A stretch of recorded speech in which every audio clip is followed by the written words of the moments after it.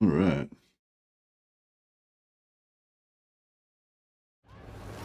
You guys, yeah, sorry about the late start. I did just was really tired, so I just had to get another couple hours sleep.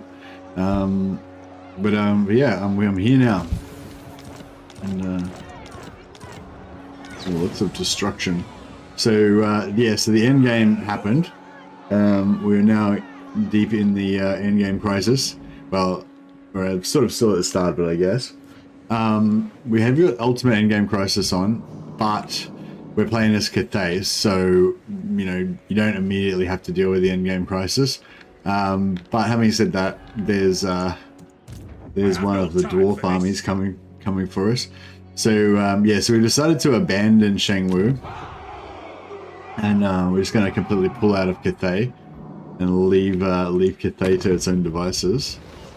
You dare. We're hoping to get yeah, hoping to get a confederation with Miao Ying and Zhao Ming. Hoping that like letting Cathay get stomped will actually help that happen faster.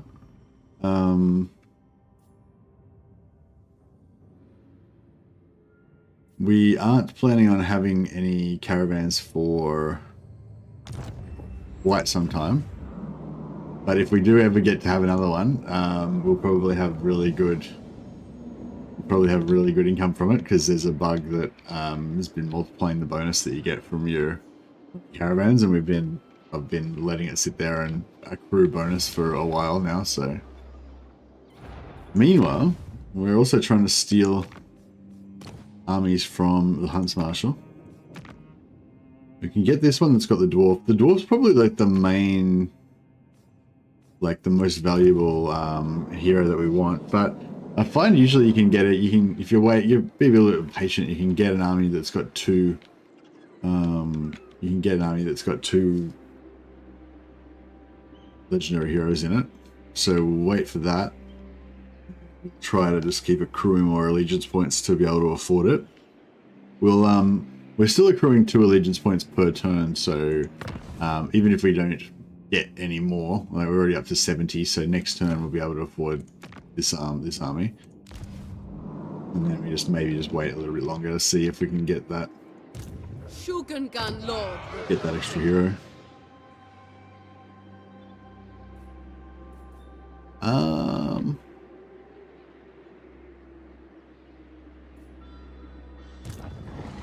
Celestial General.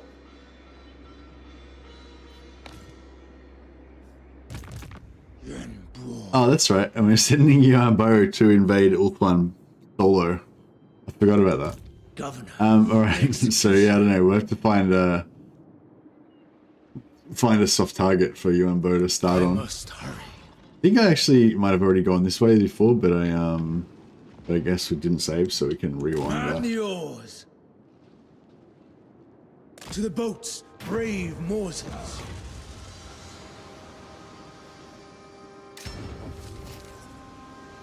Campaign movement range 25%. Nice. Keeper of Wusheng. Still relatively early in the campaign. It's only turned 19. But it looks like Tyrion's already kind of swallowed everything up. But yeah, I'm trying to find. I'm want to get a little bit of a foothold here. Maybe Illyria might be still there, and we can take over Illyria, or maybe some of the northern, like Slanesh or the Dark Elves might have pushed in here. We could get a foothold there. There's a couple of port cities here. There's like Evershale and also Whitefire Tor. Both of those got port cities that we could attack directly from the ocean. So yeah, we'll see if we can head over onto one of those. Master of the Meteor Winds. Is embargo still ongoing? The embargo is still ongoing, but only for reviews. So I'm allowed to talk about anything except for I'm just not allowed to give an overall review of the DLC. But yeah, so yeah, technically I am still under just that one embargo. The monkey slept 11 hours last night. Oh, nice. Yeah, I put my head down for about 3 hours, but I don't know, I couldn't really sleep. I got like an hour's sleep, but I just yeah, I went to the gym tonight and I had a pretty good workout. And yeah, I find whenever I have a workout, like my body just like needs sleep in a different way, you know, like a more physical way. So yeah, that's why I had to go get another couple hours sleep. Do you think Lockyer Ulthuan migration to Warhammer 3 is good? I tried today. I just got the sword on turn 21, and I'm rank 1 in strength. Yeah. Yeah, I think it's pretty good. Why would you not think it's good? Yeah. Yeah, no, I think I think that I think Ulthuan is the place to be for a Dark Elf. Like I think Ulthuan is the best place on the map for Dark Elves. The whole of Ulthuan is really accessible to Black Arcs, and also for Black Arcs to support land operations. And if you hold the east coast of Ulthuan, it's a perfect jump off point to be attacking and raiding Bretonnia. And on the left hand side, it's pretty good for attacking the west as well. You know, so yeah, I think Ulthuan's the perfect place for Dark Elves. That's where you want to be.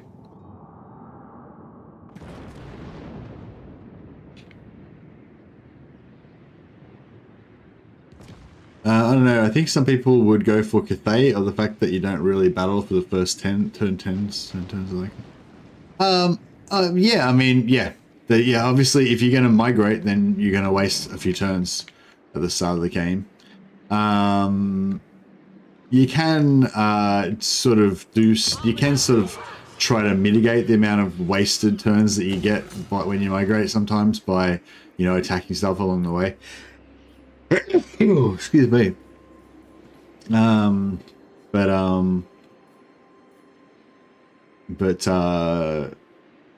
I don't know. I should have built. Maybe I should cancel this and build Astromancers here instead. That way we can get Jade Lions out. Jet Lions.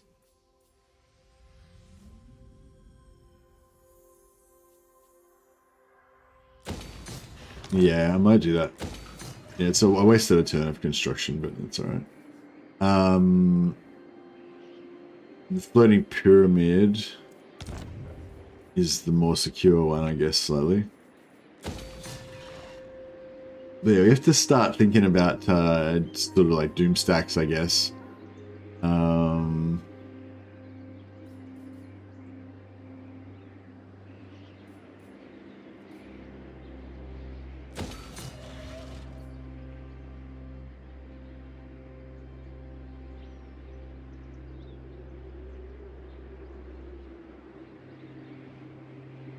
So yeah, so we're going for full yin at the moment to get as much growth as we can.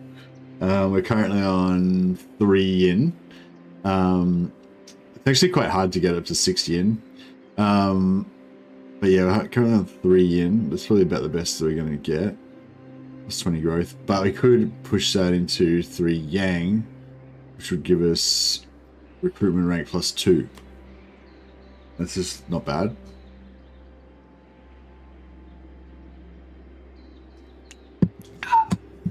Excuse me. Yeah, I mean, Cathay is right there, obviously, and Cathay is not bad. Like, I don't think playing Lockyer in Cathay is a bad experience.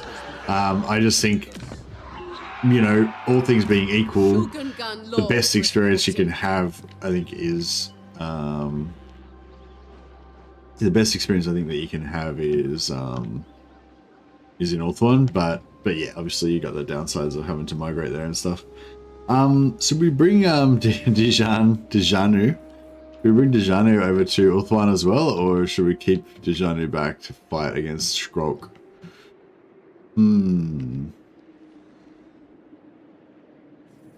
Because yeah, I think we're gonna have to deal with Skrolk soon.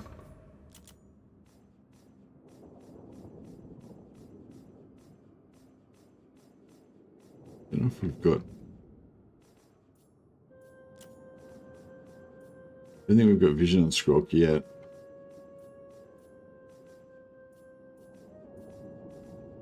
No, I don't have vision on Skrolk yet, but we will soon. Iron Hail Doomstack with some Jade Lions. Why what? Tell me about that info. So what's the pluses? What are we doing with our Iron Hail Jade? Like what? Why did you say those particular units? Where is the promised unity? The dragon-blooded. Fly the Emperor's flag. Attention! General Yeah, well, of the this is- Celestial Host. This is not a bad little unit we've got here. Soldiers, take up positions.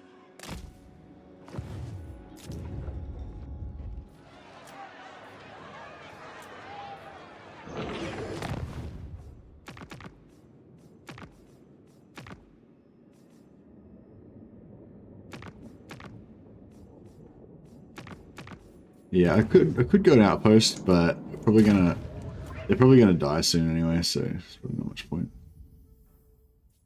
Yeah, I really wanted to get that Empire caravan to Reichland, but yeah, it's not really worth it. But yeah, we could see if we did send to Reichland.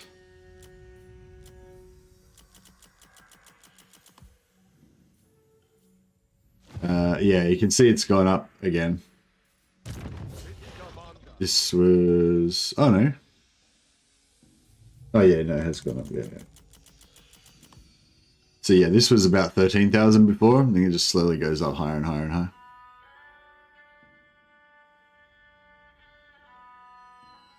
Yeah, that's what I'm saying. Yeah, thoughts on having Jade Lion and Iron House as a Doomstack. Like, why would I want to have Jade Lions and Iron House as a Doomstack? Doesn't... I don't know, just... I mean, I'm not saying that's a bad Doomstack or anything. I'm just saying... nothing, like, I don't really see why they go together or what... like, what's the strategy? How do you use them together?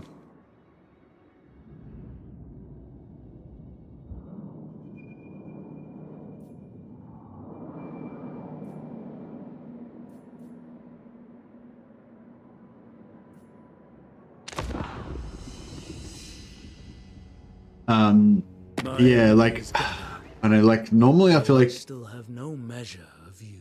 what do these guys want? Is he going to declare war on me? I don't know, he just wants a trade agreement, but he wants me to pay out the ass for it. Yeah, I don't know, that seems a bit excessive, Tyrion. Come on, buddy, come on.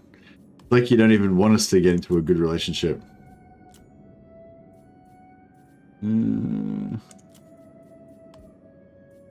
Yeah, nah.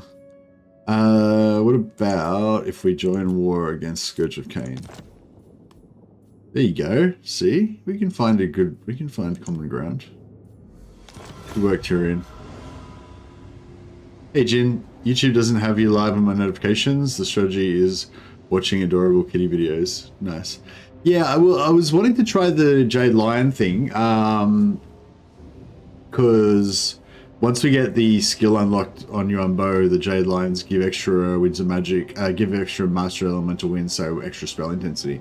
So if we can get like 7 Jade Lions and a blood dragon and a blood sugar nun, then the dragon blooded sugar nun will be doing double damage with the fire spells.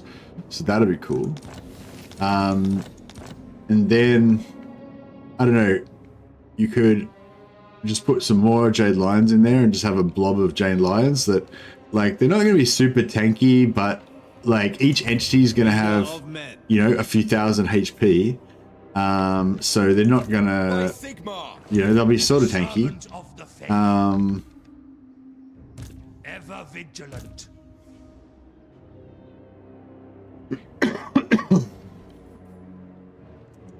It suits my purposes.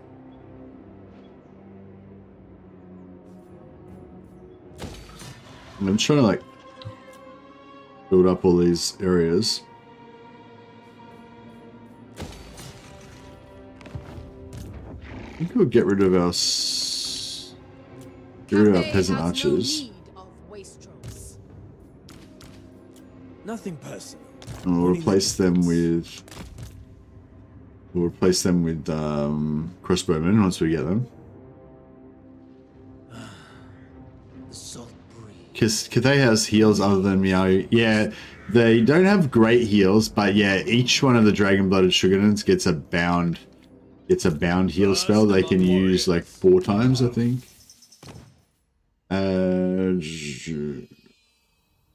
4 uses, yeah, 4 uses. So it's 4 uses, but it only heals like 5%. What's 0.8 of 7? Oh, maybe 6%. So each one heals like 6% ish, and you got 4 of them, so you can heal about 24%. So I guess. So yeah, so you know, like I don't know. I think like it could be kind of okay, but yeah, it's not gonna. I don't think it's gonna be like indestructible or anything. Okay, here we go. By the way of water.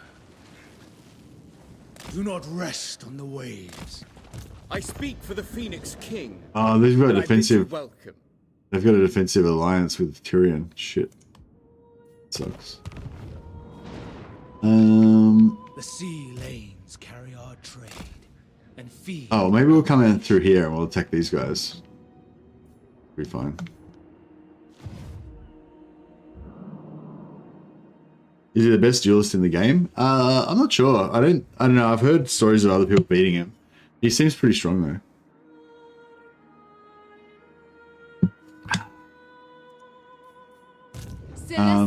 But yeah, I don't know. I think fully.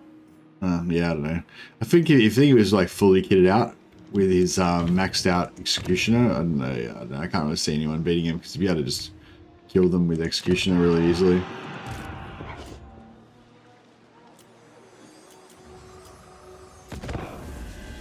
Oh, I should check to see if we can confederate. So yeah, we're just kind of flicking turns to see if the confederation's going to work for Miao Ying and Zhao Ming.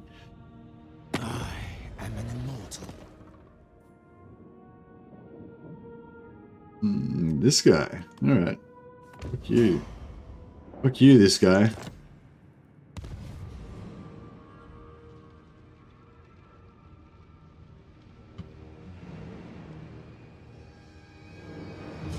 Excuse me. Oh yeah, I don't know if any of you guys are interested, but if you go into my Discord, there's when you go into the welcome area, there's a thing that you can tick, like tick this little notification bell thing you can tick in Discord. So yeah, if you're interested, some people like, yeah, they don't get their notifications from YouTube and they like to get notifications through Discord. So yeah, you can do that, and basically it's just set up so that every time I live stream it'll ping you in Discord. But yeah, if you know, I think a lot of people like have got it set up so they wouldn't notice pings in Discord anyway or whatever, or they don't like extra pings. So, you know, it's totally optional. But yeah, if that it would help, you know, there is that you can go and set up pings in Discord as well. Okay, cool. It looks like we're wrapping up our presence in Cathay. So our new capital is going to be some random port city now.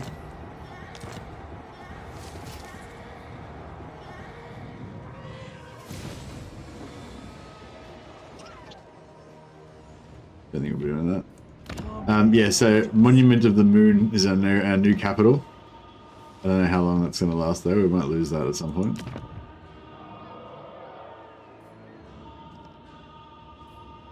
Instrument of the Divine.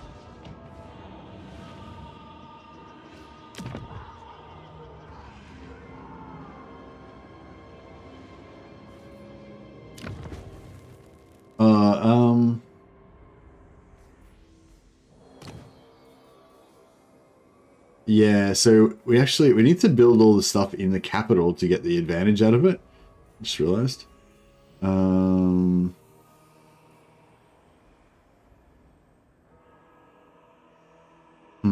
mean, we can recruit these guys here, but we won't get the extra recruitment capacity.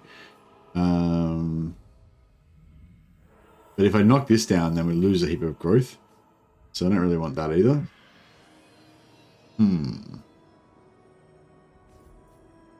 We might make this sort of like temporary recruitment.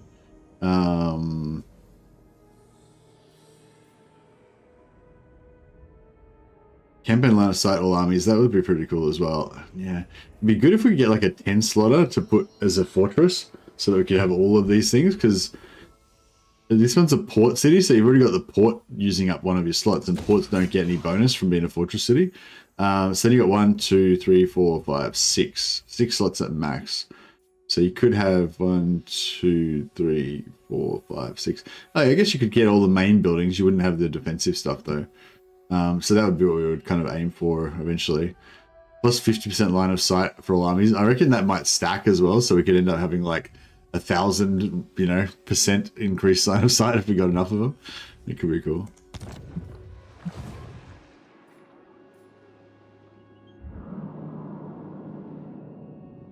All right, let's see if we can get some action. Dragon. Plans are afoot. Welcome. Time is precious, so The Jade Dragon.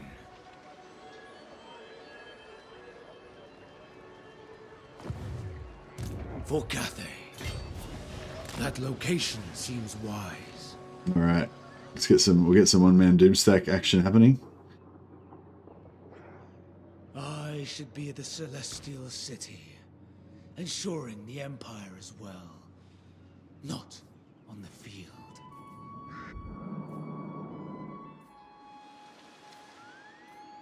Yeah, this one. This one would be a pretty good one to be a commercial district because it's got this medicinal plants in there as well.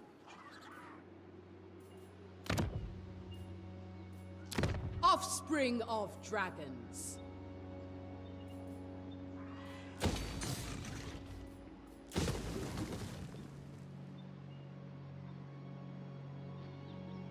But yeah, I guess eventually this might be better to be as a military building, but we can figure that later on.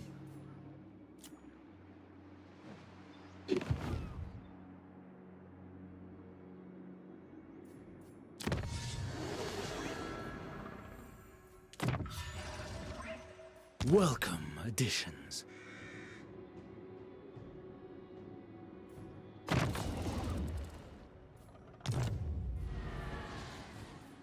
Servant of the dragons. It's kind of probably wasting a bit of money having that. It's only like an extra 100 gold. It's not too bad. Ever vigilant. I serve Sigma. So he's got these two heroes with their own separate I armies. serve Sigma. I wonder if there's any chance that he'll transfer them into the other army. Warrior of Sigma.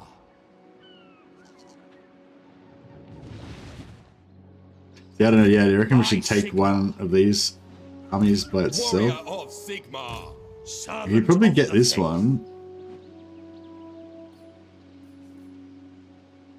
I mean, we could borrow this one now. Ever It's vigilant. probably pretty cheap.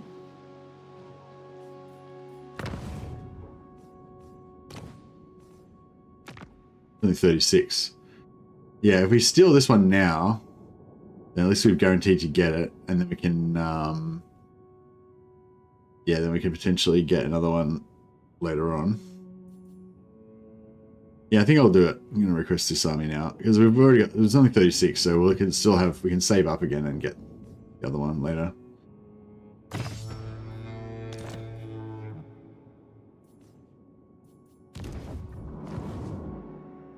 All right, what's the quickest way we can kill this army? I'm guessing we go.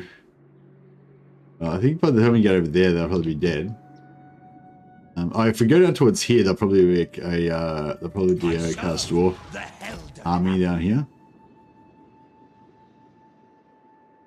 Maybe, or we can go through the portal and get them killed. Yeah, we'll get some. We'll start getting some stolen heroes happening. Or shizzle. The Emperor wills it. Traverse the high ground. Natural authority. It shall be effortless. Wherever Cathay needs me, adorn my chamber in Yeah, you finery. can't stay in camp till we're in there. But we can give positive relations. Yeah, actually, General. we probably should put some public order.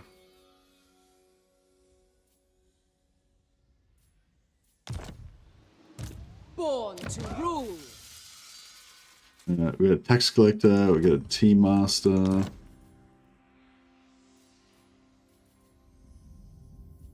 tool worthy of a dragon. So you can get a tax collector as well. With that, I would lead more effectively.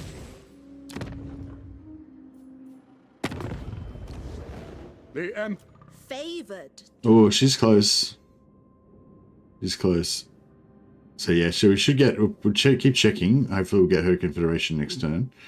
Western provinces.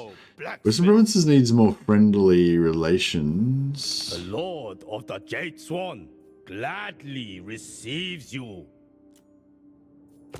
I'm not sure what we can do to really increase their relations. We need to get him over 150 somehow. I could give him. I could just send him gifts, but kind of expensive. Storm Dragon.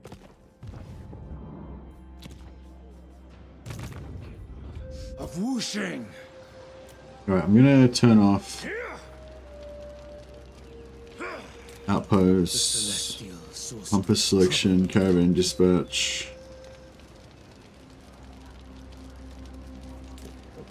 Yeah.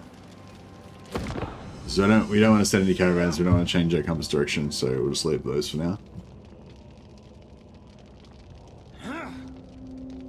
The dueling was only if you're under a certain HP or did more damage. Is it that OP? Dueling is not like a thing. There's no special dueling mechanic in Warhammer 3. There was a dueling mechanic in Cathay where you could actually face off against each other in duels. There's none of that. But when people are talking about duelist in Warhammer 3, they mean the classification of hero that's got a stats distribution that makes them, specialize in killing other lords. So I'm not sure what all the classifications are, but basically, yeah, you can have lords that are kind of good at more to do good at AOE. I think maybe it's the AOE. The AOE shape is the main thing, but yeah, so lords will have a selection of attacks that they do, and some lords will have a big circular AOE that attacks in a 360. They'll have another AOE that attacks in a wide arc forwards. And then they might have another AoE as well or whatever. So that one would be not a duelist, that would be more of a chaff killer, it has lots of AoE to kill weak enemies, large numbers of weak enemies, whereas a duelist would have more narrower AoEs that are good that just attack in a line in front of them and stuff like that maybe can only hit one or two or three units or whatever. So they're more likely to focus their damage into a single target.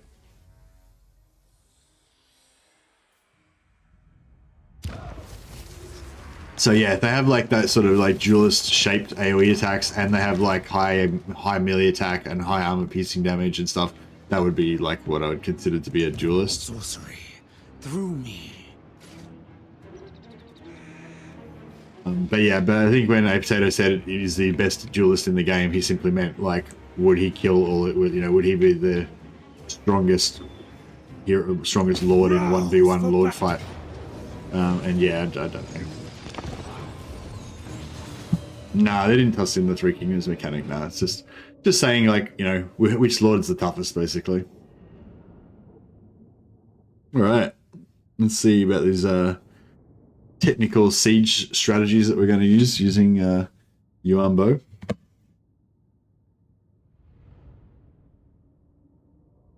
Yeah, the execution of sword's pretty good, but yeah, you can only use it on heroes and lords. So when you're fighting a garrison like this, then yeah, there's not going to be anything we can use it on, unfortunately.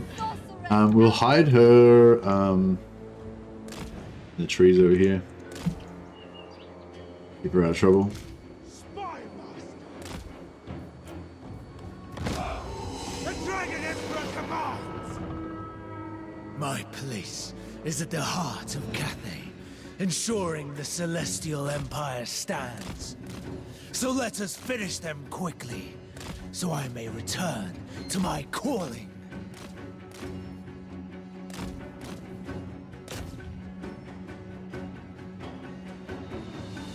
Yuan bow's OP. Yeah, Yuan bow's OP all game. He's OP all game long, I think. It's pretty strong. Yeah, they've got some gunnery mobs, which if I let them shoot me from range, they do a fair bit of damage, but we're not going to let them shoot me from range. We'll force melee. And they might have some halberds that could do a bit of damage, but basically they should be pretty helpless. Yeah, see, they got a good volley into us there, did a bit of damage. Oh, actually, here we go.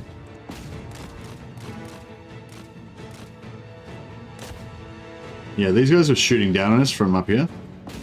But yeah, if we stay up here, we should be pretty hard to hurt.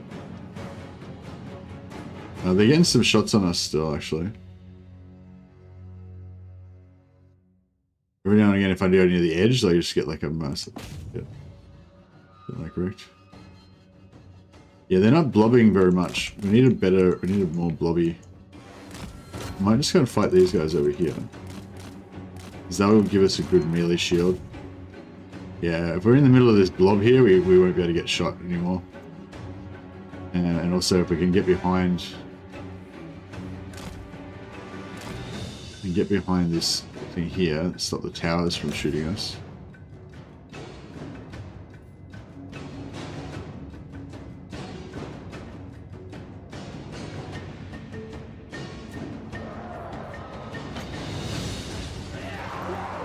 The winds are mine to command.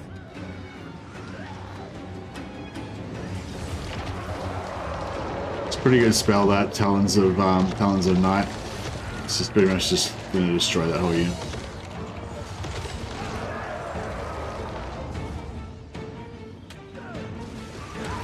Oh, they didn't quite. I thought they would actually just start crumbling from that, but no. Apparently they're okay.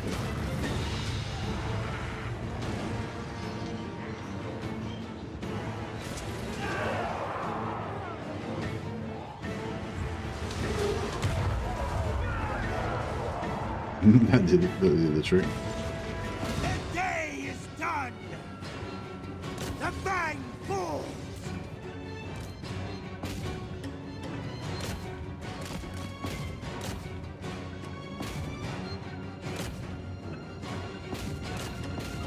Yeah, this is one man armies, one man doomstacks. They're really good. They're really cost efficient because they're really cheap. I don't have to pay up Yuan bows upkeep, but they're not very time efficient because you got to manually fight every battle. Even on 4x speed, it can still sort of take a while. So.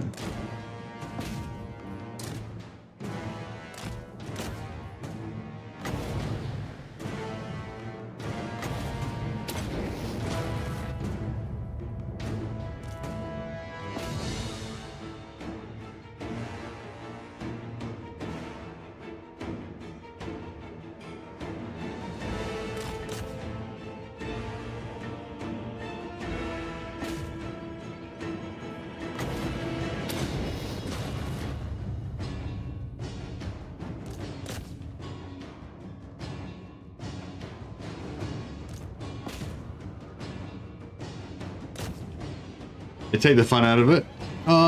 They only take the fun out of. They don't really take the fun out of it for me. Like I think my man Doomstacks are pretty fun, but they're like they're fun. It's like I guess the fun is more like just the fact that you've got one and like creating them and stuff. Like I think they're fun, but like they it's just a bit tiring to have to fight the manual battles all the time. But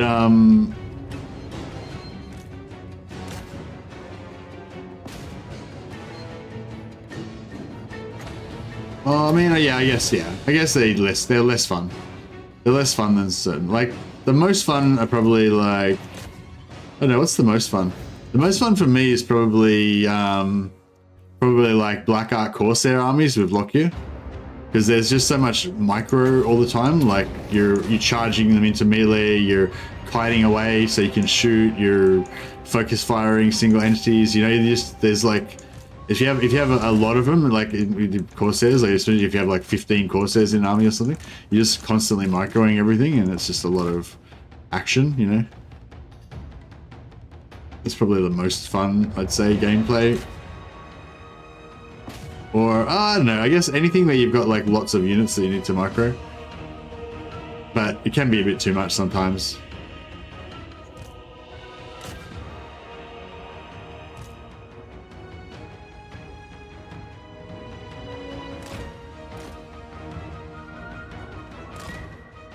But yeah, when what I usually prefer to do with one-man doom stacks is instead of having like a flat-out one-man doom stack like this, I'll have like I'll build the Lord as a one-man doom stack, so he's basically unkillable and can solo everything himself.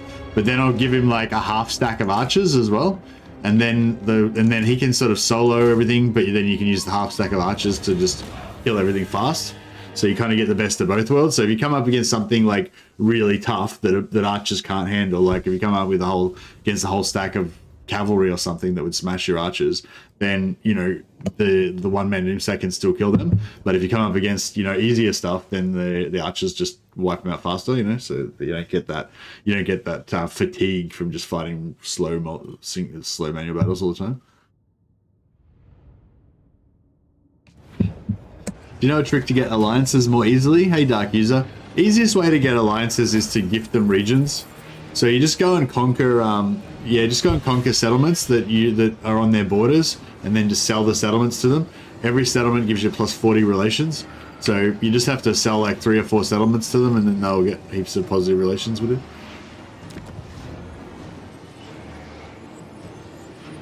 Curios of the mortal world. Take it all. All right, we've made land. We've created our little area here in Ulthuan. Yeah, I mean we can take this pirate area maybe. So we got maxed out movement. That's really all we need from her. Yeah, I get a little bit extra magic reserves. I guess is good too. Okay. Moving out. Where's the Chaos Dwarfs? There should be some Chaos Dwarfs around here. The hell. I reckon if we go through the portal, we'll find some enemies. But we've only got 10 turns to get her killed, so I don't want to screw around too long. Sigma.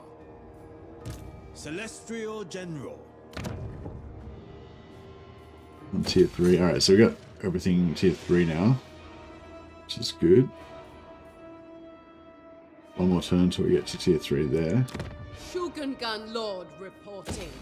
Extra growth. And I guess we go medicinal plants.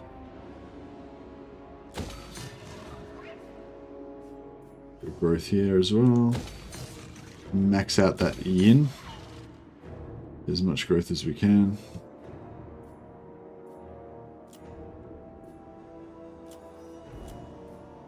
And yeah, I want to get this up to tier 3 and start pumping out some Jade Warrior crossbowmen. Oh, we can build our Jade Lion Doom stack now. Nice.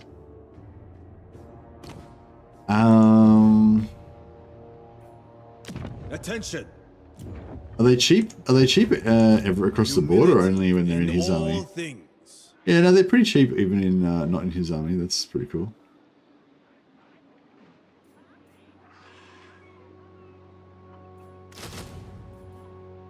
Alright, we'll start recruiting some Jade Lions. It'd be interesting trying to use this Jade Lion Doom stack. I think it'll be. I don't think it's going to be particularly tough, but I think it'll be fun. I wish I had a Watch Legends Jade Warrior Jade Lion Doomstack video now, so I could have seen what strategies he used with them. Because you'll have like two bound flaming breaths that you can use with them. In the blood. So that's that's gonna be cool. Struggle against the great Alright, we get the Confederation with Miao Ying. And we'll bring her over as well, so then we'll have another one-man Doomstack. He literally blobbed and YOLO'd. Ah, okay, cool. What was he fighting? Was he fighting anything that, you think would be actually dangerous to them, or was it just like easy stuff?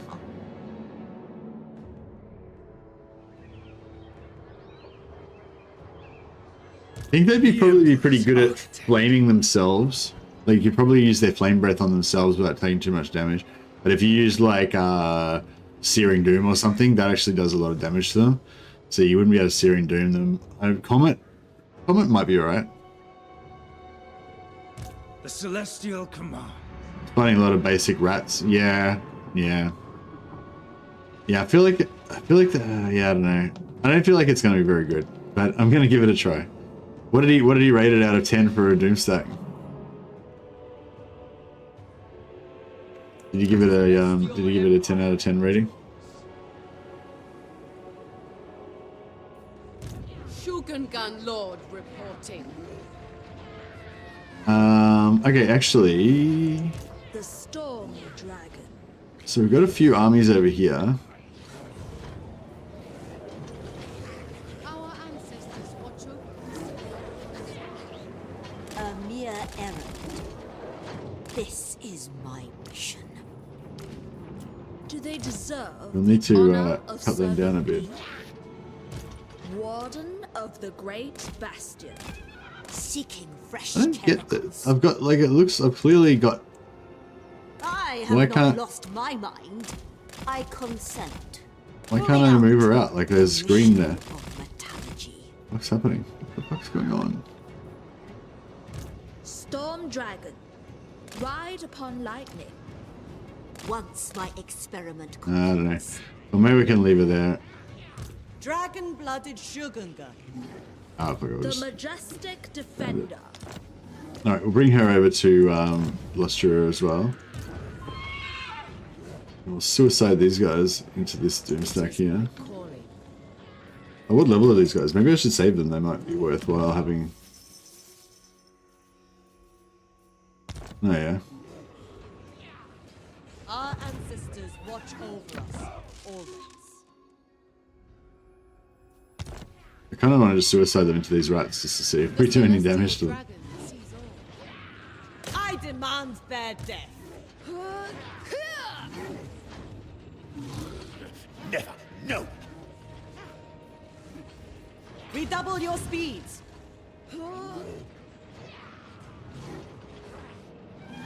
My men revere He, as is right. oh, he doesn't do anything. It doesn't do Wherever out of Cathay 10. needs me. Yeah, I think The 10 out of 10 dragon ratings are a does bit it. like whack. Yeah. Yeah, I suppose there's no point really doing this. I must walk away. I'll just disband them so that we can keep the lords in case we want to use them for something later on. Cathay, We'll let them. We'll let these guys stay here to cause extra carnage in Cathay. Cause extra carnage in Cathay. Oh, right, and then we can make. We can get the relations that we need with this guy by selling him all of our lands. I am open to assisting your ends, so long as they do not obstruct mine. Easy. Cathay's might.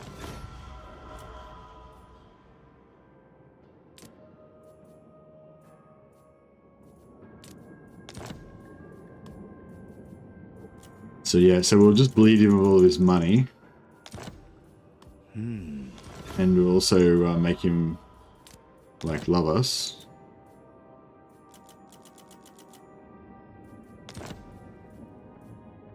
So Yeah, so this is how you make somebody get good positive relations with you. So I'm actually doing the opposite. Cathay Instead of might- defending Cathay, we're just doing the opposite of it and just utterly destroying Cathay.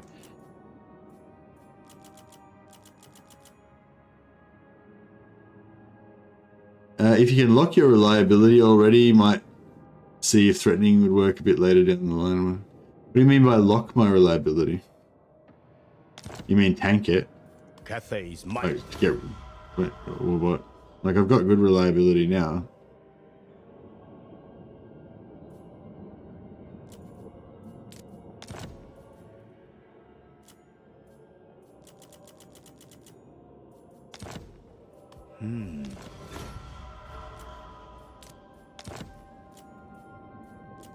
Alright, so we've just sold we just confederated Miao Ying, then sold all of Miao Ying's lands to Xiaoming.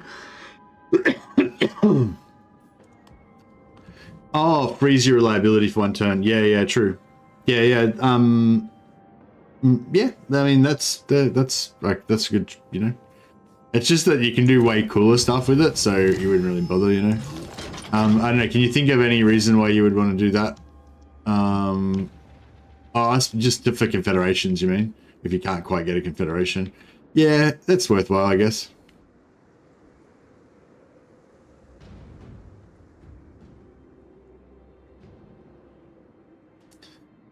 Yeah, you could even like you could like just say just then I had I was close to getting Confederation, but I was at like -9, yeah, just like -9 or something, like within 10 points of being able to get the Confederation. Then I could which one is it? I think it's Steel Side, isn't it? No. I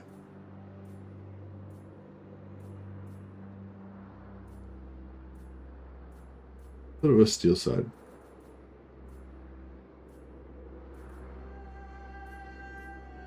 No. Alright, it's Mask of Jade, 5 Jade, 5 stone. But yeah, so you could like if you nearly got the Confederation, you could just try it, and then if it fails, your reliability goes down. Then like next turn, you could smash this because you know it's not going to work that turn because you already failed, right? So you just wait, you just leave yourself on low reliability. Then you wait till next turn. Then next turn you smash this to go back up to high reliability again. Then you try again, and if it doesn't work, then it doesn't matter because your reliability can't go down. Oh no, but if you threaten, that you go to war with them, won't you? Nah, so it's no good. Yeah, so it doesn't really matter because even if you fail, like even if your reliability doesn't tank, you're still go to war with them. So that still fucks your Confederation anyway. So it's not very good for that. If you want to backstab one of your friends, yeah, you could use it for backstabbing your friends and stuff. But I feel like it's a bit of a waste. Like it's just easier to just not screw up your if you don't want to have bad reliability, you can just arrange it on the map so that you don't screw up your reliability, and then you can use all your stone and steel to make commercial districts and fortress cities, which is going to make you really strong. So yeah, I mean, if there was a specific reason why you wanted to do something like betray your ally or whatever, then yeah, it'd be alright. But I mean, I feel like most of the time you could probably avoid doing it, you know? You could just avoid tanking your reliability if you didn't want to. Or you could just put up with it being tanked and not care. So I feel like it's... Yeah, I don't know. I mean, like, I could see it could be situationally useful, but I don't feel like it's... I don't know. Like, I can't think of it being situationally... Like, I can't think of it being amazing in any situation, you know? I can only think of it being okay. And there's other shit that's super amazing, so I don't think I'd be aiming to use it or anything. Is there a better way to get relations and not sell those cities? For example, I want to play as the Changeling. He comes out and want to get an alliance with the Cursed Dwarf. If you're the Changeling, if you use Threaten, you still go to war with them, dash. That's what I was saying. If you threaten somebody and they decline, you end up at war with them. That's what Vasily was suggesting, that we use Threaten without any downsides, but you'd still have the downside of going to war with them. So it still fucks it anyway.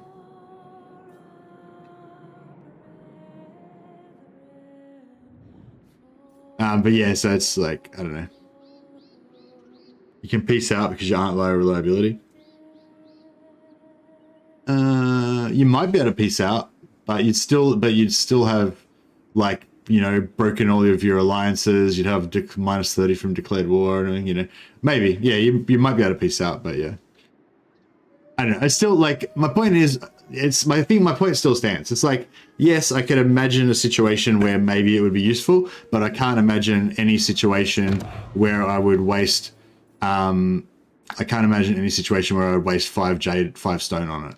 You know what I mean? Like, why would I waste 5 stone on fucking around with diplomacy when I could be getting an elite fucking special astromancer that gives me +25 winds of magic, or I could get a commercial district that gives me like global relations boons and all that shit, you know what I mean? So it's like, yeah, cool, fine.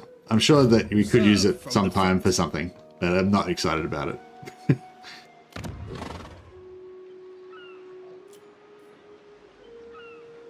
Yeah, to Russia Confederation is the only, Russia and Confederation is the only situation I would consider using it. Plans are afoot. Child of the Nine. It shall be effortless. But I won't be using it in this campaign because I'm going to get the Confederation without using that, no problem. So no reason to use it. I don't know if I should. The path of destiny. We must be tireless. I don't know if I should. Servant of the dragons. I wonder if we're getting any like sea invasions. We're likely to get any sea invasions.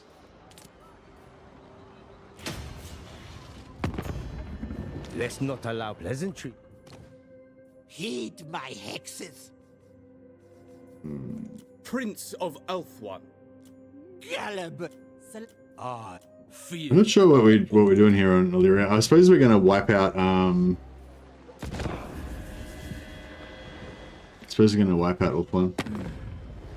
You can, but sometimes you have to sign some treaties so that your neighbors would leave that specific flank alone for a while, and waiting for 10 turns after breaking a treaty is long. Yeah. No, fair call. No, it's all interesting stuff. Like, and I think it's all, it's all interesting stuff. All possibilities. But yeah, I just think it's got the Akshina problem, you know? It's like, yeah, all that shit's good, but they've just got other stuff that's so overpoweredly good that you wouldn't waste your stone on that shit. You know? Except for if you desperately needed to get a confederation and you thought you weren't going to get it any other way, and that was your last Hail Mary or something like that. You actually will migrate to Ulthuan? Yeah, man. Just a one-man migration. Just Yuan by himself invading Ulthuan.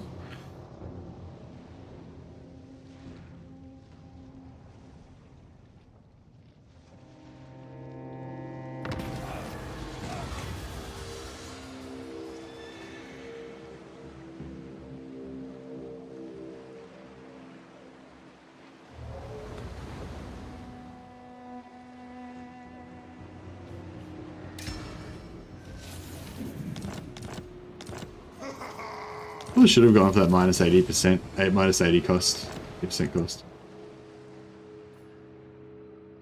Shugengan Lord reporting. I wonder if... Natural authority. Young in harmony. Never flag, never falter. Celestial ancestors. I will not tolerate sloth. Get out of my sight. Alright. These raddies down here are going to be at war with us soon. Sword of Cain? We could give him the Sword of Cain, I guess. Champion of the faith. Yeah, so we go through here. I guess we go through here, right? What's on the other side of this? Oh yeah, we'll go through here and we'll declare war on these rats, and then that should get it done for us. But I've still got a few turns left, so...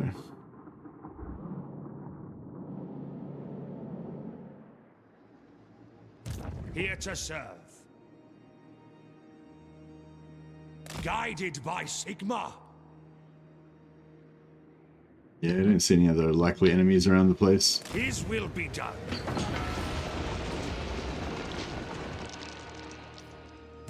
First among warriors. For Grand Cathay.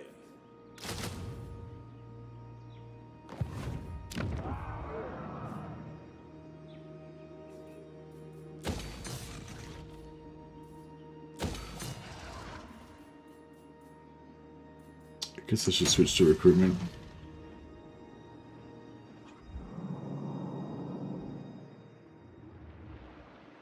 Yeah, I don't think we really need this Sword of Cain. I mean, I guess we could get it, but it's not really like... End this paltry.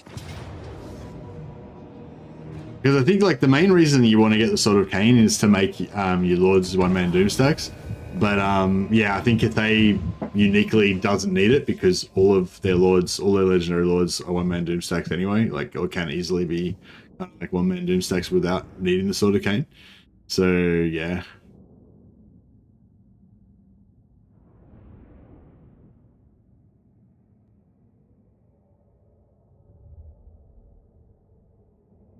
Hey, Will's Paul. Oh, you're saying hi to everybody else. Okay. Yeah, no, I probably won't bother getting the sword on Yuan bow. I guess we could put the Sword of Cain on a Celestial General and make like another one-man doom stack out of that. Then we'll have like 4. It'll be like the campaign of one-man doomstacks. This old map, eh? This old chestnut. Spy master.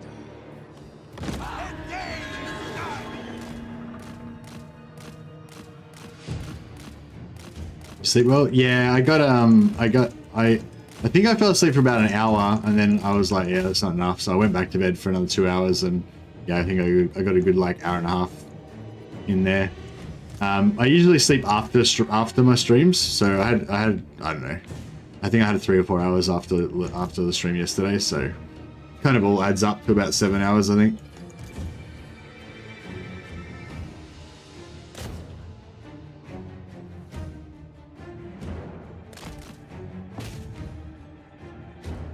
You're gonna destroy the Undercity? Do I have an Undercity? Oh, because of the Skaven in game. Yeah.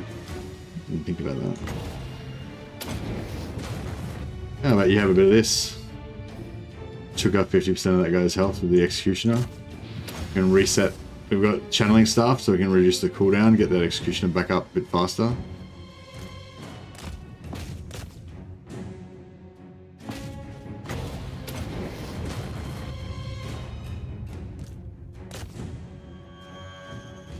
They should pretty much melt. Right, we're gonna have some gunshots potentially coming in here. Dodge, bit of, see that evasive maneuvering? Pretty strong. What? What happened then? So I clicked the Executioner on him, but I sort of missed. And normally it will only let you use it on characters, right? Because I sort of clicked it on him, but then I misclicked and it kind of went somewhere else. It kind of used the charge, but it didn't actually cast it on him. Or maybe it did cast it on him, but he dodged it. Oh well, we'll just kill in the old-fashioned way. Should get executioned relatively soon. He dodged it, yeah. I guess he must have dodged it. Yeah, I thought maybe it somehow let me target it on not him, but yeah, I think he just dodged it.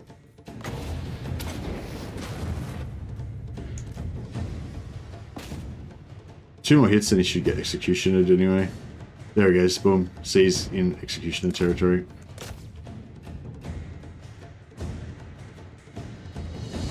Yeah, it's like a blue thing that's like he's nearly about to be executed, and then there's like the orange thing where he's like, yeah, one more hit and he'll get killed.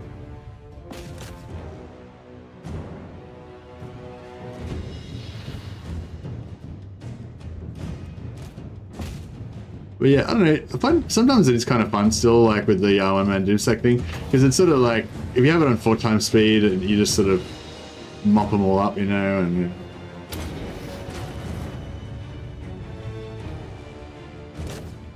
it's kind of fun trying to like maximize your use of your winds and magic to make sure you kill everything before you run out of winds.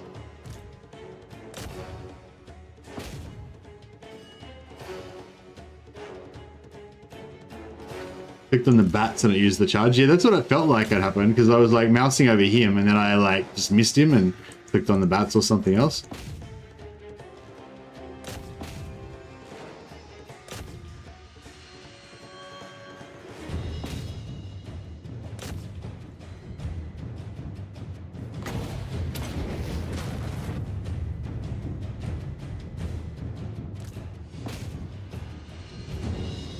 No, we're nearly out of winds.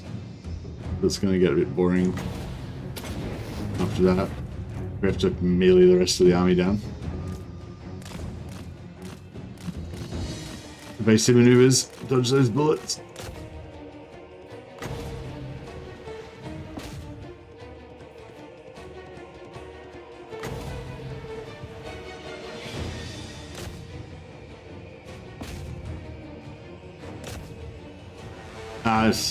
Yeah, it's okay.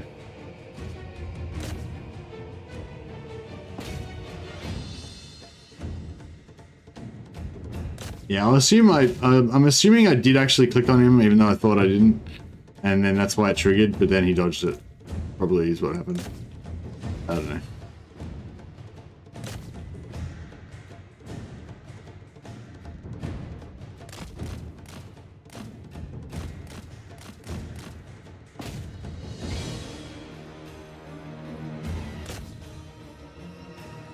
Hey, Wolfsball. Wolfsball just gifted 10 Mercenary memberships.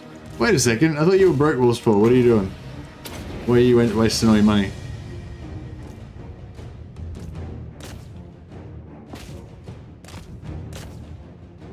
Thanks a lot, Wolfsball. You're awesome. Appreciate it, buddy.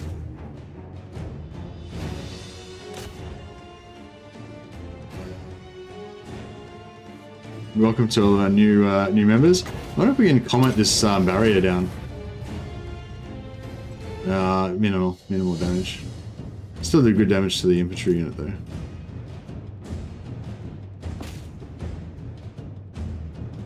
$14 bonus versus infantry.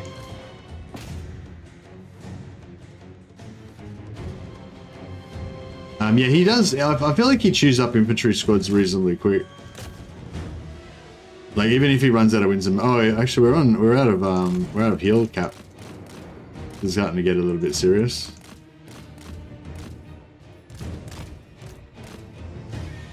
Not bringing the reinforcements. Oh, he can't cap because he's flying, right?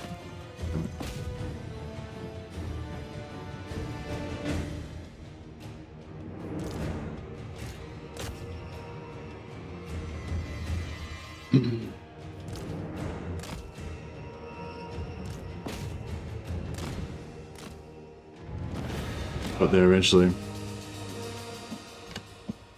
That was a bit close.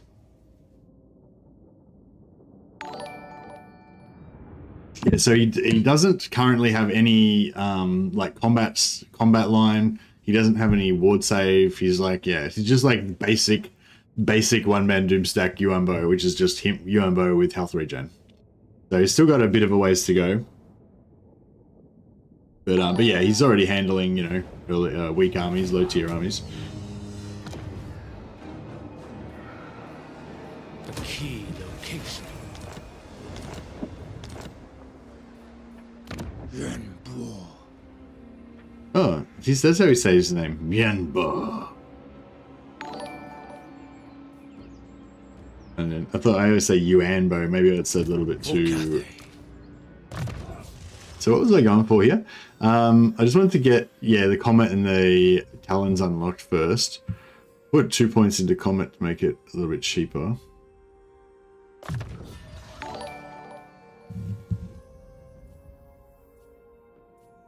Fit for a prince.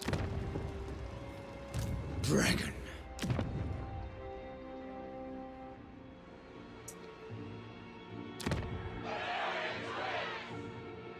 Oh, I thought they... Oh, okay. I thought they owned more of... Because this was all like... Yeah, I thought they owned more than just that, but no, apparently not.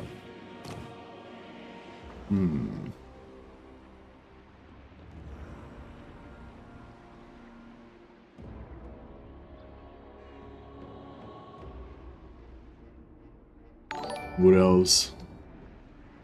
What else are coming in hot?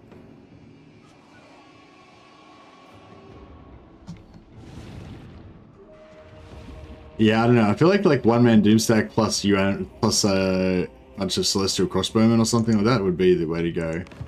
But we'll try out this. We'll try out this. We'll try out this. Shugengan Lord reporting.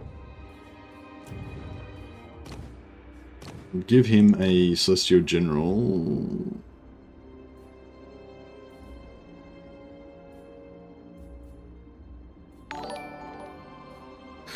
All the memberships still coming in. Thanks, Wolfsfall. Cheers. I like green too. When did you Confederate Miao Ying? Just a couple of turns ago. The last turn, turn 22. See, I think last campaign I got her in turn 27. So I think I intentionally sabotaged her a little bit more this time. So we actually got her a little bit earlier. Yeah, I guess we go Martial Artist. Celestial General. Be a comrade for her. Celestial I guess we get a couple more archers. That little pile. Oh crap, she's got a really shit army because I got rid of all the archers. Celestial General.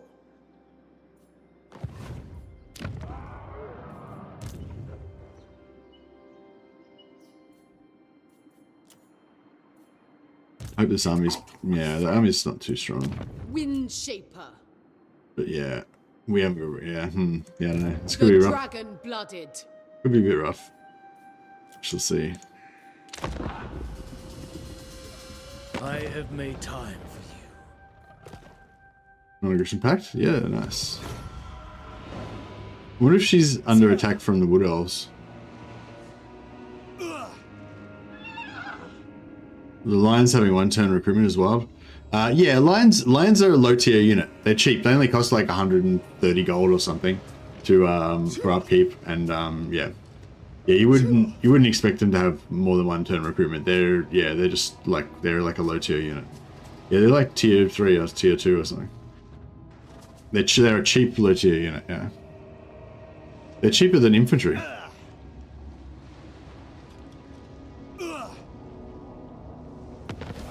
Astromancer of Grand Cathay. They look so OP, really? I don't know. I don't know why you think they look OP. Oh shit! They're coming in hot. Coming in everywhere. General of the Celestial Host. Yeah. This could be problematic.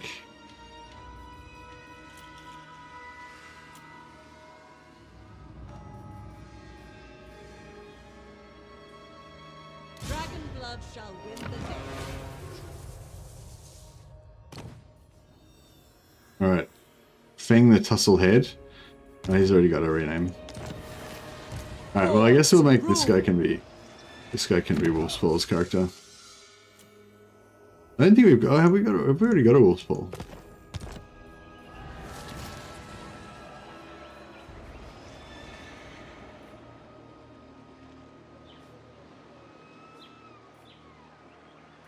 No. So it could be Power Lee, the wolf. Boom. They're only 100-ish up. Yeah, for Yuan bow they only cost about 100, but even for normal they're only like 130 or something. Instrument of 144, but that's with 5 armies. Lang means wolf in Chinese. Ooh, nice. Should call him Lang Wolf because there's lots of stuff in that like G, like the G, what is it? G halberds or something. There's all these things in Three Kingdoms that are like G halberds. I think means halberds and stuff like that. Give you the Lubu, yeah. They all yeah, a lot of the units are called like their Chinese name and then their English name like back to back. So it's like halberd or whatever, or dragons and shit like that. You know, it's pretty cool. I mean, it's not very, but it's cool. Whatever.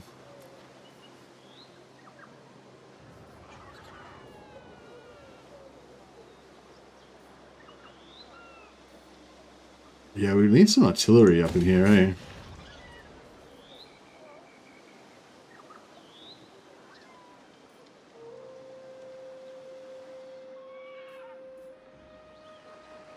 This is beneath me. Oh, nice. I think that he's in their landing spot, so they can't come ashore. Suck dicks, idiots. It is not my place to question the worth of battle, only to ensure your defeat. Yeah, I think if we put her there, I think they maybe won't be able to come ashore. General. So that works. So 7 of those will eventually give us Master of the Elemental Winds, but at the moment it won't do anything because he doesn't have the An executioner. doesn't have the skill yet. Probably should get it though. So if we go for... Oh, where is it? I thought he had a trait that gave...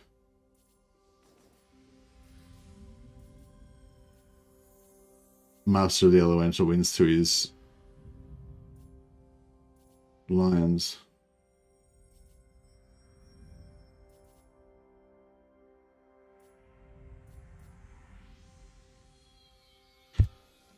Or do they have it innately? I'm sure I had Master of the Elemental Winds on my lions last time. No, they don't have it.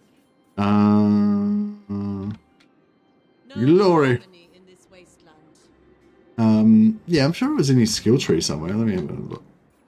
Master of the meteor winds. It won't be in his combat line.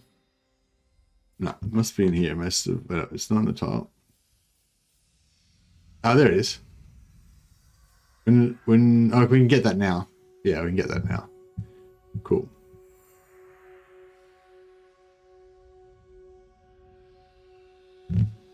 Bonus versus infantry for J lines and jet lines. And spell resistance for jet lines, all armies. Yeah, nice. The Emperor's architect. Those wood elves coming in strong. Yeah, I don't think this Ulthuan invasion thing is going to work out for us. There's too much high elf. There's too much high elfness going on over here. I speak for the Phoenix King, and I bid you welcome. Maybe we need to bring him back to defend our actual holdings. It's probably too late now, though. Might have to rely on Miao Ying when she comes.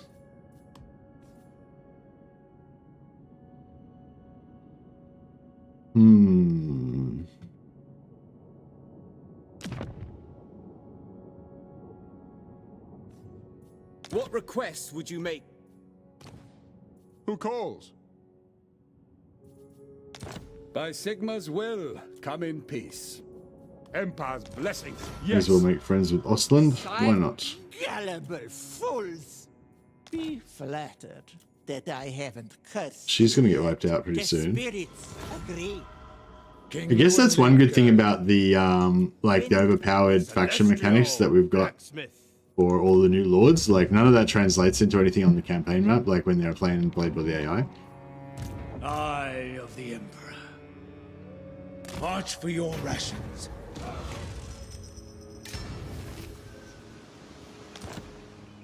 Some sea treasures.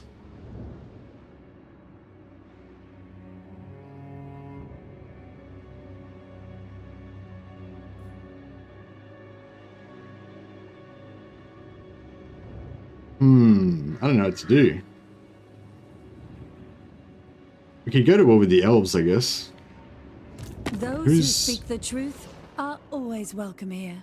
Yeah, they've got this triumvirate going on with Alariel, Tyrion, and Illyria. I was hoping we would be able to take out Illyria, but I guess I could. Speak, Tyrion. None of them are at war with anybody. Alright, let's try and If what you seek is for the greater try and get good, into a war my with sword somebody. is yours. The Wood Elves is the one we mainly want, but yeah, they're not going to do that.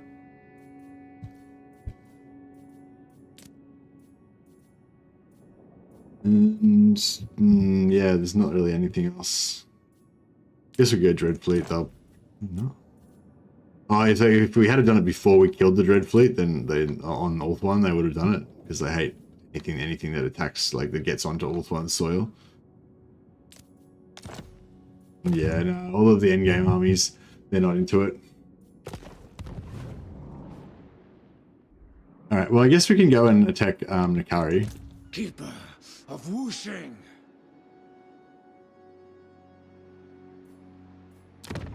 We'll yeah, we'll just like leave. Jade We'll just abandon Torin Rock for now, I guess.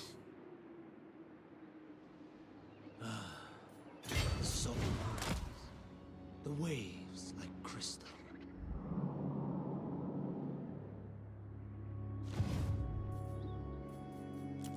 A truly weak mind. My ancestors require it.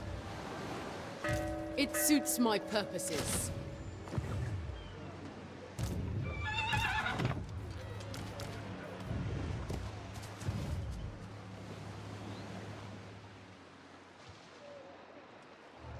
Celestial General. Attention.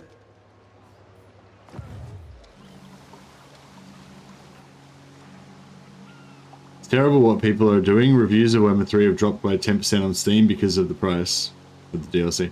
Yeah, I think, yeah, it's, yeah.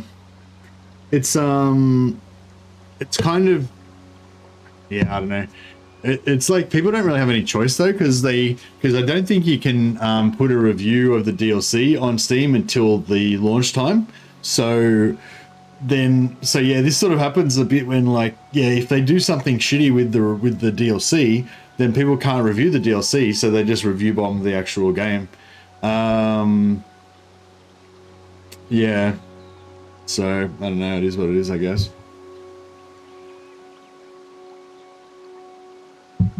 I wonder if there's like a lot of like with the review bombing, I wonder if there's a lot of like botting and stuff that gets involved in that, or if it's actually just all like I wonder if it's all 100% legit people actually reviewing, or if it's like some of it's like people that, you know, have set up bots to do it, create accounts and stuff. I assume there's like maybe Steam would have something set up so you can't do a review unless you've bought at least one game or something to stop that sort of stuff happening. But I don't really know how that works.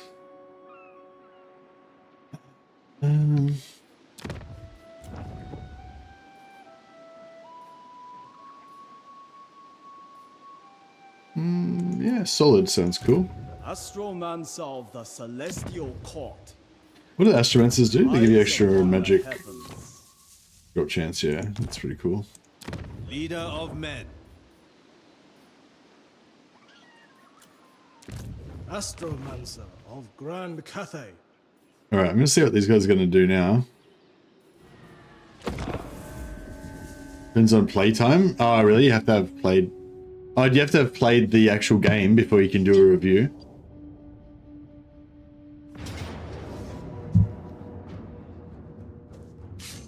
Oh, perfect. I forgot about these guys, but luckily they're in force march, so there we go, she died. Perfect. Alright, 5 more turns and we'll get her back. If we could get, oh, here we go. Oh, this fight might be tough. I'm not too confident about this.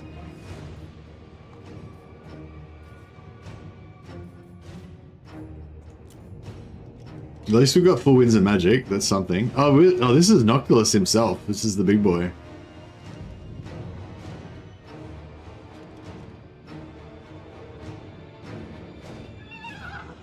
I should have put Dejana outside of the settlement so that if we lose, we could retreat. Yeah. Have you ever played a High Elf Lizardman Alliance campaign and vice versa? I'm doing Techless, and I've befriended all of the lizards. 110 plus turns and it's still fun. About to break into Cathay. Oh, that sounds awesome, Jesse. No, I haven't done that.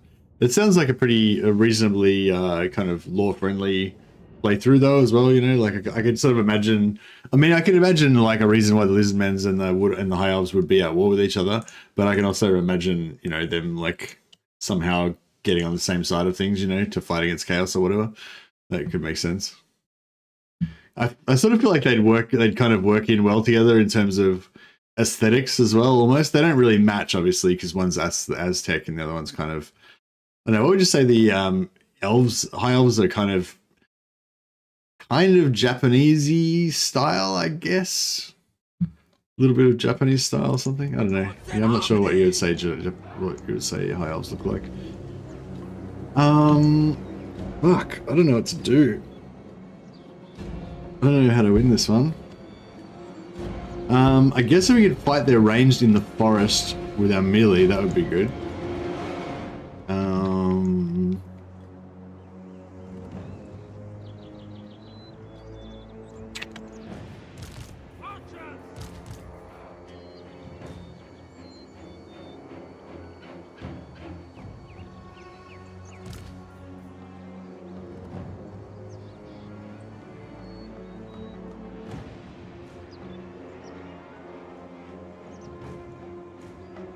CA doesn't even determine the price, but the management of Sega.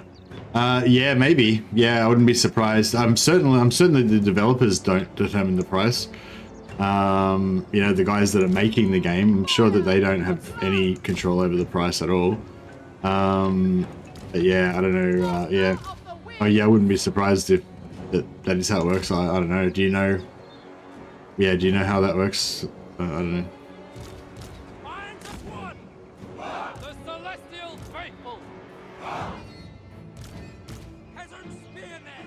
Yeah, I don't know how it works. I mean, I assume that, like, what would be the point of having a CEO of Creative Assembly if they don't do anything, you know? But I don't know. But then again, if there's a parent company, I would guess that they would have some influence, but I don't really know how it works exactly. But it's a myth that only 10 people worked on the DLC. I don't know. I heard 20, but I don't know if that is based on anything either.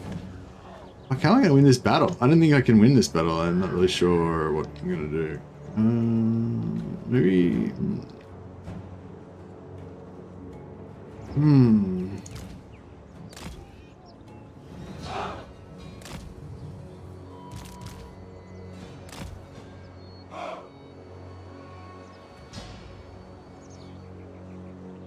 Store and steal!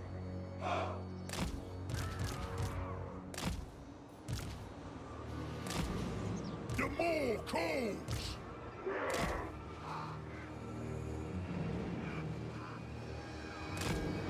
So we got nothing that can tank them, so we can't make them blow up.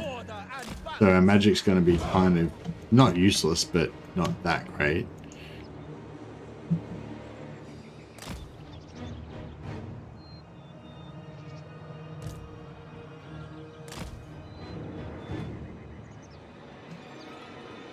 You win if we don't distract you, yeah, for sure. Yeah, I don't know. I've heard 20 people worked on the DLC about that, but I don't know if that's true or where. I don't know what that's based on either or what. But yeah. But I mean, 20 people sounds about reasonable. I mean, how many people do you want to be working on it? You know, seems like a reasonable amount of people. But if you want people to be like working on the DLC, creating the DLC content, and updating the old DLC content and fixing bugs, then, you know, 20 people does sound a bit light on, you know. But yeah, I feel like 20 people just to work on the DLC doesn't seem... I mean, I don't know how many people you need to make a DLC, but yeah, it doesn't seem... If that is the correct number, that doesn't seem that low. That seems about right, I guess.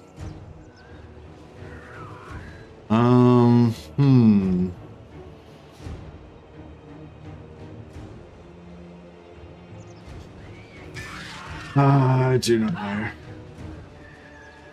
Do not know. I don't know. I guess we'll just have a crack, see what we can do. So they've got no artillery except for him. Oh, he's not mounted on his thing yet. He's got this though. That's obviously artillery, but yeah. So we can mitigate that by making him fight in the trees, hopefully. Offspring of dragons.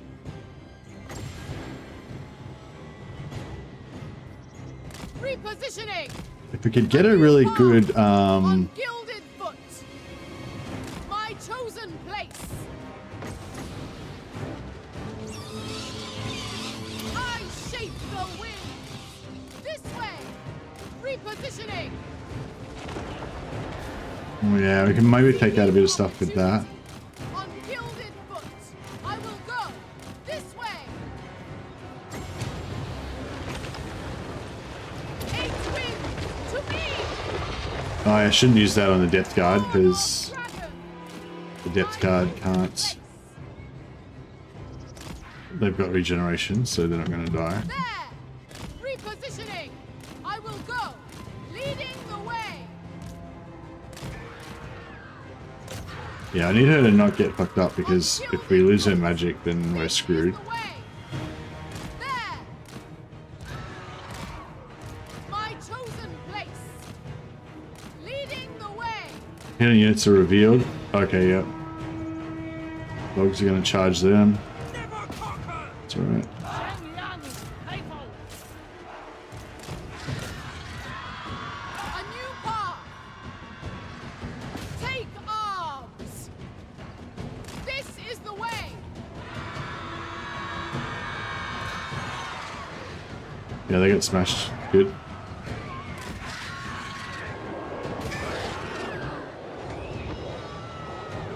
Ready to rule. Alright, we got this guy. Oh yeah, this guy can tank. This guy can tank a little bit. Well, that's cool.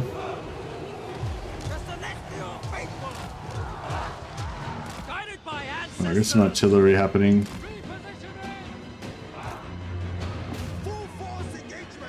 This should be sorted. Get her out of there. Evasive maneuvers. Get her around the back here. He's tanking like a boss. Ranged are actually taking out those. Depth guard reasonably nicely. Looking for me.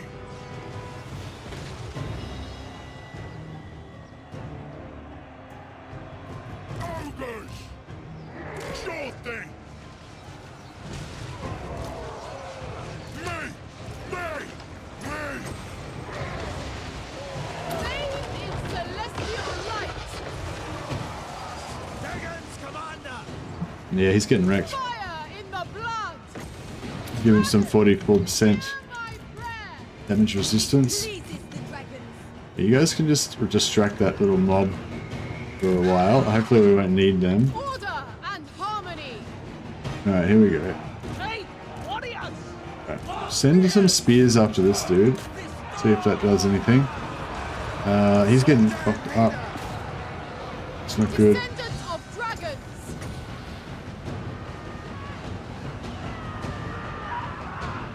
Hiss of the spirit dragon. Offspring of dragons. Leading.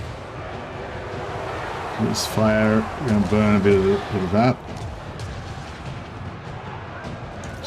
Swords versus guns. Looks good to me. March in ordered rank. Alright, wrap that up. Ready to rule. I shape the wind. Yeah, nice. Okay, this is starting to look okay. I shall. Got melee in our archers over here though. Celestial General. Executing orders. On gilded foot. Wind supper. Killing time. Warriors. Master of the winds. These guys do any damage to this guy? Yeah, sort of. They seem to be sort of handling it. Guided by ancestor. Shogun gun sorcerer.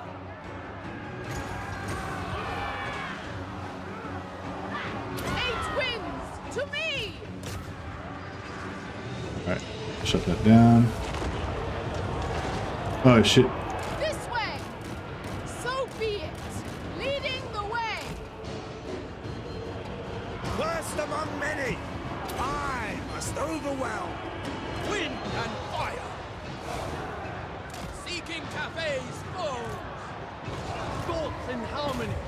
Peasant archers. Anything for Cathay. Jade warriors. Yeah, I think we got this. Yeah, I think the trees kept us out of trouble with the guns, and yeah, it's all looking pretty good now. Celestial General. None dare stand in my way. I can do this.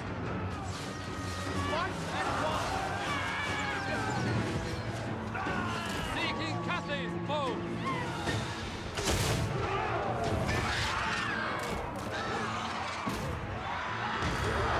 They will perish. Defend the realm. Defend the realm.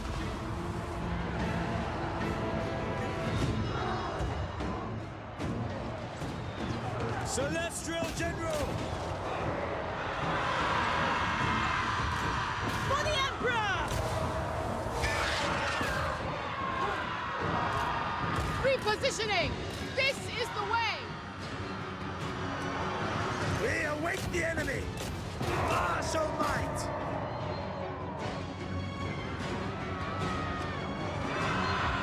Yeah, this is looking okay, I think. Move in formation. March in ordered rank. Oh, his little dudes came out.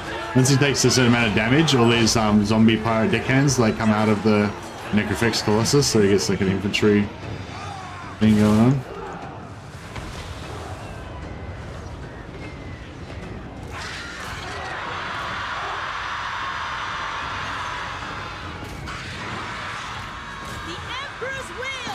Defenders of Cathay! Descendants of dragons! Peasant archers! Staying low! Order and harmony! Bathed in celestial light! Restore order! Never conquered! The dragons ask! See if we can try and focus him with the archers. I wouldn't suspect they're going to have trouble targeting him, but... Celestial General! By my hammer! Guided by ancestors! Shenyang sends us! Seeking... Push these guys in so we get more in contact with them, because they weren't fully contacting before. Get some cycle charging happening with the flyers, hopefully. Alright. See if you guys can shoot this trick.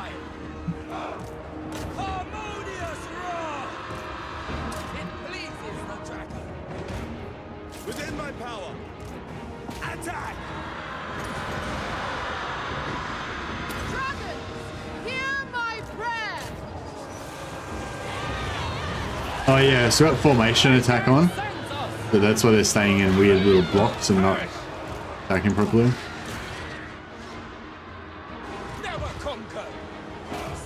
Yeah, we're not really getting anywhere with this. Shenyang's faithful. Attack in unison. Get a shot in. One volley. Oh, we got like one volley in. That's pretty useless. But... Dragon. Thoughts in harmony.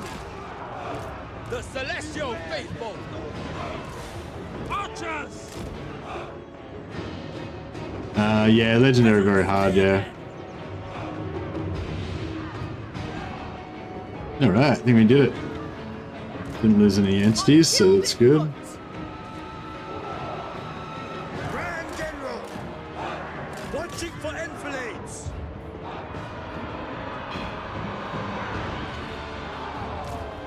Jade warriors!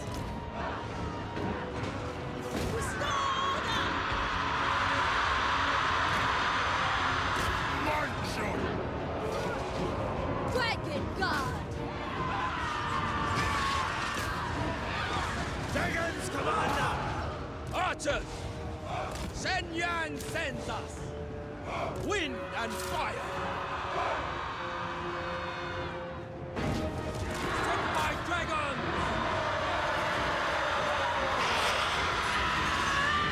Soldier and leader! My strength for Cathay! Offspring of dragons! Yeah, I don't have any single target stuff, unfortunately.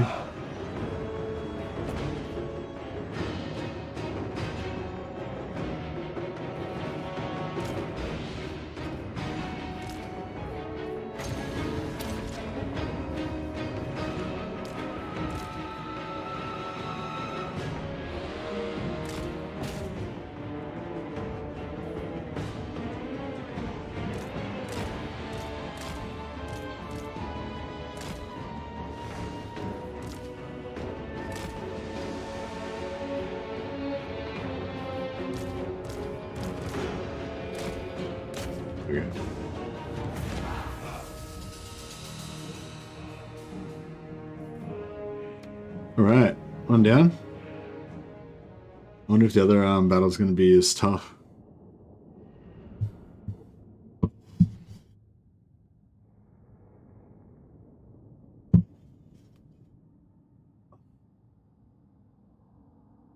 Legend of Total Mercy. Thanks, Chudex. That's a nice compliment.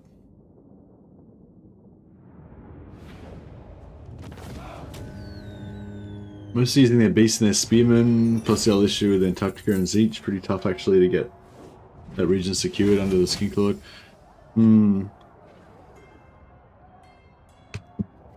So did you gift all of you gifted all of Kairos' regions to Oxyotl so that you didn't have to deal with the chaos corruption and crap?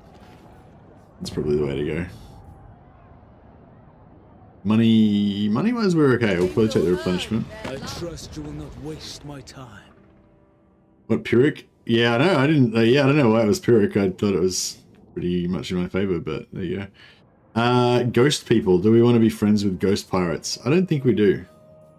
Not even to be at war with the ancestral throne.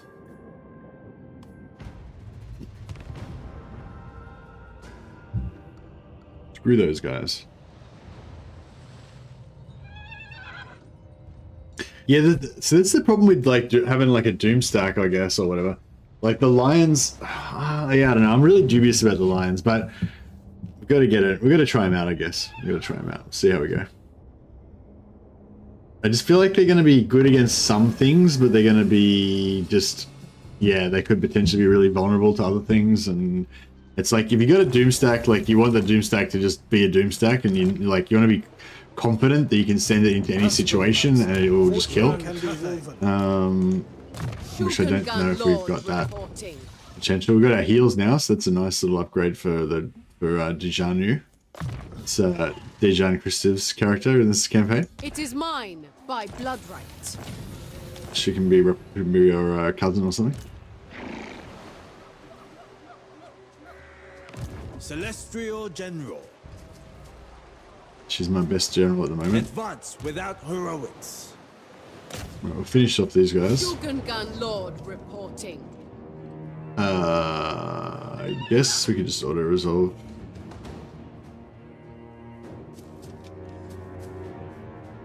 Or we could heal. Make your ancestors proud. Horses look pretty cool, actually. The horse armor looks pretty cool, doesn't it? Pretty shiny. Well, that was terrible. Like, we were not taking that much damage if I'd have fought it. Oh.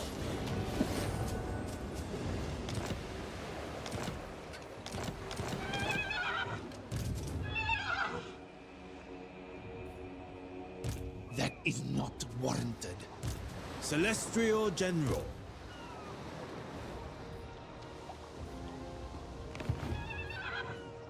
Astromancer of Grand Cathay.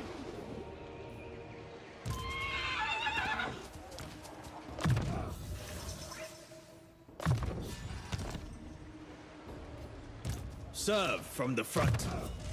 Serve from the front. Give him his armor bonus. Turn down such Very nice and tanky once he gets upgraded. We serve the Emperor's will always. Celestial artifacts shall be mine. Celestial artifacts shall be mine. Yeah, For the Imperial not really. family. 1, 2, 3, 4, 5, 6, 7. So that's the full amount that we need. Once we upgrade him, then that'll give us the maximum amount of magic. Must add to our strengths. That'll give us the maximum amount of magic.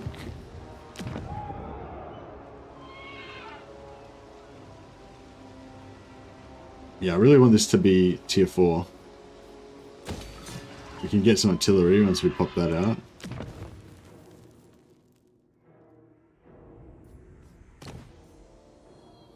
Global ammunitional armies is pretty cool. Yeah, mainly the armor I think is the thing. Because armor is usually really good in auto-resolve, right? So I figure if we can get some high armor units, recruit them from here so they get another plus 20 armor, then generally that's just going to be pretty awesome, right? We're just going to have super armored dudes. Plus if we use yeah,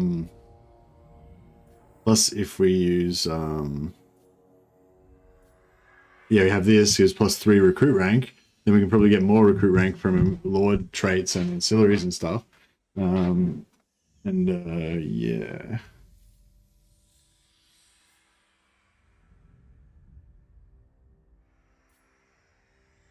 Oh, it's only for peasants. Actually, I wonder if peasant plus 20 armor peasants would be any good. I like crowmen. Crowmen are cool. Crowmen are also another like early game unit. They're useful. They're not like really super strong or anything, though, I wouldn't say. Servant of the dragons. I feel like this army is just, I don't know. It just doesn't seem like a Doomstack to me. I think it should go okay against these guys, though. If we can avoid getting the crap shot out of them, it should be fun. There's the Undercity. A great day, but let us avoid humans. 2000. Yeah, I suppose we can destroy it. Instrument of the divine. Yeah, I feel like destroying Undercities is really a shitty mechanic. Like just like discovering them and then just having to pay money to get rid of them. And half the time, like it's not even worth getting rid of them because they don't really do anything that was like that bad. And you may as well just wipe out, just declare war on the faction that owns it and just kill them. And if you've managed to wipe them out within 10 or 15 turns, then like, yeah, do you know what I mean? Like a lot of time, it's a bit. Yeah, whereas I feel like if you actually could, like when you discover them, I think you should have the option of either paying gold to get rid of them or sending your army against them. Like that would be really cool, I reckon. Especially now that we've got cults, Undercities, and an outpost, but yeah, no, that's okay. But now that we've got cults and Undercities, there's even more like opportunity to to deal with them, And I think just spending money to get rid of them just feels really shit. Whereas if you could spend money to locate them and then fight them, that'd actually feel good because you're going to get magic items out of it, and it'd be cool. Yeah, an underway battle, exactly. Just use an underway battle system. I mean, it'd be cool if they had unique special Undercity / cult battles or something, but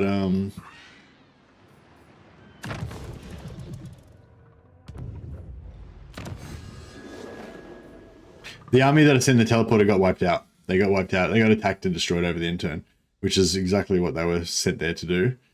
So that worked out well. Even now, we learn. Even now, we learn. What do we do with him? Oh yeah, we've sent him on a mission over here to kill Nakai, and we're looking out for some more sea treasures to get as well. By the way of water. Okay, cool, yeah. So we killed Nakai. And then, actually, I don't know if he'll be able to beat Nakari. Sorry, not Nakari. I don't know if Nakari might kick the shit out of him, though. We'll see how we go. That might be a bit of a test for him. Have we got any decent gear yet? Armor of Fortune.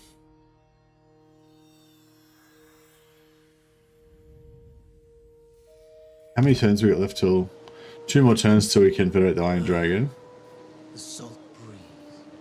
The waves like...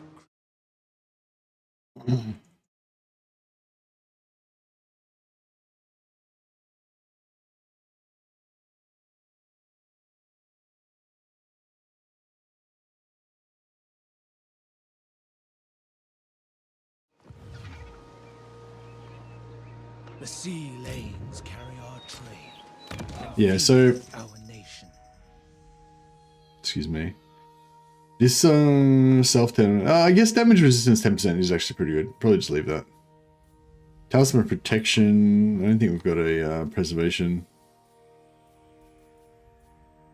Yeah, I think that's the best we can do at the moment. And actually, we can give him Talisman of Endurance. It's slightly better. Meltdown those predictions because they're pretty budget. Jar of All Souls.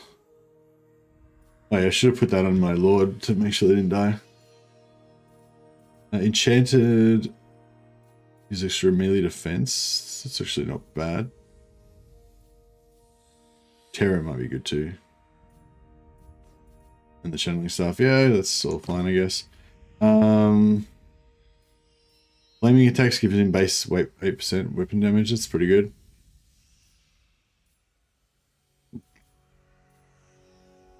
Although, probably... Oh, +4 leadership. That's the shit one, isn't it? There's another one that gives you like +8 leadership, isn't it?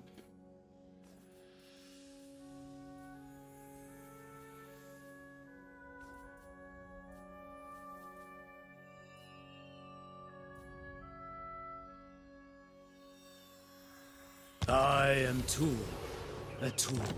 I don't have any peasant archers, man. I'm just a one-man Doomstack. Just Yuan Bo and this dude. Whiskey. If I come ashore, I could potentially recruit some peasant archers there. Close to the sea, we must watch for corsairs, living. It's still like the arcs to go to real settlement battles when defending an arc. Okay. Why would... yeah, maybe. Duel of the Ages between Nikari and some peasant archers.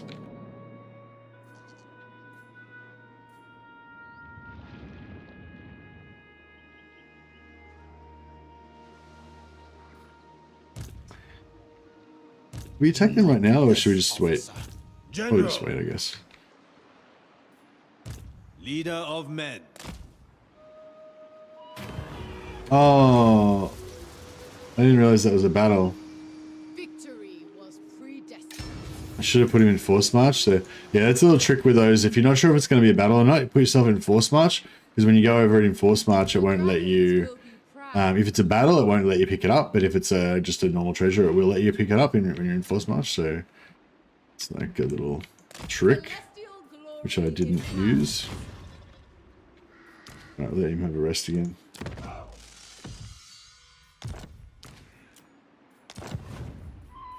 Natural authority. Erect a shrine to our ancestors. Yeah, I should have, but I didn't. More growth there. The dragon's love is in doubt. Alright, our tiny little nation is doing pretty good. Dragon-blooded Shugunga. Dragon-blooded Shugunga.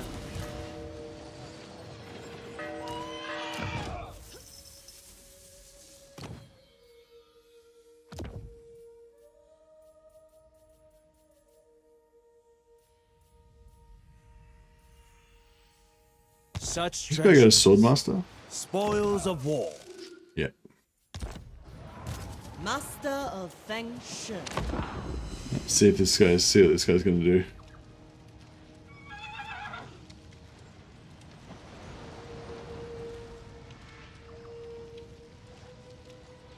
Okay, yeah, Nikari versus generic lord. I mean, Nikari versus Yuan bow on foot. Hopefully, will do the job. Where did he go? Damn, maybe I should have attacked him while he was here.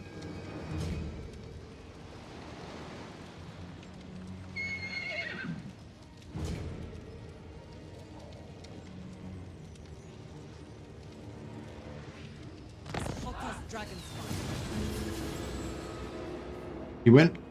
Oh no. Oh, he went here. Okay.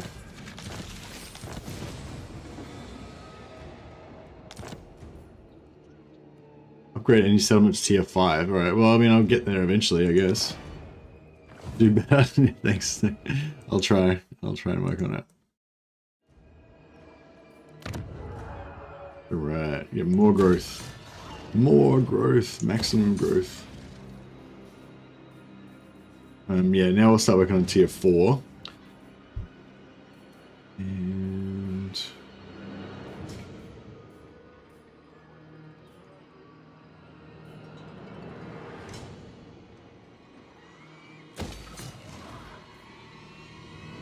yeah, eventually we'll get rid of this artillery and put another alchemist there for more, because every one of these gives you +1 local recruitment capacity, so I'll put one there and one there, so it's another +2. And then when we upgrade this... yeah, we put the infantry in here, that'll give another +3.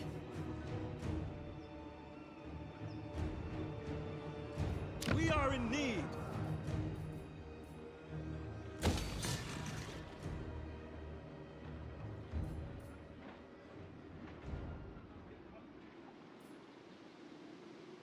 Three turns plus another 5 turns, so we need 8 turns / battles to get another to get a commercial district. The Jade Dragon. I must hurry. Right, get there. Oh, here we go. We can get here. Do not rest on the way. Oh, fuck! Thought that was owned by Nikari. All right. What about this thing? To the boats, brave Moors. Nah. How come this is all like all infested with Nakari corruption and there's no Nakari there? The waves are the domain of my sister. Yeah. Should have taken the island.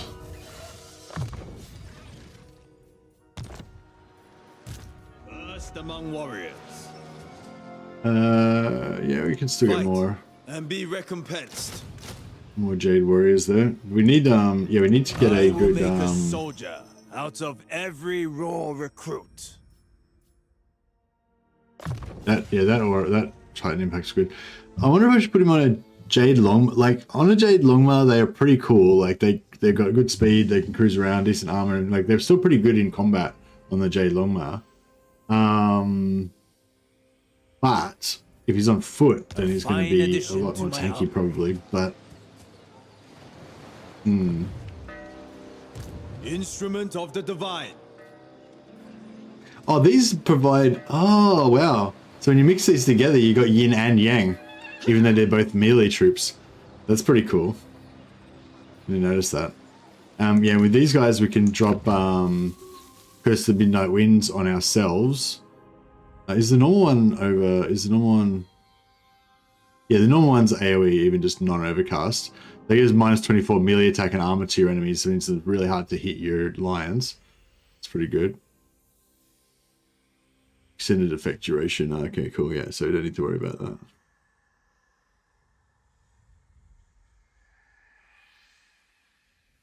Wait up. Ah, there we go. Yeah, 6 for 25 seconds for 6, or 50 seconds. Oh, that's shit. That's shit. Why would you ever overcast it? Because if you just cast it normally, it only costs 6 winds of magic for 25 seconds, and you can keep it up pretty much constantly, especially if you've got 2 guys. And then if you overcast it, it costs almost double, 11, and it only gives you double the duration. And you've got a chance of taking damage on your caster. So, the Jade ones have physical resist and the Jet ones have missile resist. Oh, okay, I didn't even notice that. Oh, okay. Interesting. I kind of thought the Jade ones would be... I kind of thought the Jet ones would be tankier, because the Jet ones have the 60 melee defense.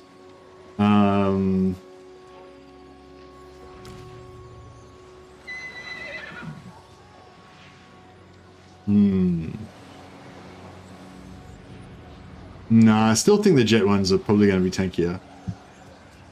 Oh, I don't know. How much physical? 20. Yeah. 20 physical resist is pretty good. If we get like a physical resist aura on them or something as well, that'd be nice.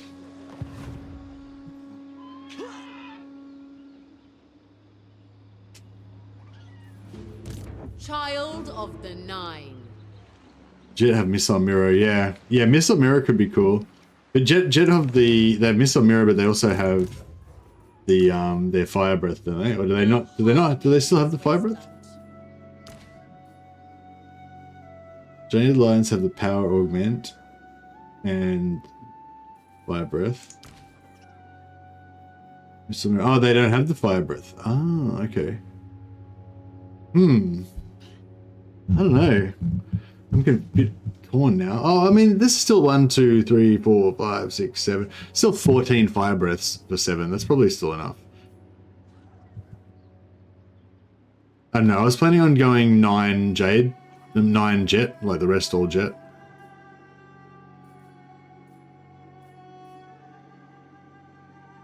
Yeah, let's see how we go. These armies. Yeah, I need to be doing something with these armies.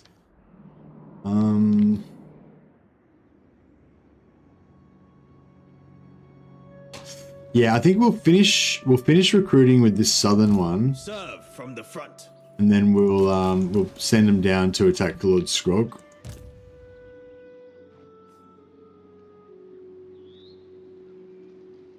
Travel with readiness. Descended from celestial glory. Wherever Cathay needs me. Sent by our ancestors. Stay off the dunes, soldiers. Shaper of the Eight Winds. Yeah! Many feet, one purpose. The Dragon-Blooded. For Grand Cathay. Beyond reason, beyond sanity. Dragon-Blooded Shugunga. Never flag, never falter. Right, these guys are gonna have to keep defending up here, I guess. Any more trade to be got? Long may our understanding continue. Prince of Elf. It's yeah, it's so we can befriend.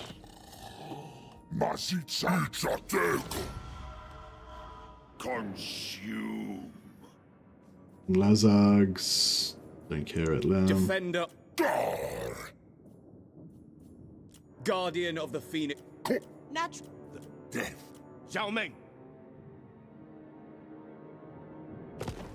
Alright, we'll wait one more turn. We should get the Wind Shaper.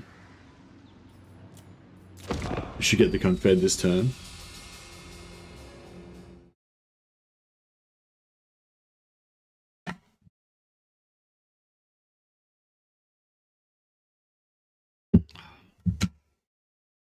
Is that a dwarf settlement in the middle of Cathay? Yeah, the dwarf, because the dwarf endgame happened, so they went Super Saiyan aggressive and sent a Doomstack into, or you know, sent one of their late game armies in to attack us. They're still enemies with our ally, so I don't think we'll take the peace treaty. Karakazorn, yeah.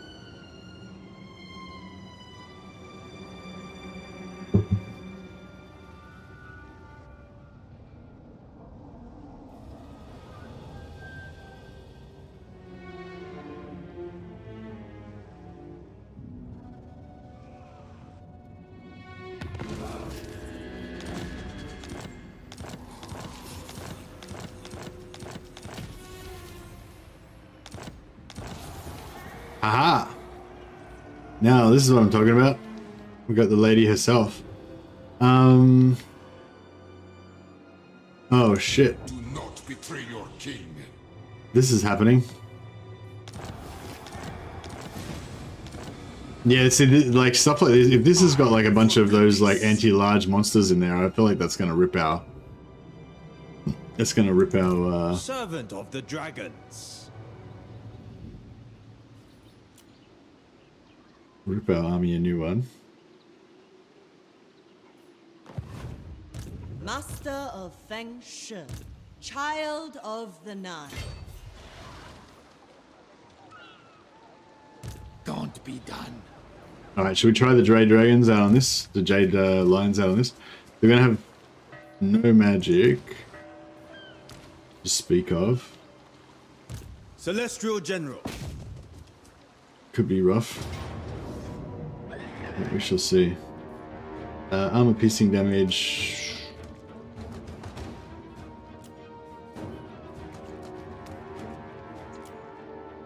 I probably should have put the long arrow on the ground, but it's alright.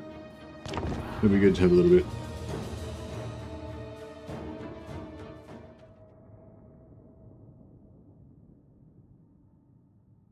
Yeah, thanks for spotting that, Judex.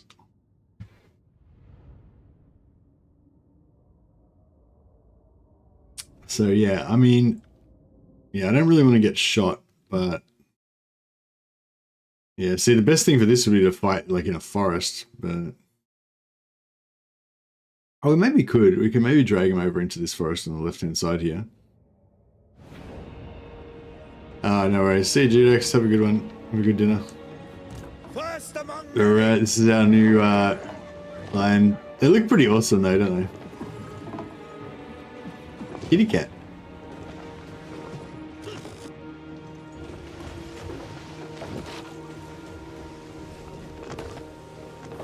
Interesting. The heavens await. Okay,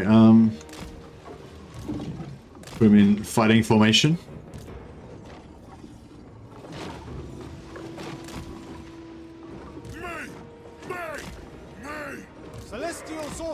wonder if the ogres will be alright mixed in with them like that. Probably not. Probably better off leaving the ogres and hiding somewhere.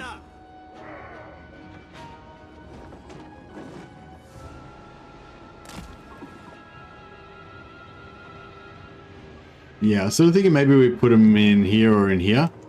Hide them in the corner. I think the ogres are going to just sit when this sits one out. Hungry. Yuan bro is back at it, yeah.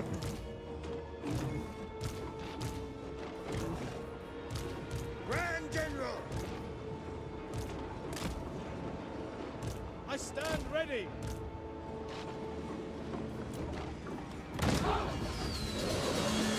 A necessity. Die fighting for the dragons. For our families. That is to be embraced, not feared. For the celestial. We'll blow up these fat boys first. Actually, no, we probably don't want to blow them up because they're going to be passive. So if I just wait a bit, then they'll just let us. They'll probably just let us maneuver in here without doing anything, which is what we want. Our fat boys are hidden, so that's good. These guys are just cheap siege attacker. Then they cost like 150 gold and it gives us siege attacker.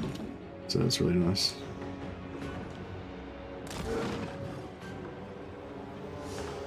Oh, he's going.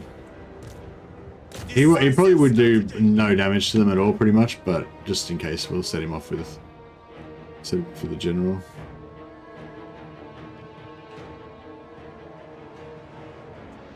My test begins.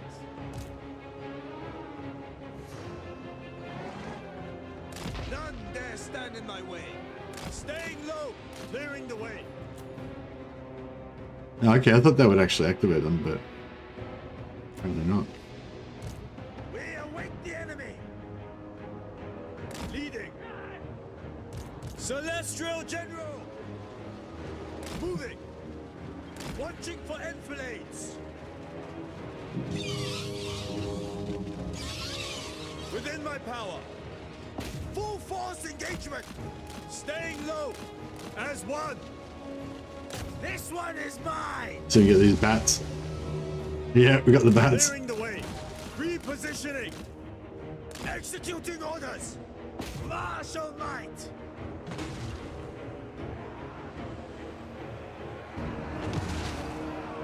Soldier and leader. This has like a wicked AoE. See that? Just took out like half the unit in one shot. Their AoE is really cool. I see the way. Staying low. My strength for Cathay. Boom. Moving. There you guys. None dare Owned. stand in my way. We still haven't activated them for some reason. I don't know why they're not activating, but the Bloody Boys, yeah, the Bloody Boys is pretty good. Found out earlier today that Japan still has an emperor. That's cool. He's just it's just like sort of ceremonial, or does the emperor, what does the emperor do? Is it sort of like, is the emperor kind of like the King of England, where he's not really got any like direct power, but he's got a lot of influence, kind of thing? I think that I'm not sure if the King of England actually has any power or not. I think he might still have control of certain things.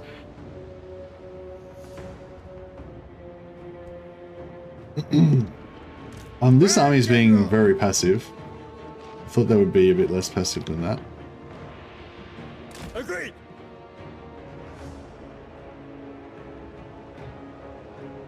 I will not falter. Mage of the Celestial Court. If it is required.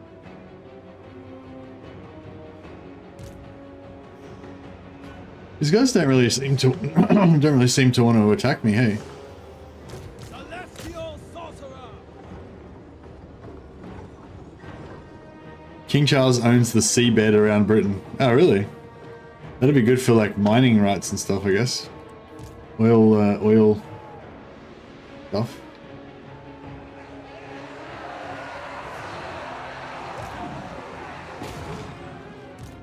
Kill for Cathay.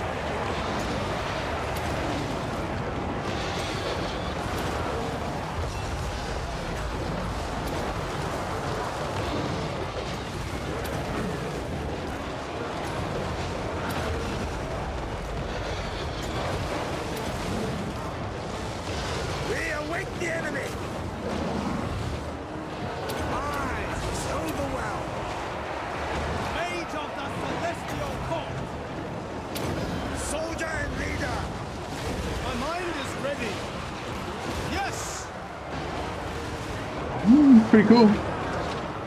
Pretty cool. We need a bit of a heal, but apart from that, it's not bad.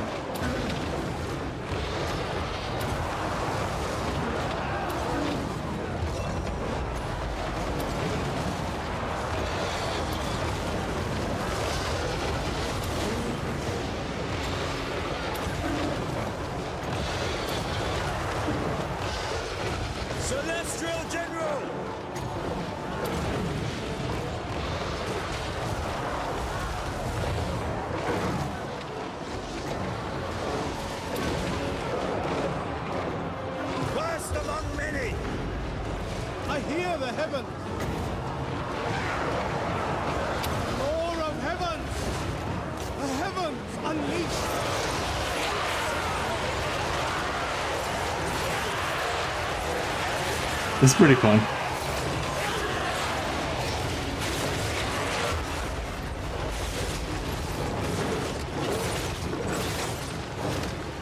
Buy my hammer.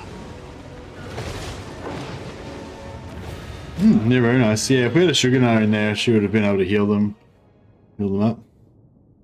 So yeah, I don't know. I'm a bit torn now. I sort of think that because I like the jet lines because they have more melee defense. But yeah, the jade lines have got more physical resist, and they've got that extra. I think that I'm pretty sure the flame breath from the jade lines is stronger than the missile reflect from the jet lines. But it might depend on what unit that you use it on. You know, like if it was like fire rain rockets or something, like that missile reflect on that would be pretty good. Whereas because those guys just do like crappy pistol shots that are really inaccurate, maybe it's like not so good. It seems from a quick glance at Google that the Emperor fulfills much the same role as King Charles. One of the main securities offered by having a king is the main oath sworn is to the king. If the PM ever gets too big for his boots, they wouldn't be able to go into full 1940s. Hey Gabriel. Hey brother, how's the new DLC going? Yeah, it's going really good, man. It's good fun. It's yeah, it's always good to have a few new toys to play with when you get a new DLC and stuff. So yeah, all three of the factions are definitely worth a play, assuming you've got, you know, unlimited resources.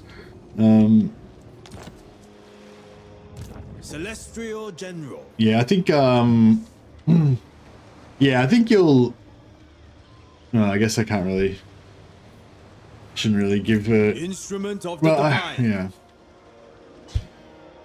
Yeah, no, it's just yeah, you kind of keep coming back to that value proposition, don't you? Like, yeah, I think that the price hike does seem pretty crazy, but having said that, you know, if you don't care about the price, you know, I think you will get a good amount of content out of it. Like, you know, you'll get a good couple of weeks of fresh new stuff to play with, you know. So yeah, it's good. Around Splendor Bolt is good.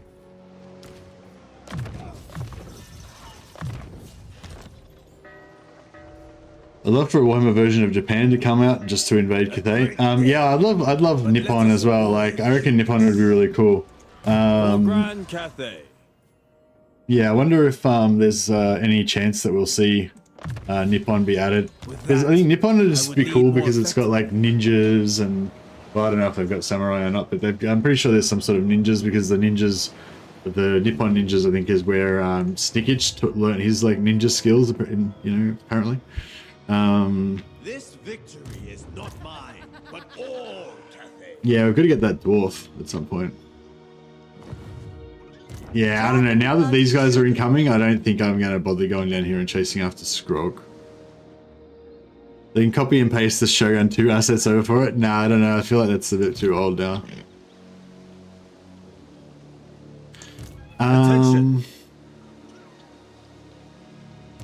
Master of Feng Shi. Our ancestors have delivered us safely. Never flag, never falter. Hey, sweet, thanks, bro. Got all the DLC, just haven't played yet. Been too busy. Have fun. No worries, Gabriel. Thanks, thanks a lot for the super chat, buddy. And yeah, hope you have time to play soon. I'm trying to enjoy all of the goodness. Adorn my chamber in finery. Warriors, sons. I'll rename one of my mighty warriors in your honor. We're running out of maybe. Well, maybe I'll name one of my mighty astromancers in your honor. How about that?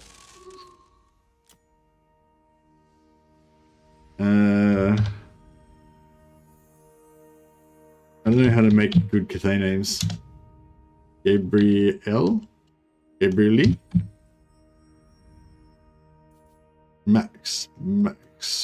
Ooh, fuck, I don't know. That's a hard one.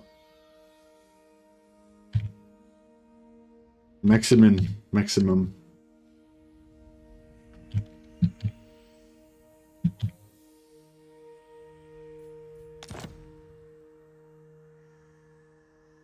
I don't know. That's all I got.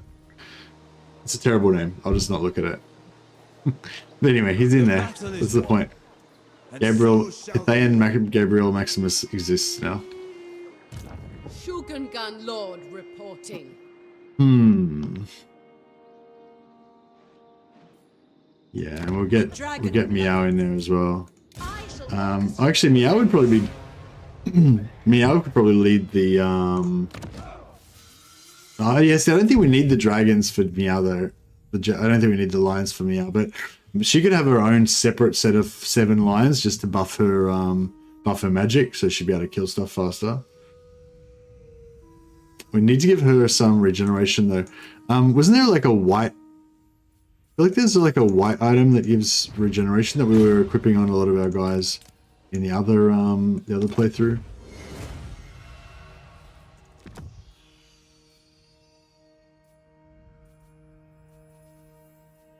Trickster Shard and more Shard. Yeah, I don't need that.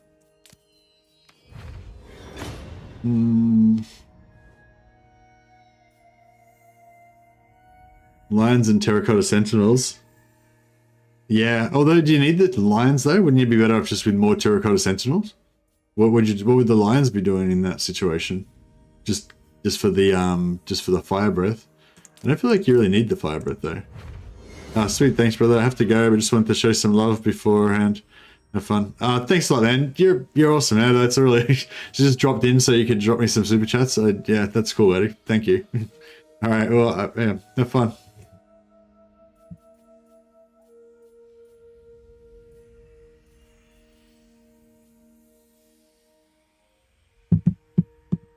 Jade Amulet. Yeah, Jade Amulet would be good too. You seem to be so eager to make them just a moment ago. I'm so eager to make lions. Oh, I was aiming to make aiming to make a lion doomstack since the first campaign, so just wanted to get that done. Shield of Nangao. Yeah, I don't know. They got a lot of shitty items, get they? They got some good, really cool items as well, but a lot of junk as well.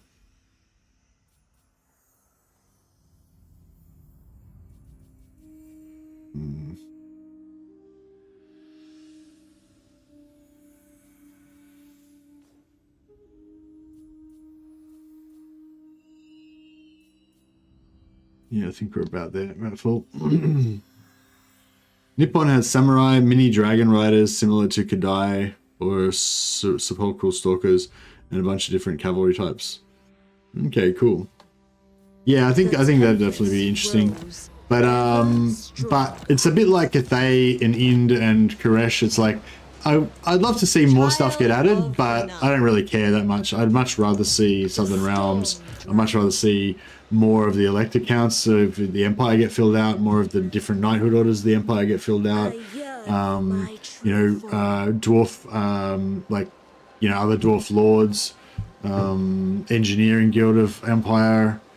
There's so much other stuff, like sort of more core Warhammer stuff that's in the existing factions we've already got that I want to see filled out more, to increase the quality of those factions. So for me, like the core factions of Empire of Warhammer are kind of like Empire, Warriors of Chaos, like High Elves, Dark Elves, Skaven. Who else is there?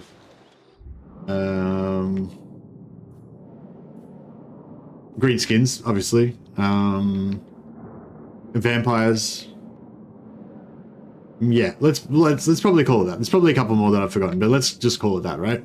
Like, I'd rather like honestly, like I'd rather right now they just didn't make any DLC for any other factions and just kept making DLC like non-stop just for those core factions. If there's a limit to how much stuff we can get, like, I don't know, no, I don't mean literally, but I just mean like, I don't know, I'm just trying to illustrate a point. I'm just saying, like, you know, those factions to me are kind of like the core of Warhammer, and I want to, like, the thing I most want is for those core factions to just be like maxed out and have as full as they can be. Whereas to me personally, and I know everyone's feels differently about this, like those factions are like the hero factions, and all the other factions are kind of like the bit player background NPC factions that are just exist to get their ass kicked by my favorite factions. You know what I mean? So I don't really care if Beastmen don't get any more DLC. You know what I mean? I don't really care if Cathay don't get any more DLC. Like, those are just kind of like background factions for me, you know. And so that's the same with like all of the other races that potentially could be added now. It's like, yeah, if we, you know, I would love to get them, you know, I'd love to get more stuff, everything more. But if it's an either or proposition, I'd rather just get more of those core faction stuff rather than get more other random factions that I don't really care about, you know. That's kind of my vibe on it. But having said that, you know, I'm sure I'd be excited about Nippon. But the thing is, yeah, it's just like I'd be excited to see Nippon, but there'd be a part of me saying, I still haven't got fucking Boris Todbringer. What the fuck? Why are we getting Nippon and Koresh and all this other shit when I haven't got Boris Todbringer yet? You know what I mean? That's basically kind of where I'm at. But yeah, assuming that we eventually are going to get everything, which is a big assumption, but assuming we're eventually just going to get all the things that we want, then sure, yeah, I'd love to get Koresh and Ind and fucking everything else. There's some Grand Cannons in there. I don't really need the Grand Cannons at the moment because I've got the Ogres, but yeah. And what do you reckon for our lion stack? Should I put more black lions or more green lions? I was kind of digging the green lions more. To serve me is a privilege. Warden of the Great Bastion.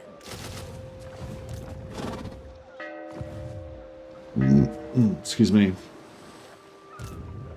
This victory is not mine, but all Cathay's. General. I guess we don't really need Mert anymore. And let him have a rest for a bit.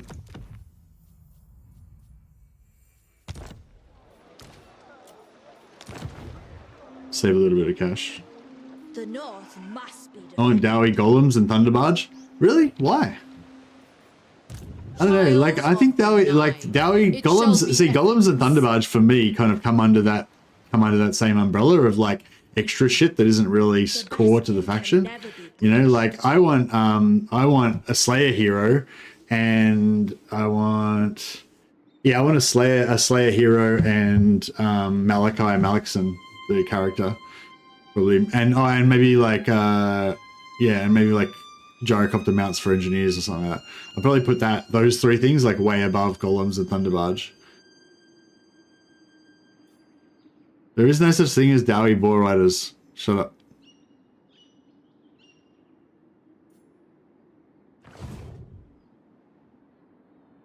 Prefer an interesting Finnish Empire. Yeah, I think Empire. Yeah, I don't know. For me, Empire is the most fun and interesting faction, so I wanted to see them build out. All right, we've got to try and find a fight for our boy Xiaoming. Or maybe I should just invade the vampire lands and start trying to like fight them. Grant safe passage. Fuck this shit. Can't find a fight. By the way of water. Man the oars. What the fuck is going on? Didn't the vampire endgame just happen here? How the fuck did Musion get wiped out by oh god. Is this because maybe it's because it was outside of my line of sight? Maybe because, yeah, interesting. So yeah, I think maybe when endgame factions... maybe there was no endgame from Musion. Oh, did they remove Musion from the endgame factions? Yeah, because I got vision on all of this when the vampires popped, but I didn't get vision on this until just now. So I'm guessing that maybe they changed the vampire endgame so that they don't... Musion not part of it anymore. I don't know. Is that bad? Is that like a bad sign for us getting Red Duke later on? Governor and executioner. I expect loyalty, efficiency, and harmony. Favored daughter. Oh, we've got our confederation. Fire and metal. Continue working with me and Shangyan. This. Alright, so we've confederated, pretty sure Musion always gets wiped out even with endgame. Oh, really? Okay. So you reckon that it did pop? No, but the thing is I didn't get any vision on those settlements. Like if Musion had have triggered, then I would have already had Musion uncovered on the map. I didn't have Lioness or Musion or anything. I still don't have anything down here, you know? Like if Musion had popped, then I would have had Musion uncovered on my map. You most definitely saw Musion before. But just here, there was no Musion here, right? Like just now when I walked down here, like this was invisible until or was it already there? Was Musion? Oh, so Musion was visible, just Lioness was not visible. Was that what went on?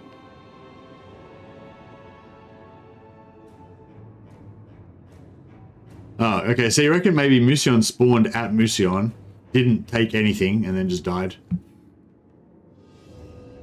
Okay. Fair enough. Maybe they'd already been wiped out, so they didn't have any wars with anybody, so they were kind of passive. That kind of would make sense, I guess. Oh yeah, so we just confederated. Just confederated Xiaoming, and that means we got a nice big swath of Cathay. There's no. I don't think there's any Cathayan factions left.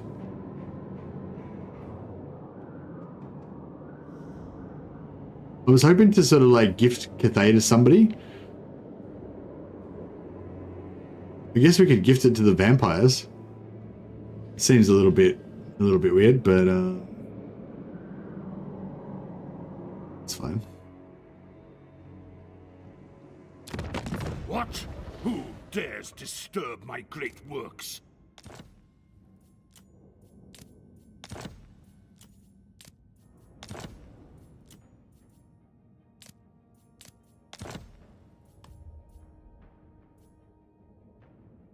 They're broke. Is there no one else that can really sell shit to? Are these ogres? Are they got? No, they don't have. Oh yeah, no, they don't have any. Boss's orders. No, I can't sell anything to them. Queen of Avalon. You know when you click on WASD and it moves the like, why have they not got rid of that thing where when you click WASD? Because it's just such a stupid interface. Because you use WASD to move around the map like this, right? And then as soon as you click on something, if you press WASD, it just fucking bounces you around the whole fucking campaign map. Like, what the absolute fuck is going on? So such a frustrating thing. I don't know, like, I'm not normally I'm kind of like programmed not to do it because I've done it so many times and it's been so frustrating that I've like trained myself not to do it. But every now and again you do it again accidentally and just like, what the fuck again? Like, you know, it just reminds me how much it pisses me off.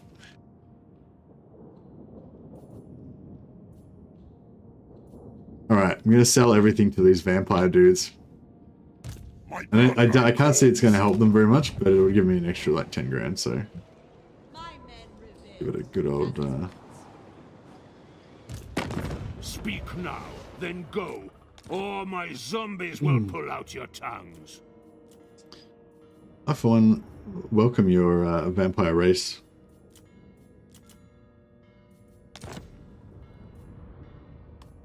good. Probably would have made more money by just selling the settlements.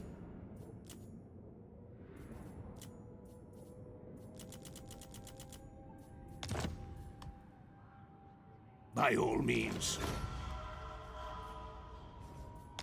No, I'm not dead. I mean, by just demolishing the buildings. But am I mortal? Well, that's a different question entirely. Agreed. No, I'm not dead. My heart still beats. But am I mortal? Well, that's a different question entirely. No, I'm not dead. My heart still beats. But am I mortal? Well, that's a different... Very well.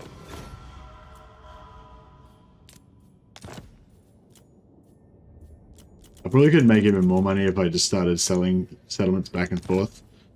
But, yeah, we won't get too crazy on it.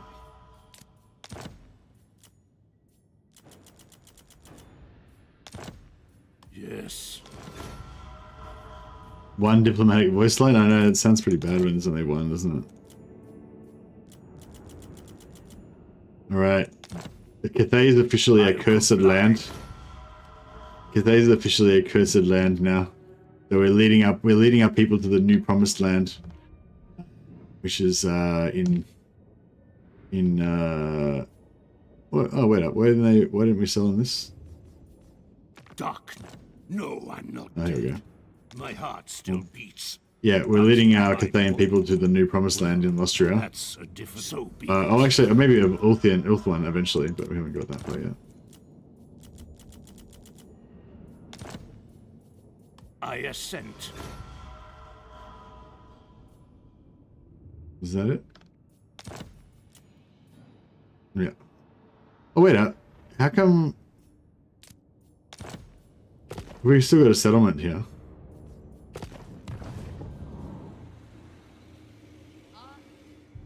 How can they sell us a settlement if we've already sold all of our land?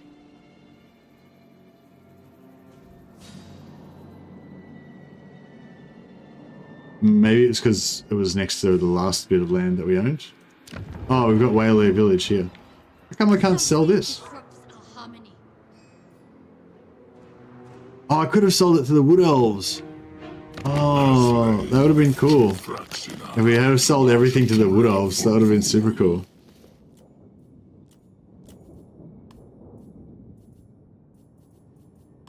Oh man, I wish I'd have sold all that to the Wood Elves instead of the vampires. That would have been way cooler. Oh, actually, now the Wood Elves wouldn't have done anything with it because it would have been all outposts. So yeah, it's probably better to do it that way. At least these vampire dudes will probably put up a bit of a fight. Well, no, they won't really put up much of a fight, probably.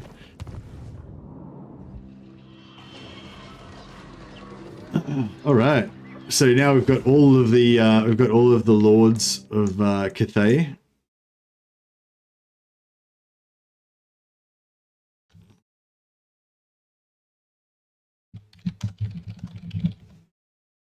Now we've got all of the lords of Cathay, so we'll be able to make like 3 different doom stacks and just, yeah, it'll be really good for our economy at least, if nothing else. So we can have lots of different doom stacks. I think Miao Ying. Yeah, Miao Ying's probably, yeah, they're probably all pretty good. Just one-man armies this stage. Alright, we need to sell all these armies that we've got as well. Okay, sorry, disband all these armies that we've got floating around everywhere.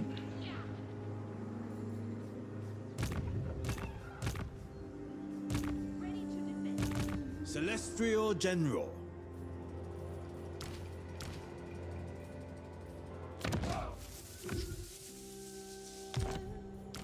So there's a kung fu monk is a follower. So I feel like they should definitely have a kung fu monk as a hero. That'd be cool.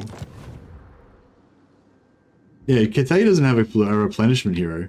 So I feel like a kung fu monk could be a good replenishment hero maybe.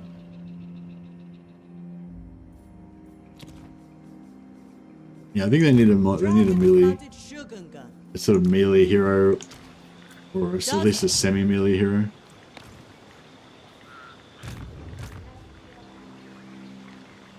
Alright, cool. We gotta wait for the Li Diao DLC or the Monkey King DLC, I imagine. Yeah, I wonder how many DLCs that they'll do for Cathay. I wonder if Cathay will end up getting a heap of DLCs. It's like, yeah, again, it sort of comes back to the thing as like, on the one hand, I think, you know, if they're making money, if they're selling a lot of DLCs, and you know, that's great. And the more content we get in general is the better. But again, I feel like, you know, if they're making heaps of DLC for Cathay and they still haven't filled out the Empire properly, then I'm like, you know, a little bit grumbly. But yeah, it'll work out. All right, how are we doing with our hero stealing? We're back up to 50 again. We've actually got ally missions now with him. He's starting to give us ally missions to kill these guys. I wonder. Oh, actually, I might have missed out. I wonder if there was. It probably was ally missions to kill those other armies that I already wiped out. Might have screwed up there, but that's alright. If a Vampire Count DLC does get released, which legendary lord do you hope to see? I don't really know much about him, but I like the idea of that the White Wolf one, the one that was the Knight of the White Wolf. I just like the idea of having like a bearded, you know, big bearded vampire with the Warhammer and stuff. He'd be pretty cool. But I don't know if he's like particularly, you know. Probably that mad one would be pretty good.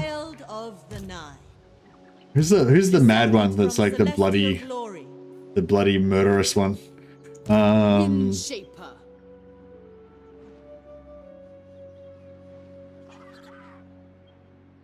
Oh yeah, Neferata, I guess. Yeah, Neferata would be heaps more important. So yeah, Neferata, I guess, would be the obvious one. But yeah, if you're not talking about what they will do, but like what I would like to see, then yeah, I'd like to see that one, the White Wolf Knight one. I think, is it Jorek or something? Can't remember. But there's also another one that's another von Carstein that's like just known for being a complete savage. I think he's not very good at magic, but he's a really good fighter. I can't remember who he is now. Yeah, if they wanted to do like another minor character, you know, or like not minor, but you know, less massive. Conrad, yeah, Conrad's the psycho one, yeah, Conrad or not Jorek. Who's the White Wolf? Von Carstein vampire that was a knight of the White Wolf. Jarek. It is Jarek. Yeah, I was right. Aha. Yeah, Conrad's the psycho one, and Jarek's the one that used to be a knight, so the Knight of the White Wolf. I don't think visually a Knight of the White Wolf would be cool, because he'd just be like this big, hulking fucking dude with a massive beard and stuff, but he'd like have a, you know, white face and stuff. Hopefully he'd have a nose. Celestial Monastery. Oh man, I could have sold this to somebody. Oh, well. Maybe. Oh, probably couldn't have sold it to anyone, because it was probably not connected.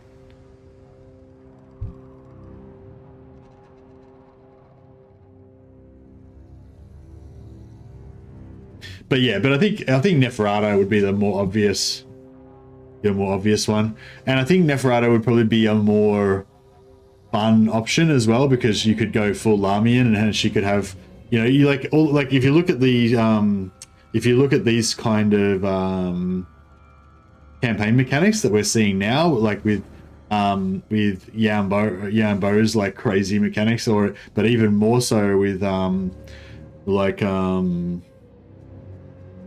yeah, well yeah, sort of Yuan Bo's mechanics, I guess, mainly, yeah, Yuan Bo's. You could imagine, yeah, Neferata having something like that with the Lamian action.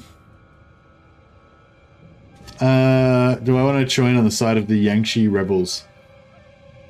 I mean, sure.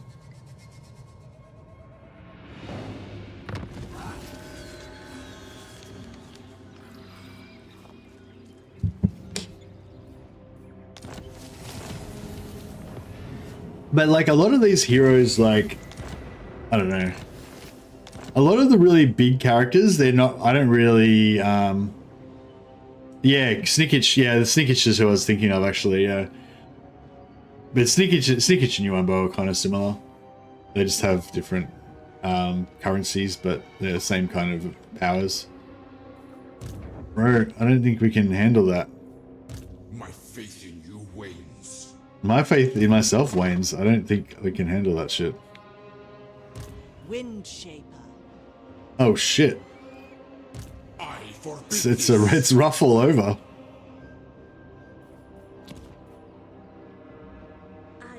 Yeah, the Iron Dragon's coming. Fuck, Jorik's about to get wrecked. Oh, they're not at war with them. Speak, but be wary of what you say. I speak for the Empire. -18, yeah. If we could occupy a settlement and trade it for him, we'd probably be able to get him. Sentinels are at it again. Yeah, I know. I feel like we're gonna. I will make my father proud. I might make Dejanu immortal because we might need that. We might get to use this immortality in a second. A gift from my ancestors. Anti-player bias still think? Nah, it's just the Sentinels are a special case because when the Sentinels declare war on you, they don't go to war with any other faction. They're just only at war with you. So they're always that's just how they roll. Like if you put Sentinels on, then they'll just come for you like wherever you are across the whole world because they've got no other enemies or nothing else to distract them, you know. The ancestor spirit. But the player bias in general, I think, is okay. Maybe it's been fixed a little bit. Alright, we're tier 3 on that one. Shrine of Sotek, go down there, is pretty safe. I kind of wish that I had not sent Yuan Bo on this expedition now. Because we kind of need him back here to fucking deal with this situation. Should I just like sail him back? Like you just like do a failed expedition and then just like sail home again?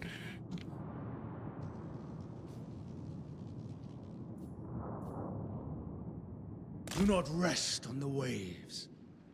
Yeah, I was hoping to like kill Nakari, but didn't really play out.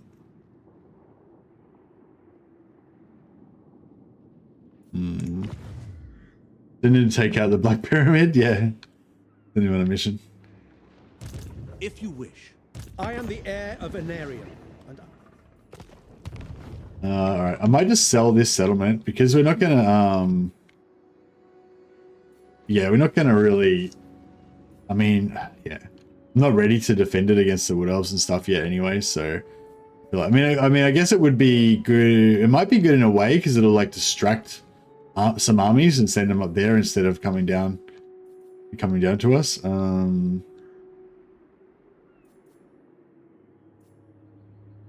The true of heart always find a warm welcome in my court.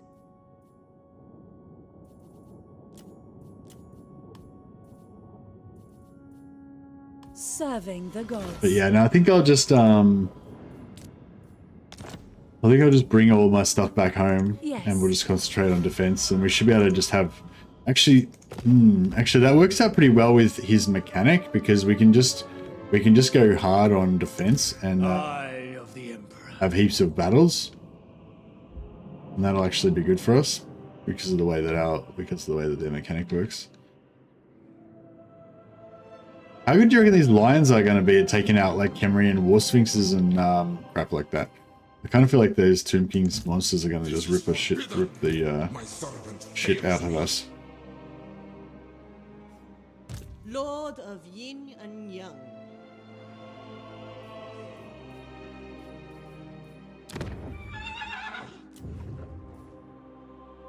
Returns. Fuck. Power in the blood.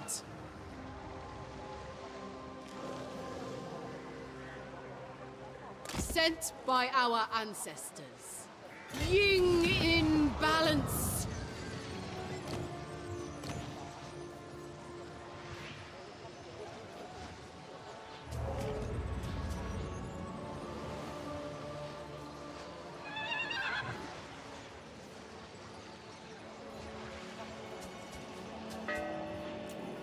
Celestial General.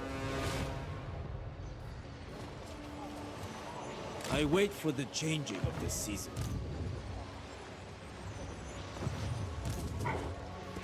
Serve and honor your ancestors.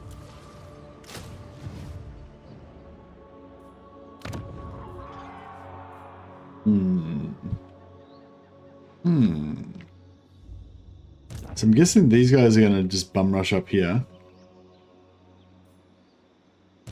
The Emperor's chosen daughter.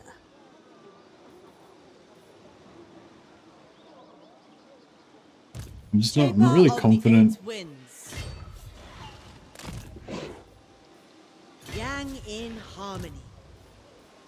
Siphoning power.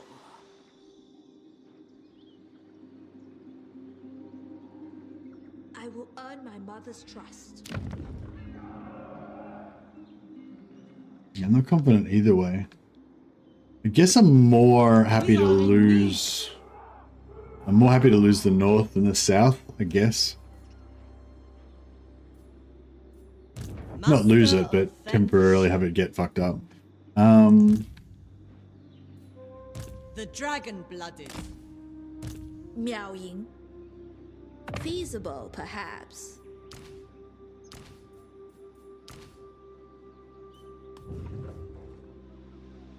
Dragon-blooded Shogunga.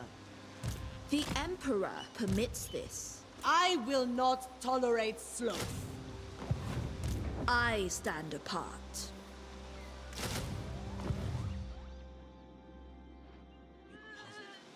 Chaos exist together. Oh, I hate that when you cancel your movement and then you lose the. My ancestors require it. Natural authority. Lost a little bit of that extra movement that we needed.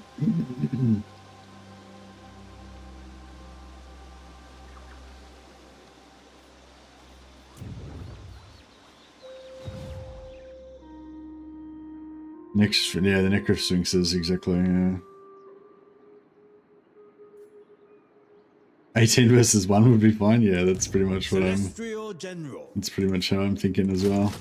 I will make a soldier. Alright, let's see how this rolls, how this works out. I think it's going to be tough, but at least the main army will be able to retreat after we lose this.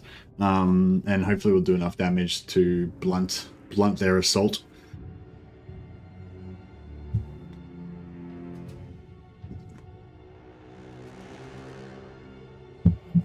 Yuan Bo just went on a like fun, crazy tour.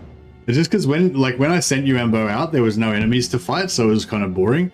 But then just as he got too far away to kind of easily get back, then all the enemies turned up, so it was really shit. Okay, so this is I see. Yeah, if this was the Jade Lion army, we'd actually be in a pretty good spot. But it doesn't look too. Yeah, it looks pretty bad, I guess. It doesn't look too bad, but it looks pretty bad.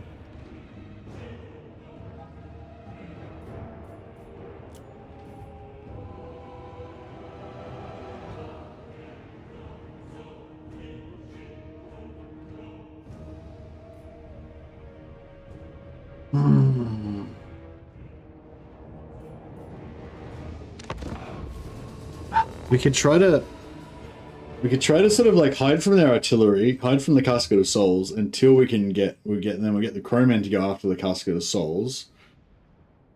Hopefully after we drag the rest of the army away. And then once we've got rid of their artillery, then we don't need to worry about then we can blob up.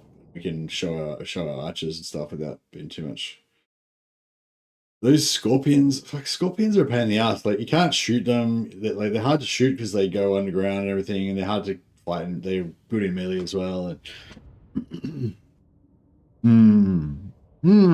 it's all bad. I guess the strategy is going to be like annihilate all their infantry as fast as we possibly can, and then just just focus down their big guys one by one.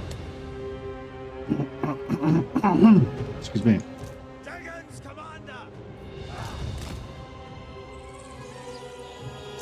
Yeah, so he can be a little bit of a tank, but he's not going to be very tanky. He's not going to last long.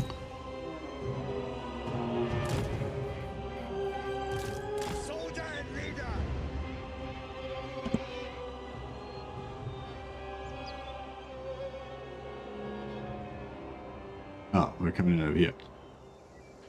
Okay, that's actually okay, because we can sort of hide from the artillery, and then we can set up over here, and then as they come over the hill...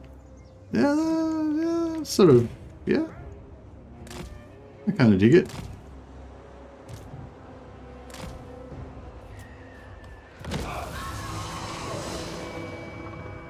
Oh, what? They got range on us? Oh, shit. You are the backbone of Grand Cathay, the true bastion of this country. Show our enemies that Cathay soldiers are to be feared. Oh, maybe we could just... We should just waste their ammo a bit.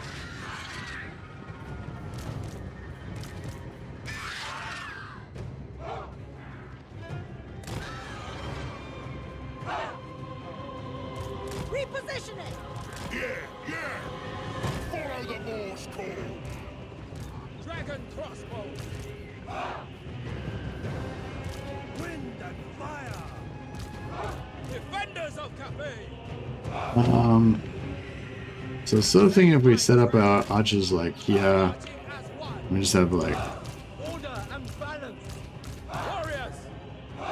something like that, just roughly.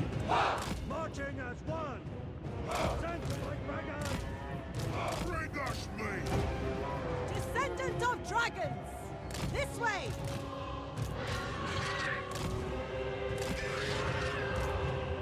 Seeking Cathay's foes. Warriors, I will perish. Ah, fuck it. Maybe we'll just let them. Maybe we should just let them die. Fuck it.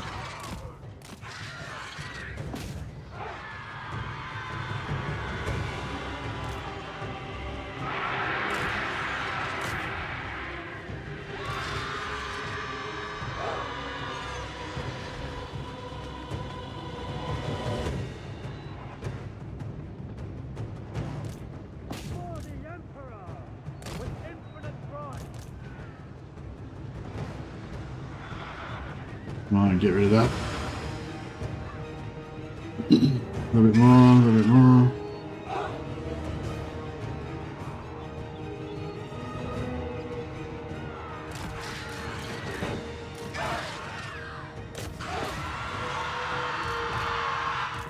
I stand ready.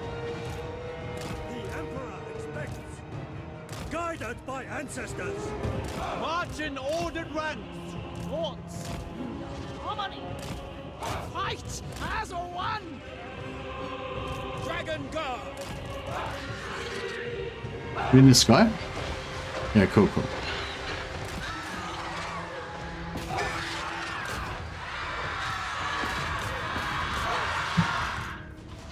Master of Azir. Arrows. Hopefully arrows can. Celestial fury. The heavens unleashed. We await the enemy. They were concealed by the north wind.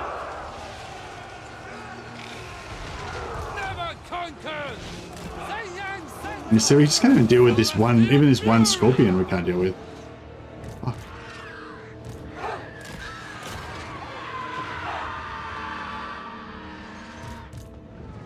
Celestial sorcerer.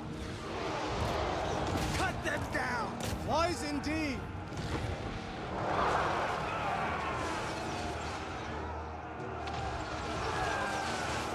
Peasant spearmen. Harmonious rock. Order and harmony.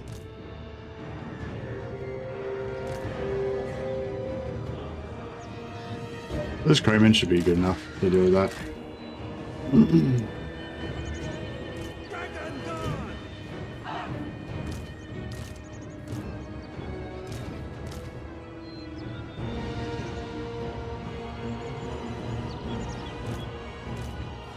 Defenders of Cathay. Warriors! Thoughts in harmony.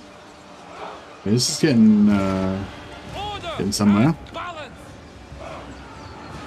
March in ordered ranks. We're in trouble now. Done. Good.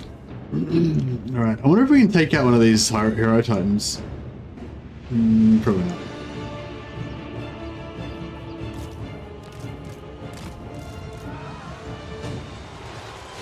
The heavens await!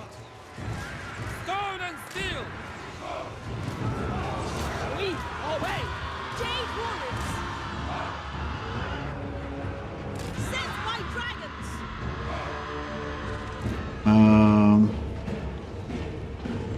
These are shopties, so not very cool.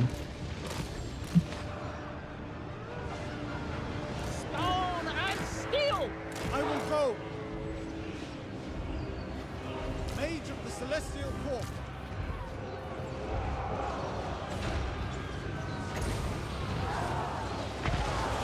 Bathed in celestial light! 8 winds! To me! My mind is ready! The Celestial Wind! Push them back. Celestial General! Where is he? Astromancer, repositioning! Behold, Azir's might! Shogungan sorcerer! Praise the dragon! Oops, didn't really have that very organized. Move as wind! My test begins! Attack! Witness my fortitude!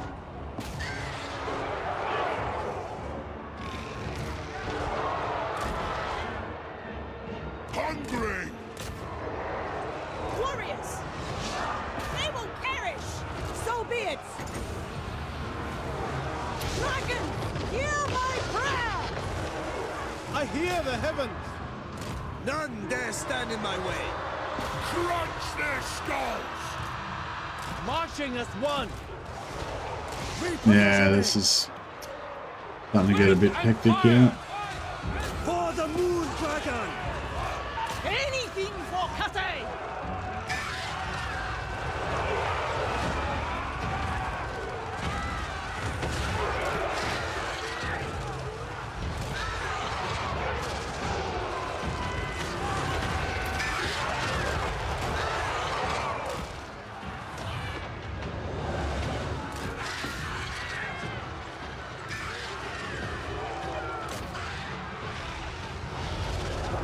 I stand ready! Maneuvering! Master of the winds! Kiss of the spirit dragon! Peasant archers. Defend the realm!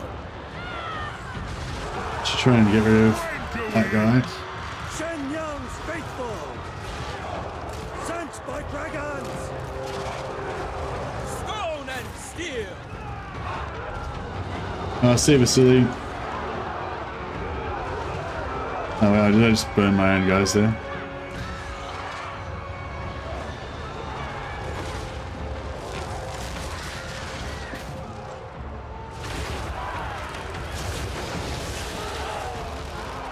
Fury of Xingpo! First among many!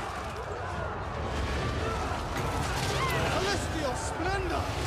This is the way! I shape the winds! This is not that effective. Guided by ancestors. Thoughts in harmony. Move as wind. Move in formation. Move in formation! Fire in the blood! Dragon's commander! Never conquered! The Emperor's will!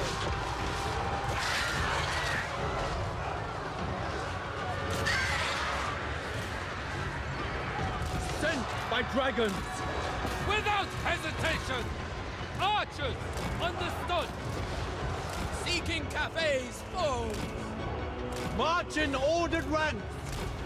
For the Emperor! Oh. Lost a... Lost a... The Lord of Heavens! Lions as one! Damn it, yeah, just get another swan more spell out of her would have been good.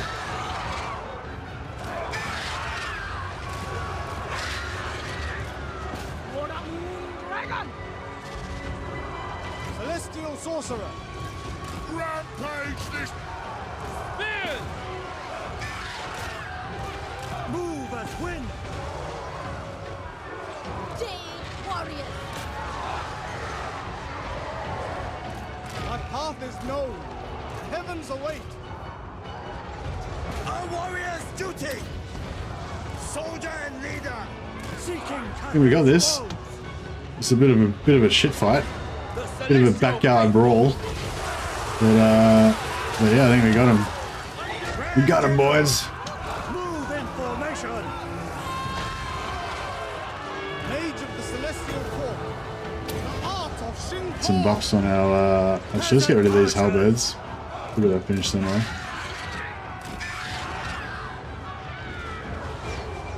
Biggest in the tribe. Yeah, we'll just keep our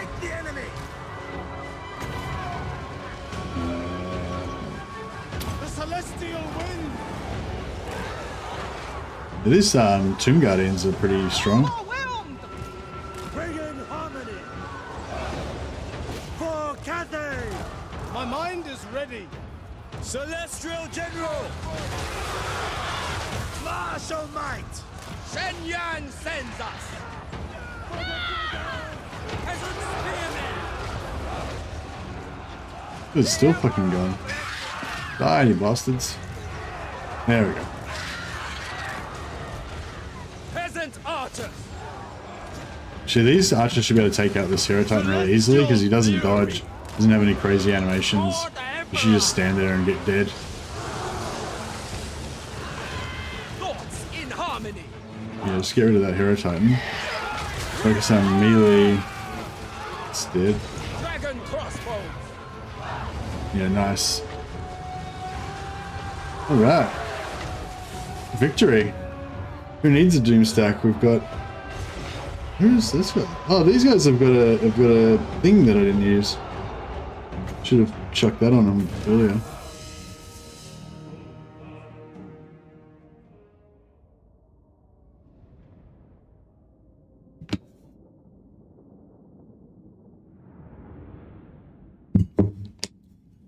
Nostalgic for Hero Titan stacks, reclaiming the black books in Total Warhammer 2. How many Hero Titans could you get? Wouldn't it really be hard to get a full stack of Hero Titans? You mean like you get like 4 of them or something, or could you actually get heaps of them?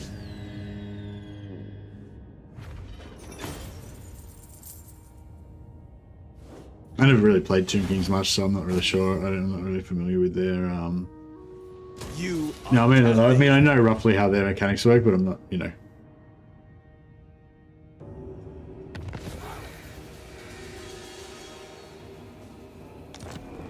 I forbid this.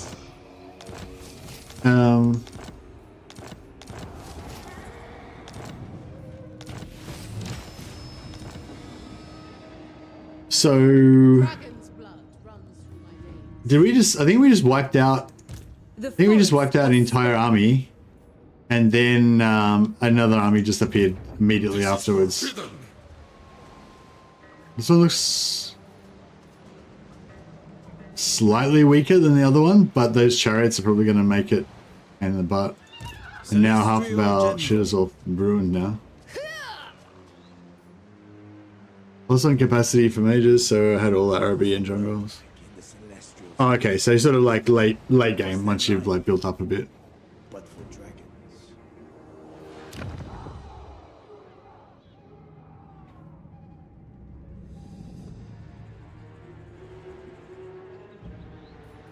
No, they're coming in. They're coming in strong. Coming in strong. Got another army straight off on these guys. They're going to get wrecked next turn for sure.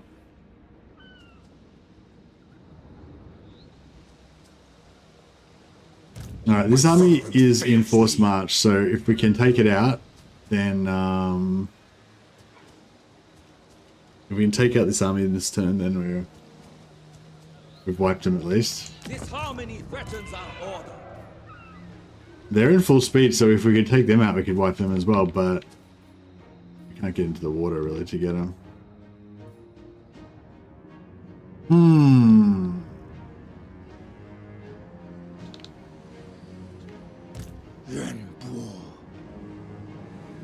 Elements grant safe passage.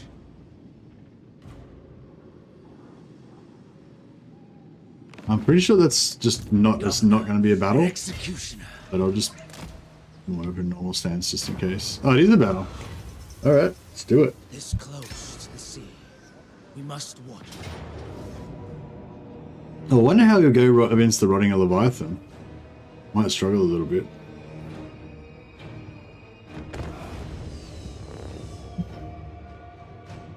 Cetra isn't as great in 3 as he was in 2. Okay. Yeah, I mean, they've got rid of a lot of... They nerfed some of the good cheeses that you could do with, like, the Necrotex and stuff.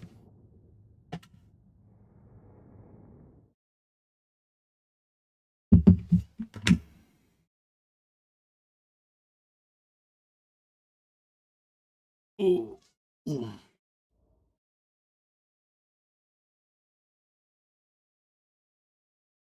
The jar cheese, yeah. Yeah, so you can't jar cheese anymore?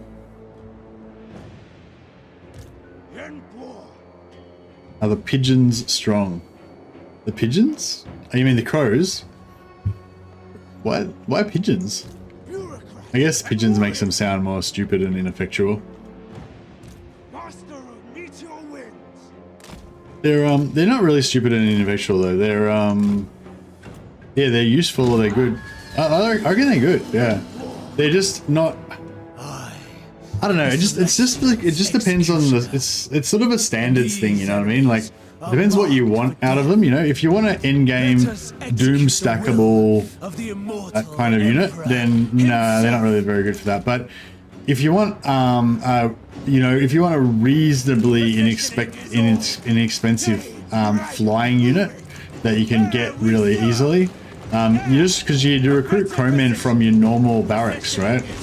So you can just recruit crowmen from the same place where you're getting your jade crossbowmen. So it works out quite well. Just with one building, you can get jade crossbowmen, shielded jade crossbowmen, shielded jade swordsman, and potentially you could get I haven't done this overcast before. Let's give it a red hot shot. I'm interested to see if it does any damage to this big boy. Nah, not really.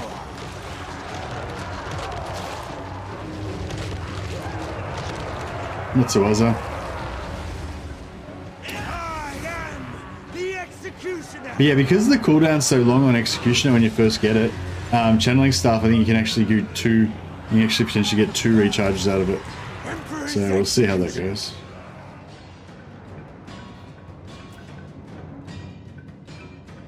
Is Yuan going to get killed by the Rotting Leviathan? Nah. I don't think it can even hit him. Gonna have a crack.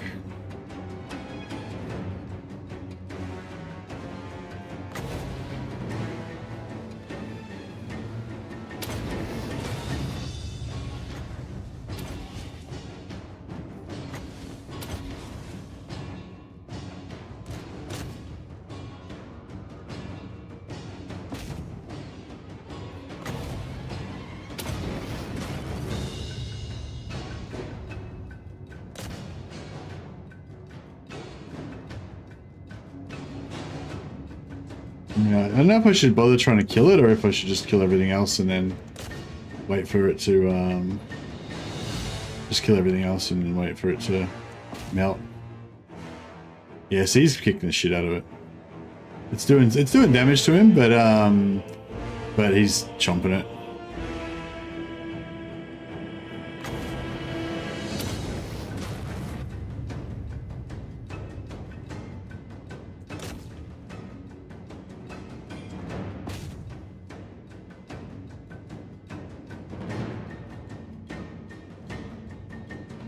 Can he instantly kill enemy lords? Not instantly. He can kill them in about pretty fast. Oh, I've got Executioner on. So yeah, he's not got it quite in execution range. I think blue means that it's a close, and then when it goes orange, that means next hit will kill it. There it goes. So next hit should kill it. Boom, there it goes.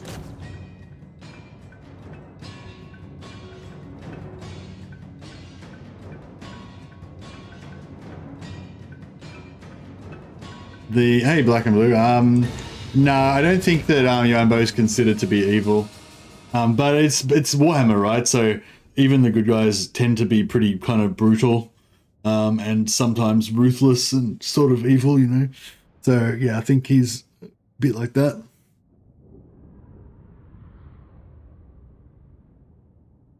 Yeah, he's like a shadowy figure, you know. I don't think he's meant to be fully evil though. Yuan is OP. I don't like this as a CA strat for selling. It's why I don't play COD anymore. Every new DLC is the new meta, so got to keep up with the latest buffs release. Yeah, yeah. It's a bit. I don't think it's a really. That's a really good comparison though, Lucius, because this isn't a competitive game. Like at its core, Total War is a single player game. I believe. You know, I think the multiplayer that they've been developing over the last few years is really cool. But I think that I still think that the multiplayer primarily exists to help them sell more single player. You know what I mean? Like, sell more games for people to play single player. So it's like, yeah, on the multiplayer side of things, CA is usually pretty good at balancing that. So in single player, Yuanbo doesn't have. In multiplayer, sorry, Yuanbo doesn't have half of the cool stuff that he has in single player, and he probably is going to be multiplayer. He probably is going to be overpowered in multiplayer at first, but they'll probably nerf it back down pretty quick. So yeah, but anyway, so what actually will happen in the midterm? You know, like in the short term when the DLCs first come out, they're usually pretty OP, you know. But then they balance it for multiplayer after a while, hopefully. But they'll remain not balanced in single player, right? But the thing is, in single player, balance doesn't matter, right? It's irrelevant because it's single player, right? So in single player, it doesn't really matter whether it's balanced as in power level. It just matters whether it's balanced. For me, like in my opinion, it just matters whether it's balanced in terms of fun, you know. And as new factions come out, they get more and more like fun. They get more and more complex and interesting, and there's more and more interesting stuff that you can do with it. Yeah, so that's kind of the problem that I have with it. Not so much that the new factions are overpowered, but the new factions are just better. Like, you know, they're just more fun. They're cooler, and yeah. So if your favorite faction happens to be one of the older factions, then you know it's a bummer because you know you want your faction to be cool, but that's not gonna be that cool. Yeah. Anyway, that's my sort of slant on it. But I'm not trying to say my opinion is more valid than yours or anything. I just thought since you were offering up your opinion, I just thought I'd offer up my opinion on the same topic. It is mine by blood right. But yeah, no, I know what you mean. It is sort of annoying that they keep making the new factions overpowered. But yeah, I guess it's just a fact of life. If you would turn down such I feel like in single player it's not such a big deal, I think, but in multiplayer I think it is. Like, I think they need to be careful not to, like, well, actually, I don't know if they care or if they understand or if they realize whatever, but every time they bring out like a new faction and it's OP in multiplayer, it actually damages the multiplayer community because, you know, like, because then everyone who uses the new faction just smashes everybody else, and it's just stupid. And then they have to ban the new. You know, like if Yuanbo is like so overpowered in multiplayer, then they have to like ban Yuanbo from all of the competitions, and you know what I mean. It's just damaging to the community. It's not like, yeah, so I feel like they need to like, I feel like I understand that they want to make the factions like OP and exciting to use and fun so they can sell the DLC. That's fine, that makes sense to me. But yeah, but I think they need to not do that with multiplayer because it actually damages the community.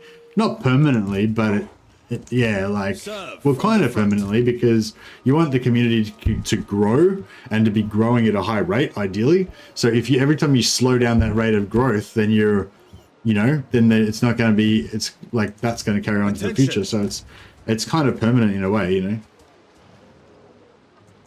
Celestial General.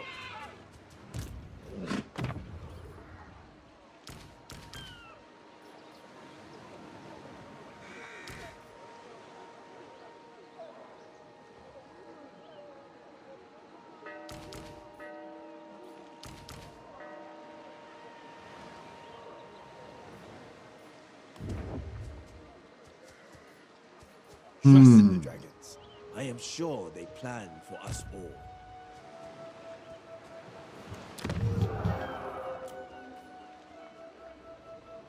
I don't know what to do. 2 turns. We need you, Xiaoming. We need the Iron Dragon.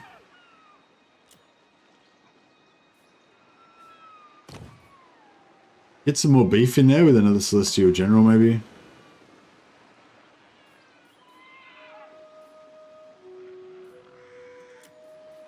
Celestial General. And we got 4 armies. Power in the blood. The war drum. I don't know if the war drum actually does anything. I must keep. I mean, it does do something. I'm not sure it's going to help us in this specific situation. I mean, Celestial ancestors. Leader of men. Celestial General. All right, we'll see how they go with that. That's going to be interesting. I guess if we can at least weaken them a little bit, then that'll be good. Dragon-blooded Shogunga. The Storm Dragon. I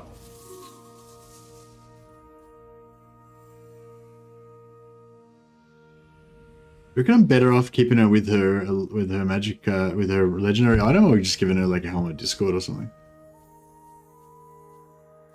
or even gambler's armor maybe. Yeah, I kind of think she's better off even just with gambler's armor. Then at least she's got 8 wood save. Give her a Tormentor sword. Give her a little bit of extra melee defense. Shielding, channeling stuff. Does she have any channelable abilities? Not really.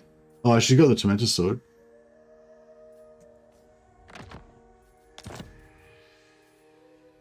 Yeah,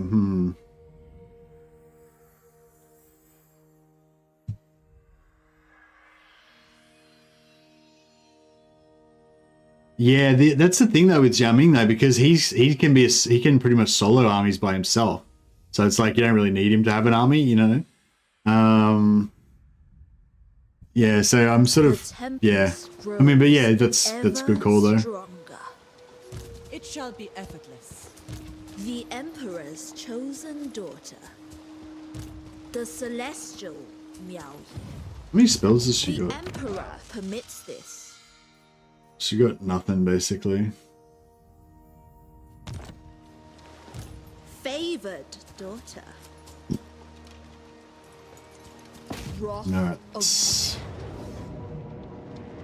No flyers in this one.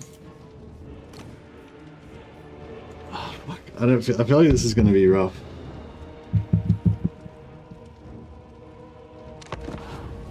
Oh well, it is what it is. But yeah, it'd be good to get double army buffs. But even just the 20 armor by itself, I think is going to be really strong.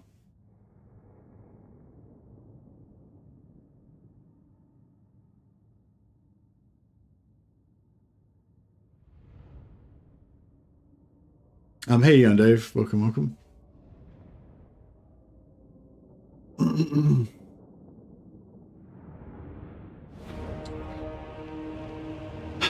Yeah, I think we might fight in the forest. Because yeah, those ranges are going to be really shit. So if we fight in this forest over here, that neutralizes their range pretty much. Or actually, no, actually we'll just fight over here, right? These guys are not actually unbreakable, are they? No.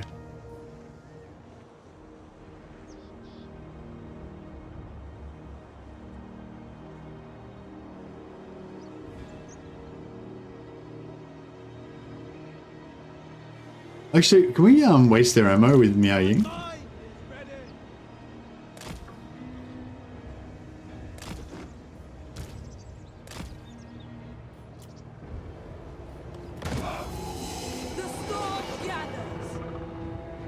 Show courage. Show The artillery. We can waste their artillery. unity. This is the Cathayan way. Oh no, we're not gonna wait.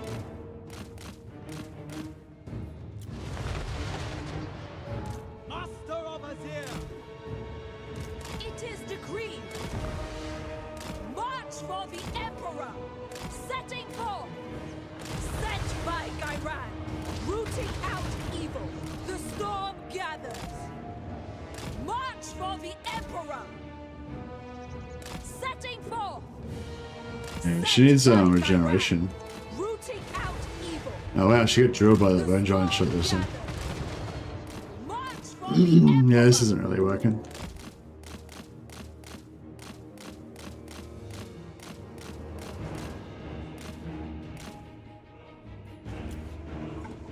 I hear the heaven. Certainly, of course. There is a way. Setting forth. Master of the winds.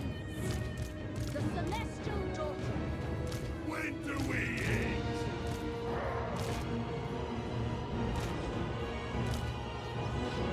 I'll hide him over there.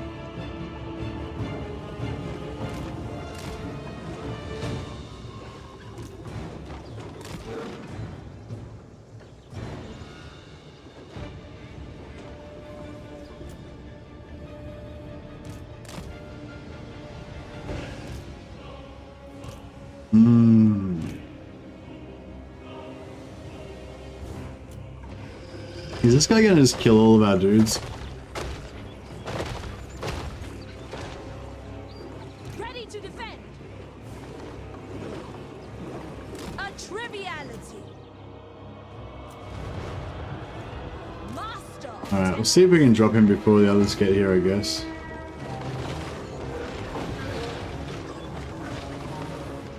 I stand ready. It looks like they're doing a bit of damage.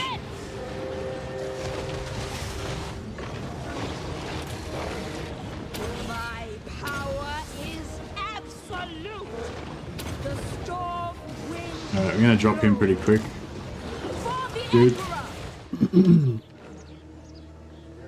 Oh, these guys aren't hidden.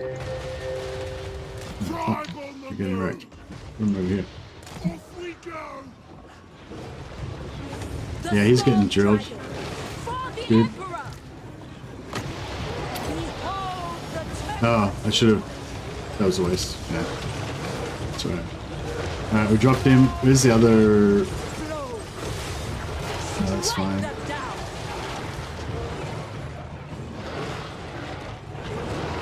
Mistress of storm.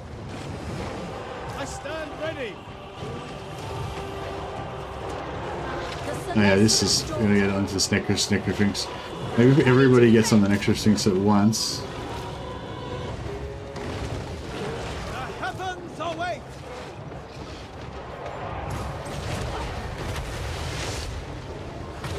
Bathe in celestial light. Master of tempest. Execute them. Alright, hopefully get rid of some of these halberds. It's doing a bit of damage. Yeah, we just went that halberds together. The next Sphinx is getting wrecked. Man, these lines aren't too bad. I mean, some of them are getting drilled, but in general.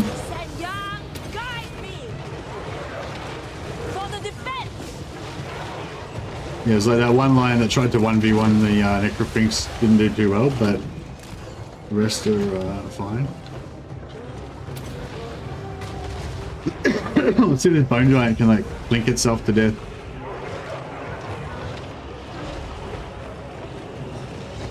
No, this one got shattered. I mean routed. Fire in the blood! Kiss of the spirit dragon! We nearly got that Necro Sphinx down. Sent by Gairan.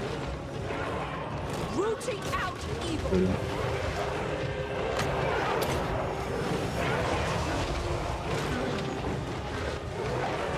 Alright, maybe time for some fire.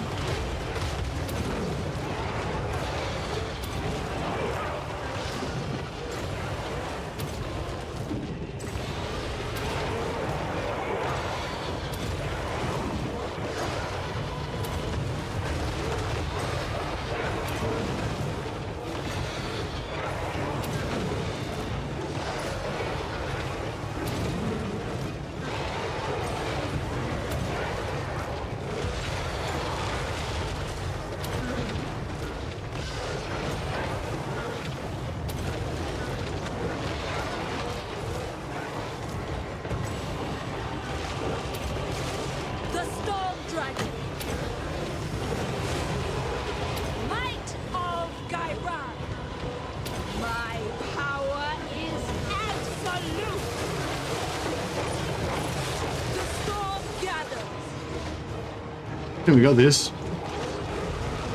Target the caskets. Missile mirror range 200 meters. Don't think we can. Nah, I can't reach. But yeah, that would be a good idea. Would have been a good idea. Actually, we could send the we could send the ogres after him.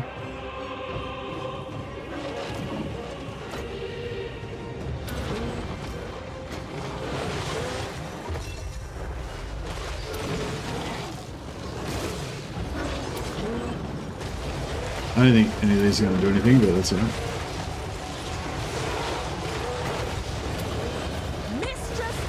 Oh, out of winds magic. Shit. This probably shouldn't have gone quite so hard on that. That's alright.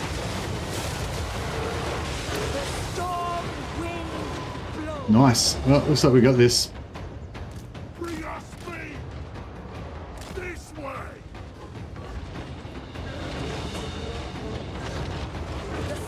Yeah, we could peel off one.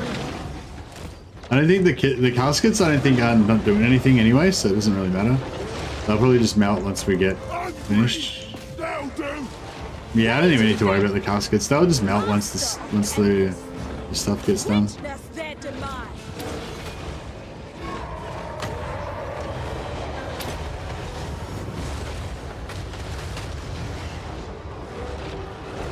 Yeah, I think our work here is done. Okay. Maybe, I don't know, maybe the Lion Doom stack is good.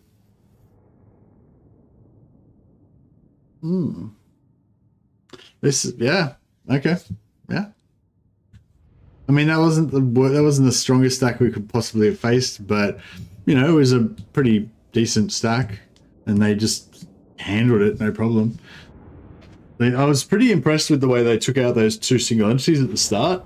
I mean, obviously we're pretty outnumbered. It was like 15 lions onto one dude, but still, like, they seemed to do pretty good. And they didn't really start taking damage for a while. I think maybe there was the War Sphinx that was wrecking them at first, and then I'm not sure what else was hurting them. We must break their spirits. Dragon-blooded Shogunga. Handled. Child of the Nine. The dragon-blooded. It suits my purposes. Erect a shrine to our ancestors. The Storm Dragon. I forbid all hesitation. Footsteps in harmony. Oh, it was like over a stack. Windshaper. over 1 stack's worth of lions, but still. Master of Feng Shi. I was born to wield it. Okay. Alright, I think I'm a convert. I think I'm down with the the Jade Lion Doomstack.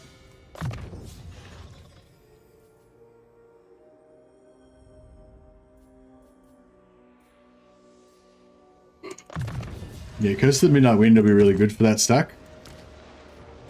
Favored daughter. Control +2 for all provinces is good.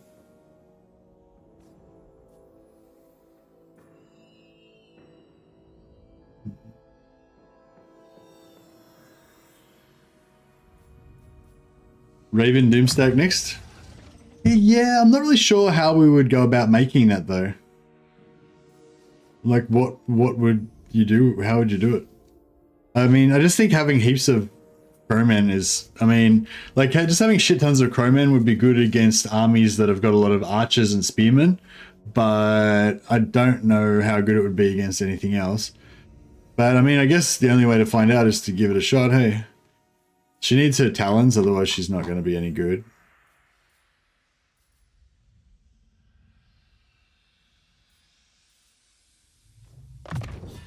I was born to wield it. Hey Bal, how's it going, buddy? Welcome. Yeah. Yeah, these guys are gonna get fucked, but that's alright. Such is life. I might. I don't know if any of this is securable. Really, but hold up, Shrine of Sotek, I guess. Oh no, I might just go for tier 4. Yeah, I might just go for tier 4 for now.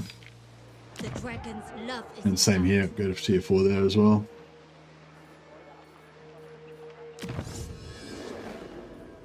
Yeah, I'm good. I went to the gym yesterday, which was really good. I mean, I was terrible, but you know, you got to get started. You got to get in there, and it's always going to be terrible when you first go back and you're all fat and out of shape and everything. It's currently where I'm at. Shugengan Lord reporting. But no, it was good. It was nice to have a workout and feel like, you know, feel good. You know, like feel like that after you've had a workout feeling. Come home, have some dinner, have a good sleep. Oh, some sleep. So yeah, that was my day yesterday. My wife's been trying to get me to go to the gym for a while.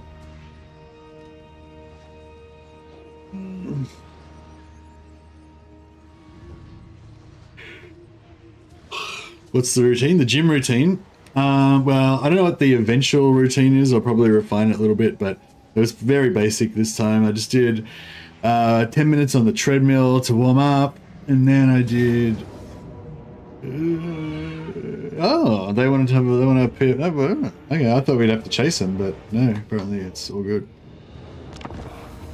Yeah, I did like 10 minutes on the treadmill, then I did... I was just working on the bag because I didn't have anyone to hold pads for me or anything, so I was just doing like it's embarrassing to say, but like I'm pretty fat, guys. Like I'm like 100 and I think I'm like 112 kilos, and I'm only 5'11", so like I'm 180 centimeters, I think. So I'm not like super tall. So, you know, 112 kilos is pretty heavy for my build. And I haven't worked out in like 4 years. So yeah, it was pretty bad.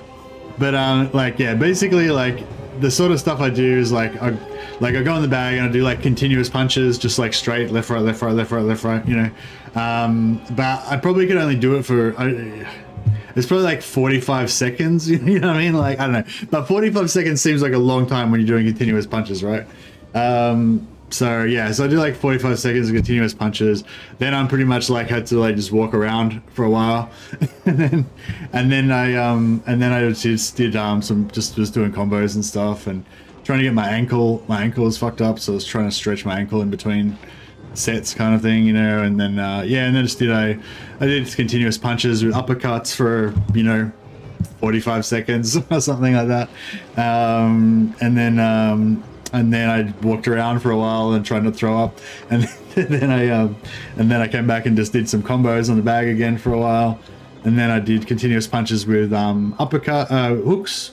We used to do this like you do like body rip, head hook, body rip, head hook, body rip. But it's pretty, that one gets you pretty tired pretty fast. I don't even know how long I lasted on that. I don't think I even lasted 45 seconds on that one. And then I just walk around, try to like just keep your hands up and just walk and like do some ducking and slipping and stuff. But mainly focusing on trying not to throw up. And, you know, and then go back, do some more combos. And yeah, so I did that, did that for about an hour. So yeah, but like, yeah, an hour workout I think is pretty good for boxing usually, but yeah, a lot of, you know, instead of doing like doing rounds and then doing like a 1 minute rest and then doing another round, it was like, you know, a 1 minute round and like, you know, and then try not to throw up. But yeah, it's all right, it'll get easier, it'll get easier each time. Yeah, and then we finished off with some abs. My wife and I did abs together we did like, I don't know, 100 abs.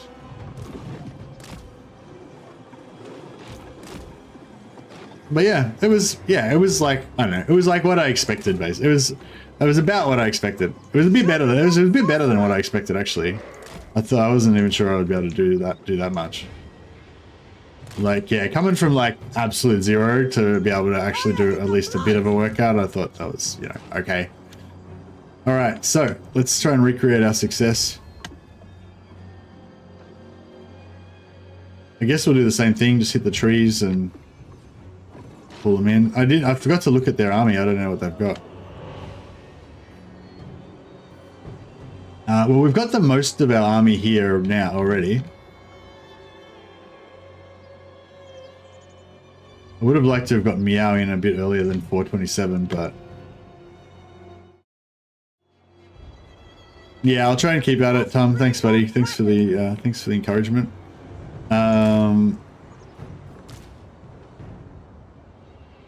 Yeah, it's just a psychological game, isn't it? You just got to keep plugging away. But yeah, so I think the plan at the moment is to try to hit the gym every now and again, maybe like once a week or something, because it's kind of expensive. It costs like $20 every time I go to the gym. But yeah, the plan is probably to try to hit the gym like once or twice a week, and maybe try to do some more runs.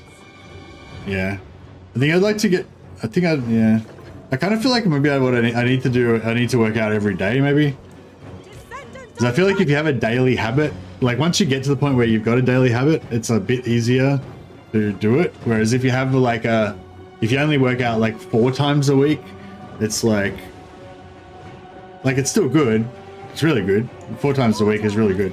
But like if you're struggling with motivation, like, you know, if you have days off, then it's easy to be like, oh, maybe I'll have another day. Maybe I'll have an extra day off. Or I'm feeling a bit tired. Maybe I'll have 3 days off.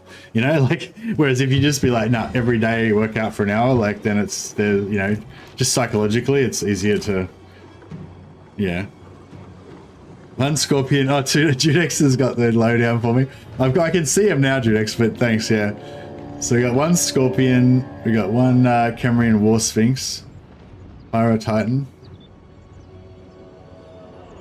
Yeah, I don't know, I feel like this one doesn't look as bad as the other one. Two Hero Titans. Is it Hero or Hero Titan? I always say Hero Titans, but probably Hero Titans. Like hieroglyphics, Hero Titan. Hey Ken, reasonable to buy it? I'm not really allowed to say whether I think it's reasonable to buy it, Kent, which is sort of weird, but basically, I guess basically, yeah, I'm like, well, if you can't afford it, then don't buy it. But if you can afford it, but you don't think that you should have to pay for it, then yeah, that's totally reasonable. Don't pay for it. But if you absolutely don't give a fuck and you've got heaps of money, then yeah, you will enjoy it. Like it's good, you know.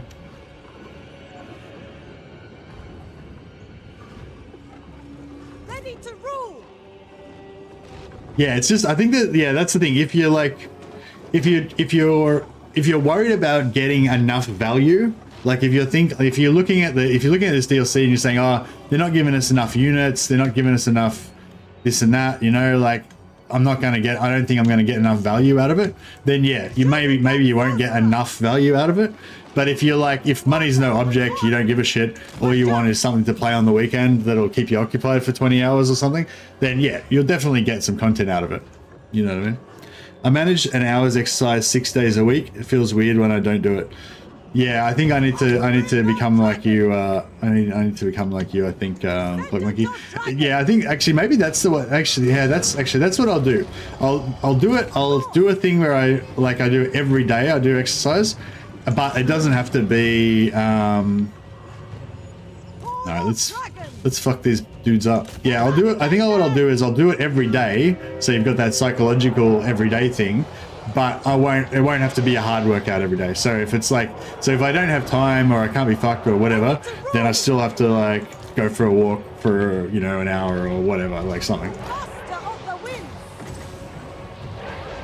Let's get a big burner going.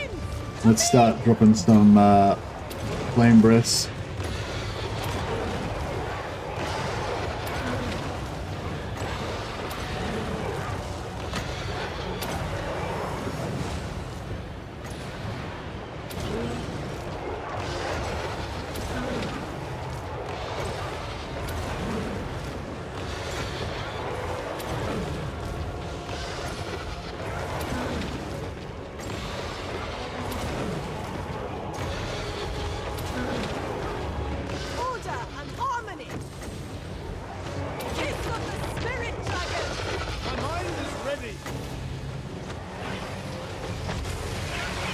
I feel like this one that you ran in Thunderbolt, that's not bad on like cavalry and stuff as well, eh?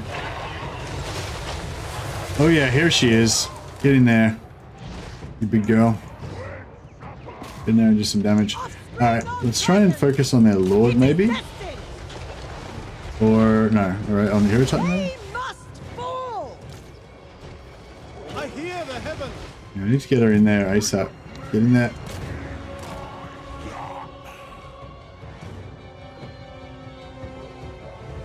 She'll leave him out. The storm dragon, the storm unleashed, descendant of dragons, age of the celestial court, the celestial wind.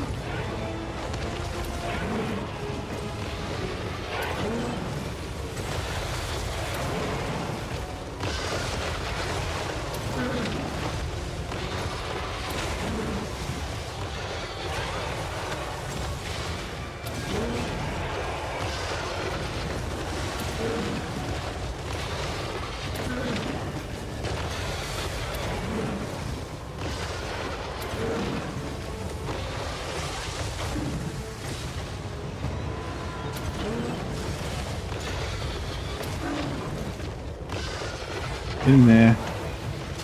Gairan's fury,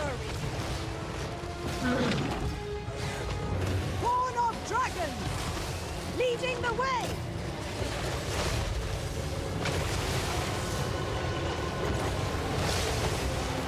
Dragon, Trying to get rid of those halberds. ready to defend. Behold the tempest, the storm wind blows. Ready to rule. I give assent. The storm wind blows. Shogungan sorcerer.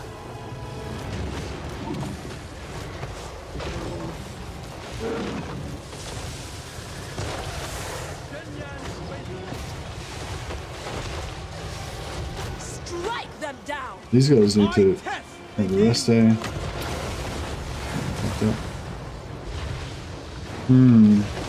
Yeah, we're struggling a little bit. We're out of wins.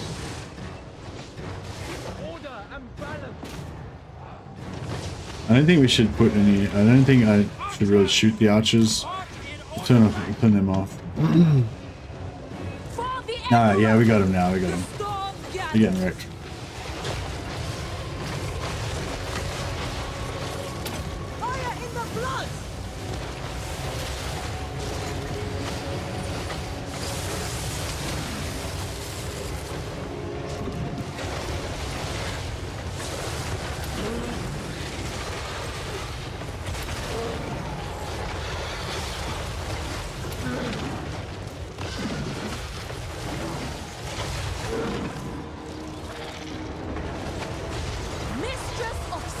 gotta get rid of this. Execute them! Sent by Gairan! Get rid of this Cameron War Sphinx. The Celestial Daughter, the Storm Unleashed, Might of Gairan, Offspring of Dragons! Yeah, I think we got it. We got it.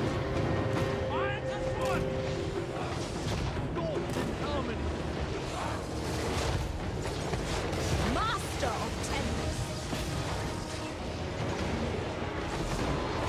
One woman Doomstack has arrived. Yeah, she's come to sort it all out. Gairan's fury!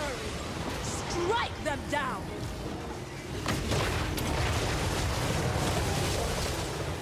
Order and harmony! Sorted.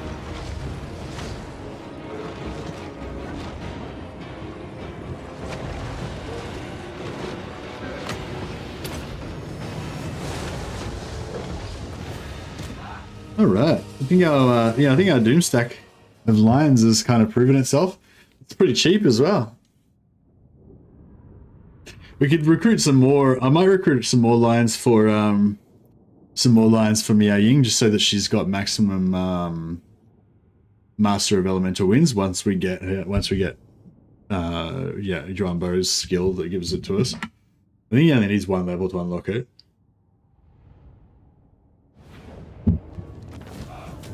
I do that 6 days, but it took a while to build up to it. Just stretch and walk at first, in my opinion. Yeah. Yeah, that's what I'm thinking I'll do. Walking takes so much time though. Like, I kind of, because of my schedule, because I kind of like sleep. I usually try to sleep for like between 1 and 2 hours before my streams, and then I sleep for like 3 to 6 hours after my streams.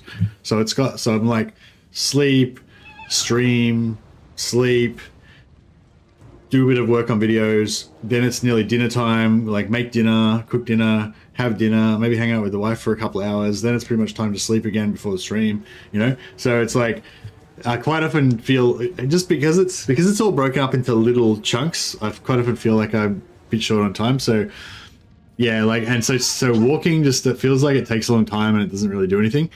But I think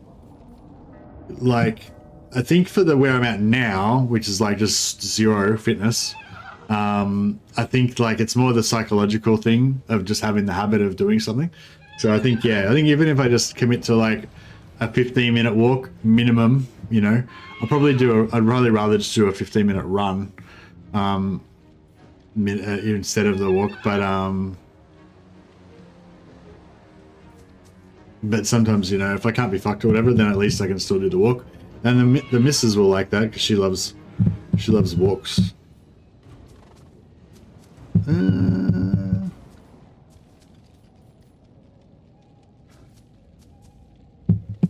I want to replenish or want money? I mean, I kind of like money, I guess. I don't really need it though. I don't think we need the replenishment though. Show them mercy. Ugh.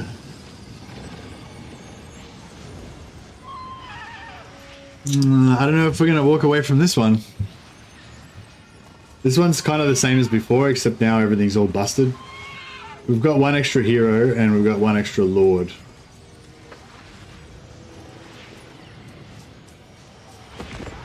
So yeah, schedule an hour a day access. Yeah, well the hour is before dinner. So the hour would be before dinner, but that would mean that would be an hour off of the end of like trying to work on making videos and stuff, which I feel is kind of the part of my day that's already too short, you know. So yeah, that's why I feel like I'm going to be tempted to like skip it, you know. But if I just sort of have like a minimum 15 minutes, at least we do a minimum of 15 minutes exercise a day, because I've been doing like literally no exercise at all for like 3 or 4 years now. Pretty like not even incidental exercise, because most of that time I've been working from home. So I haven't even had like that incidental exercise of like walking to the train station or anything. I've just been like literally just sitting here, just doing YouTube, doing work, doing my office work, and then doing YouTube again. So yeah, these don't have enough hours in them. I know. I'm a big proponent of the 27-hour day. Oh, I don't even want to fight this battle. It's like, fuck, this is gonna suck.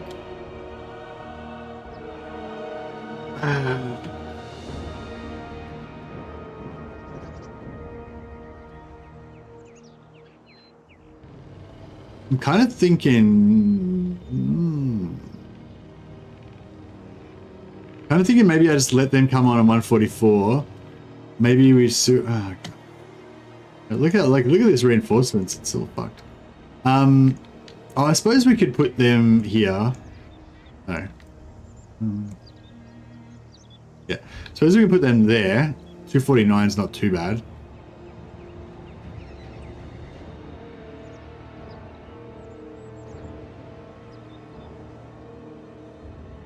.427 is pretty bad.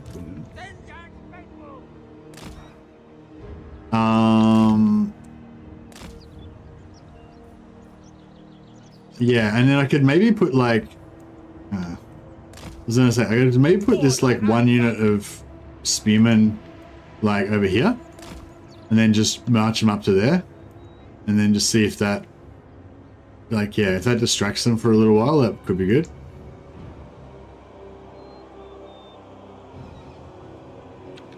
Yeah, no, I mean I can stick to a timetable. I just don't know if I want to though, you know.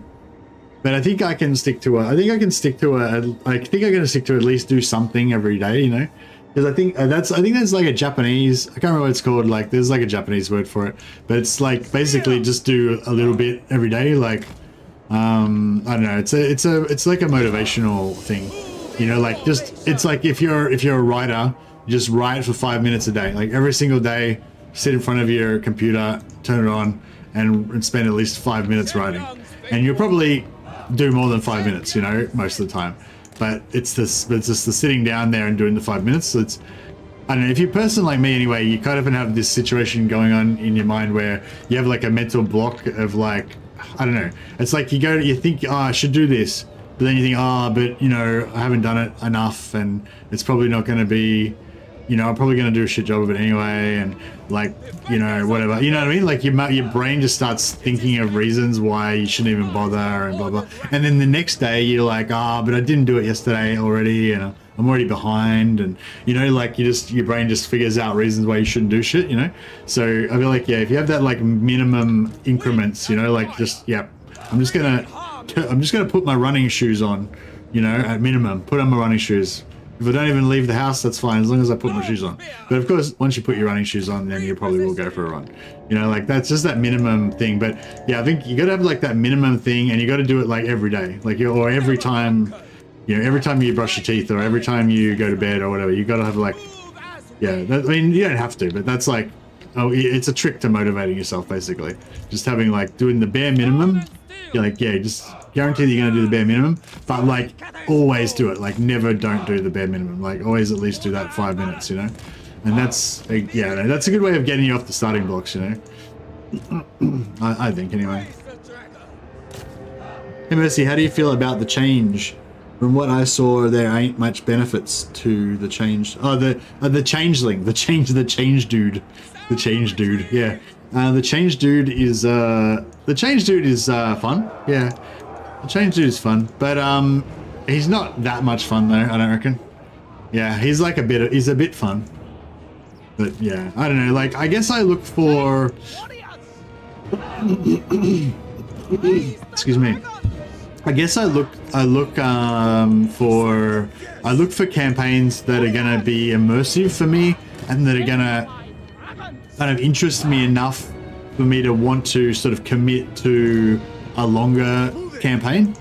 You know, and yeah, I think the change dude is not that. Like he's unique. The changeling's very unique, and he can do some cool stuff that no other faction can do. Like he's unique. He can do stuff that no other faction can do. So that's cool. But in terms of like, it's hard to say. It's sort of, it's hard to tell. It's a bit like, I don't know. I'm trying to explain what it's like. It's a bit like the Horde thing. You remember how like when you play Horde? Well, for some people love Horde gameplay. So for you people, I don't know what to tell you. But it's just ignoring the people that like Horde gameplay. But for the people that don't like Horde gameplay, yeah, like it's sort of the same thing as why Horde gameplay is shit. Like it's just there's no, I don't know. Like you don't feel very connected to the campaign and to Yeah, it's like the thing that's cool about the changeling is the same thing that sucks about the changeling. Like the fact that you're like just above everyone, no one can really touch you. Like you're pretty much invincible, and like that, you know what I mean? Like that's the exact thing that makes it shit as well. Which is, I don't know, it's hard to explain. But yeah, like if you want to be powerful and be able to do lots of really cool, crazy shit, then yeah, the changeling's the best at that. Yeah, he's like given an unlimited amount of time, he's probably like the strongest faction in the game because you can't lose and you always win. You know, like yeah, somebody was saying to like the can't lose thing doesn't really matter because most factions you can't lose with. And it's like I don't know if that's really true. Like, I mean, there's a lot of factions that are pretty easy. But I don't think it's like you can't lose. Like, I mean, yeah. Anyway, but yeah, with the changeling, you pretty much can't lose at all unless you're actively trying to lose. And also, and if you're patient, if you just have a bit of patience, you just wait and build up all of your cults, then you know, you can just get to the point where you've got infinite amount of income and. But it's like, I don't know, it just doesn't, like, yeah, I don't know. I like the Beastmen, but I never felt the need to play it more than 2 or 3 times a year. Yeah, Beastmen sort of have the same issue in a way, or similar, like they're different, but it's all kind of the same stuff. Well, I think that worked really well. I think that worked really well, that distraction. It fully spread them out and made it so it's really easier for us to, you know, knock them all off. But March in order the ranks. Now expects Celestial General. Lady of the Deep Wood. I must overwhelm. They will perish! It pleases the dragons. just got to get them out of there before too long. Oh, you should be able to deal with these chariots, hopefully. Sent by dragons. Fought in harmony. Will of the dragons.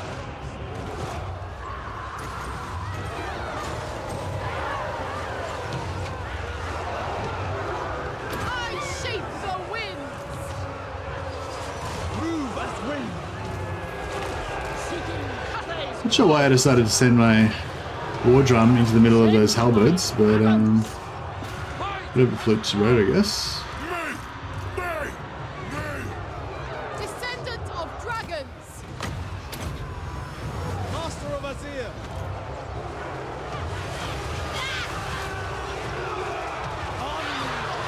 Kill for Cathay. I stand ready. My mind is ready. Oh yeah, do these guys...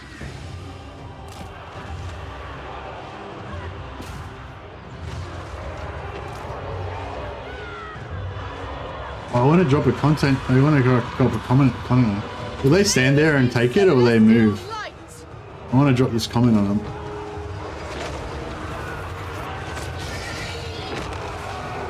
Ah, I mean, it did pretty good damage on the archers, but I wanted these sharptooth to die. Yeah, let's get these special crowmen and get them over here.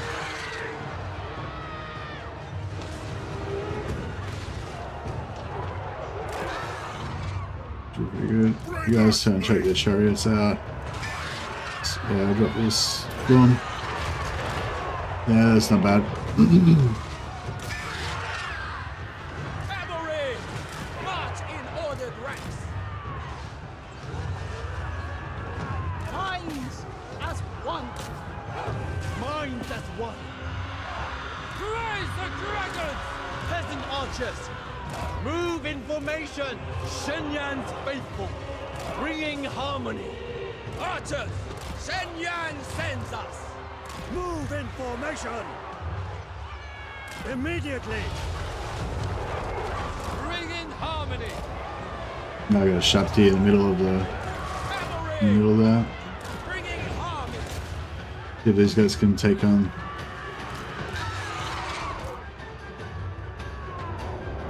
Yeah, we're handling that. Attack in unison! Hopefully that's going to take out some of that.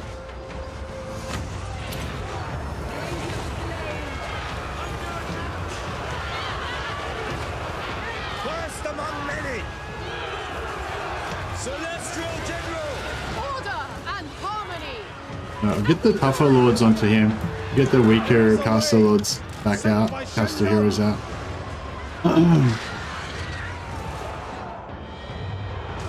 Let's start working on his chariots over the side. Get rid of them. We're getting there now. I hear the heavens.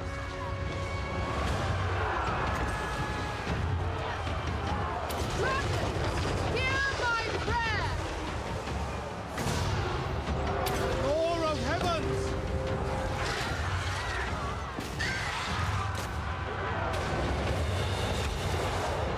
Yang sends us.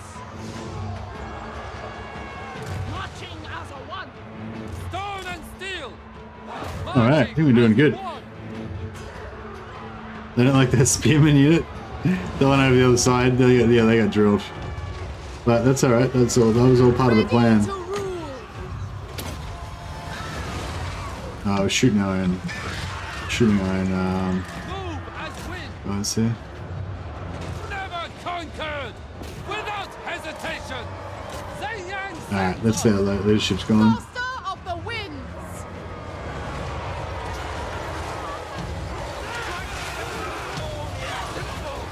I shape the wind! Art of Shinko. Attack in unison! The heavens guide me. Slay them! Seeking Cathay. Oh, we lost our regiments of renowned crewmen. But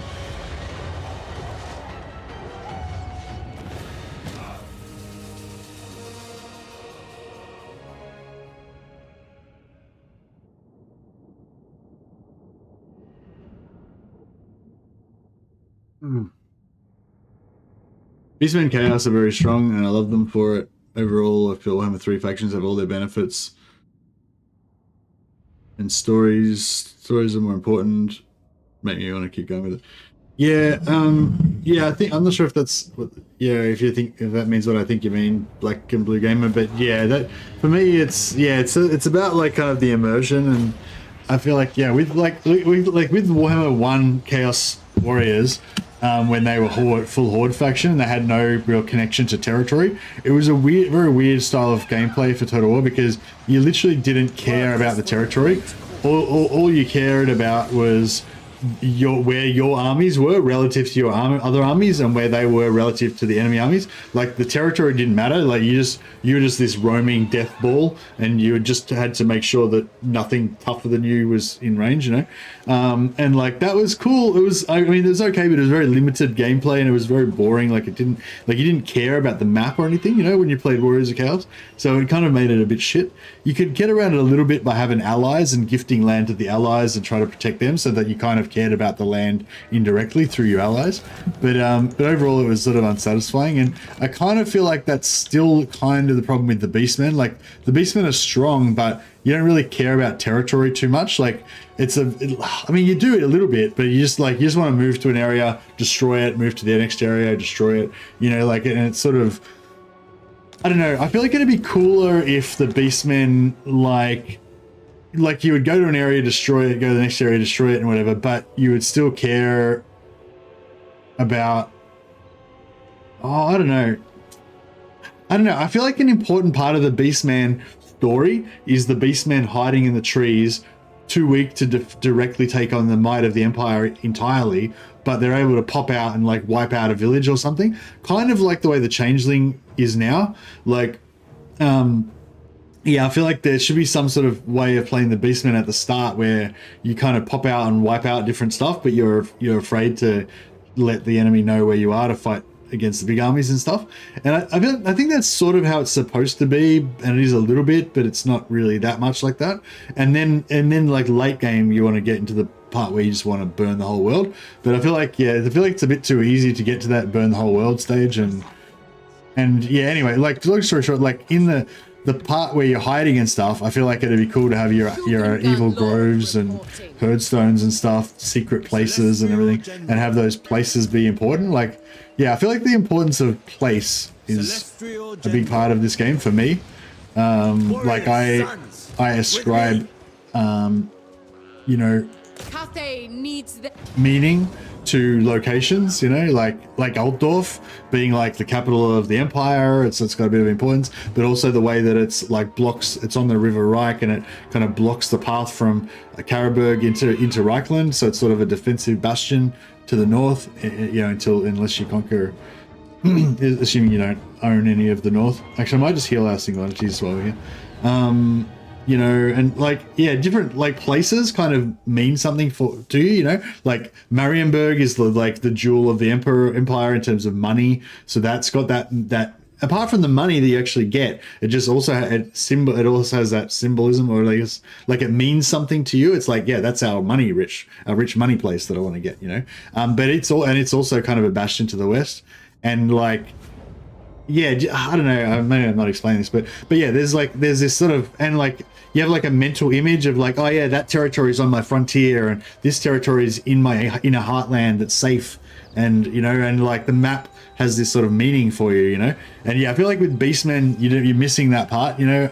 I don't know if that's the key reason why I find Beastmen a bit unsatisfying, but yeah, I feel like maybe that is it. And I think maybe if the Beastmen's herdstones were a bit more, I don't know how to fix it, but yeah, I don't know, that's sort of how I feel about it. And but yeah, and the thing with the Changeling is the Changeling has that same problem, but to the nth degree. Like, you just don't give a shit about anything. Like all of your like, it's just numbers. Like all your cults are just numbers. Like another cult, doesn't matter where it is, really. It's just, you know, it's just going to give you another 2 cult supplies per turn, or it's going to give you another few hundred gold per turn.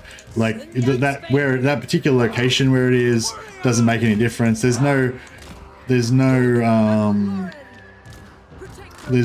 like landmarks for cults. Cults don't have any landmarks at all. So, you know what I mean? So one cult is exactly the same as the next cult. It doesn't really matter where it is. It doesn't, you know, like, so you don't have, yeah, so the Changeling doesn't, I don't know, yeah. So the Changeling is sort of weird. Like the way that you get the meaning out of the Changeling is by interacting with the AI. So it's sort of like your stuff doesn't really matter. It's their stuff that matters, right? So just say you were trying to like be a parasite of Karl Franz and stuff, I guess you would sort of take all of that meaning of the places from his stuff, right? But it just, I don't know, it doesn't really happen. It doesn't work really, I guess, for me, just in terms of that aspect. But, yeah. Currently, Cathay is totally unfamiliar, and I struggle to plan strategic movement. Have you played much Cathay, Cloak Monkey? Have you played Cathay at all? Are you planning on buying this DLC, Cloak Monkey? You're gonna skip this one, right? I think you said.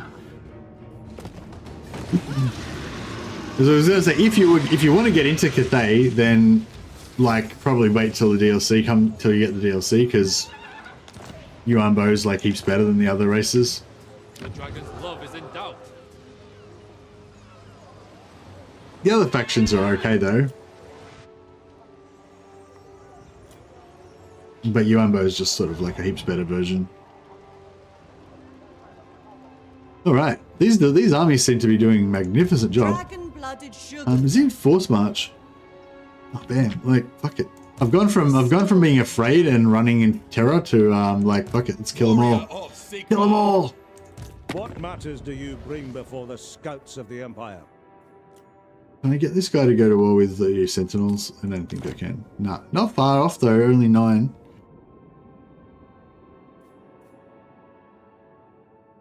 Just invading Cathay now? Oh, nice.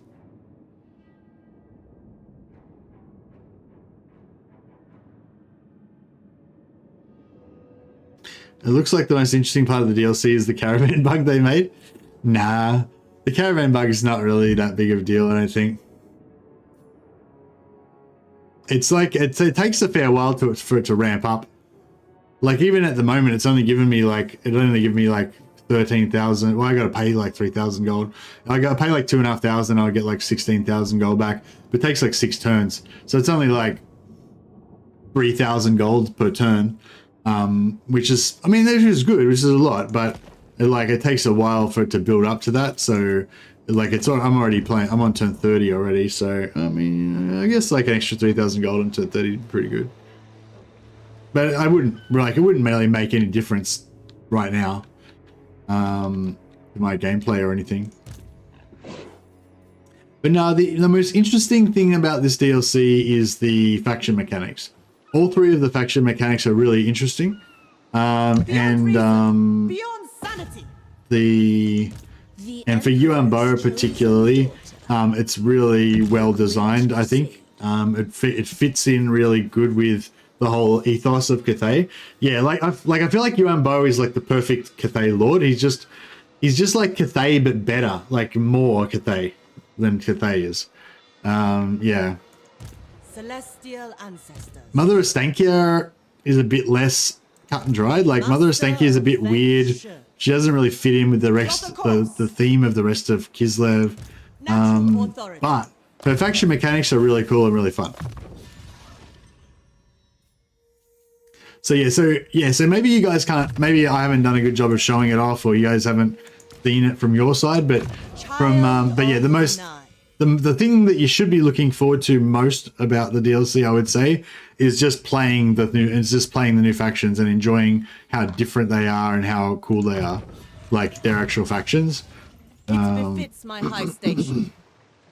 The Crowman and the Jade Lion are pretty fun units to use in battle as well. You got that to look forward to. Same with, and Mother Estankia, her units are really fun as well. Green sails shall fill this ocean. And the Changeling, yeah, I don't know. I think they kind of missed the mark with the Changeling somehow. I don't know how, but yeah.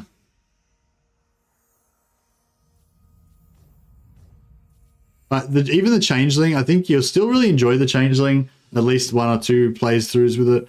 But it's just a weird, I don't know, maybe the Changeling is like, the Changeling will like really appeal to certain people, but maybe won't appeal to most people, or doesn't appeal that much to me, I guess.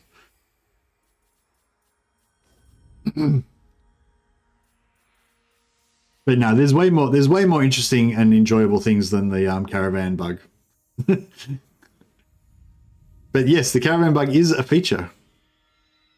I know they might end up fixing that before it gets released. I think they're going to do one more patch.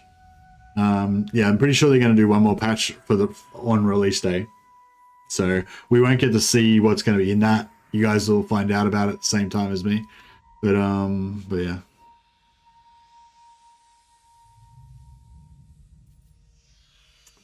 What am I trying to do with her? Oh, I'm trying to get the Talons. As soon as she gets Talons of the Night, she'll be able to wreck whole armies by herself.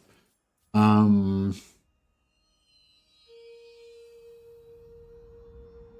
you reckon this Storm of Shadows spells is good? Seems pretty cool.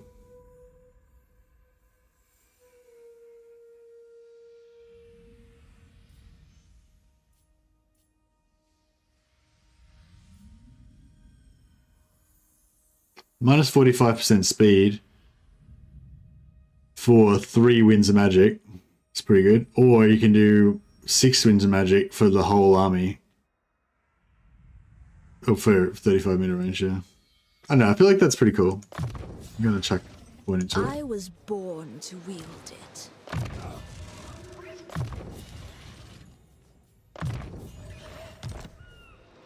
The Storm Dragon. See, there we got them running now. Causes terror. Yeah.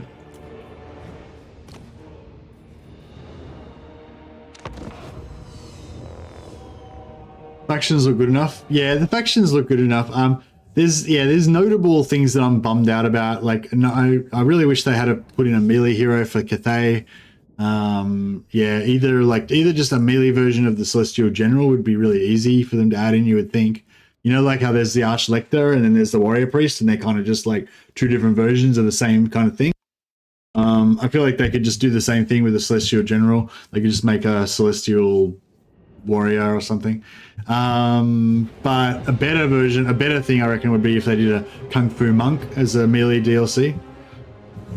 I keep saying drop the Magistrate to a hero. Yeah, they could drop the Magistrate to a hero, but I think it'd be much better if they kept the Magistrate as a Lord and made a melee hero that was actually tough. Like, that's the thing that Cathay is really missing. They need a tough melee hero.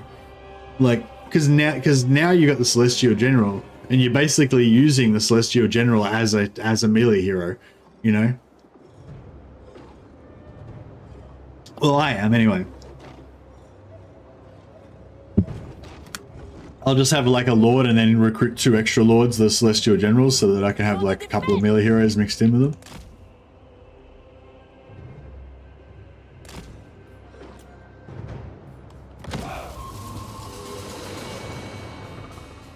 Yeah, I don't know. The Magistrate is designed to be a Lord. I think it's cool to have. I really like the idea of having like a, you know, a what do you call it? A strategist Lord or whatever, like a Lord who's a non-combat Lord who sits at the back and who buffs everybody. But you need the buffs to be good enough. I think you need the buffs to be longer range, because at the moment the buffs are like 100-meter range, so you have to be like right in the action to be able to actually use the buffs. And I feel like if you're going to have a non-combat Lord that's piss weak in combat, you don't want his buffs to only be 100-meter range. That seems a little bit counterintuitive.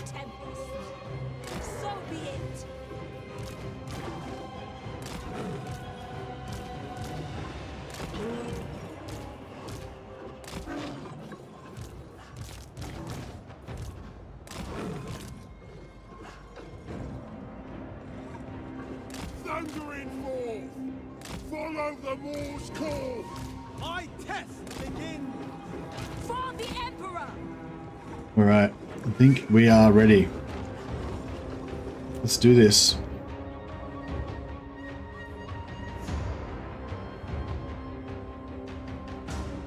Oh, he just landed a shot then.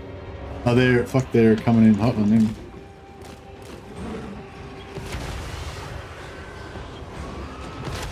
Yeah, there we go. Just need to keep watching the health. Yeah, nothing's really hitting too hard right now. Alright, we'll pull her back in and pull him back in as well. Ready to defend! Rooting out evil! A triviality! Is he coming in? Oh, fuck it. Alright, let's do it. We'll just charge him.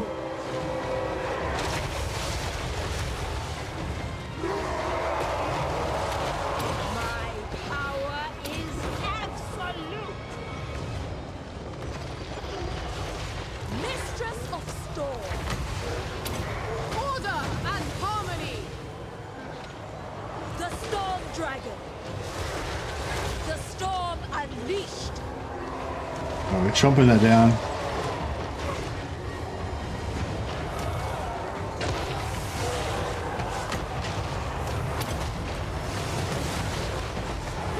For the defense! Execute them!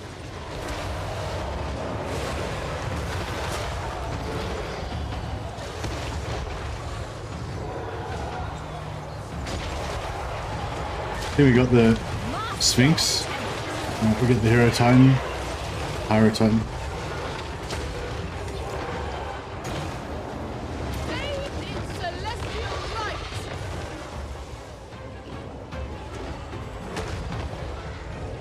For the Emperor! Alright.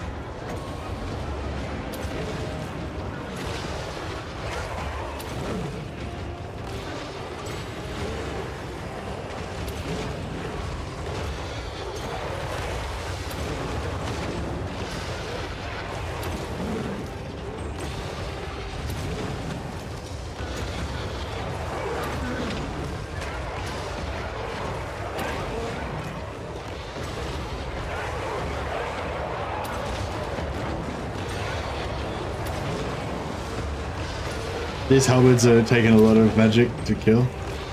Not really happening for us.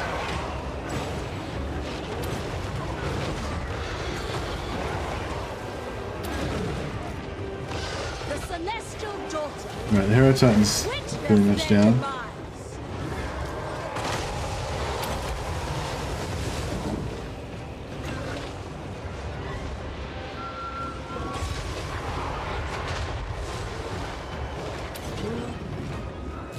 No, probably should have been doing this earlier.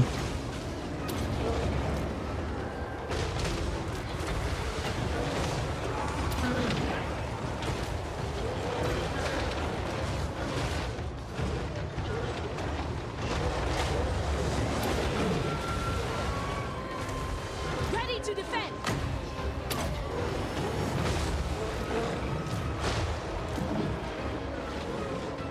The storm wind blows. Alright, I might go after. I might just pull this way. Oh, wait, just do that. Mistress of storms. I'll try and pull in deeper. See if we can pull.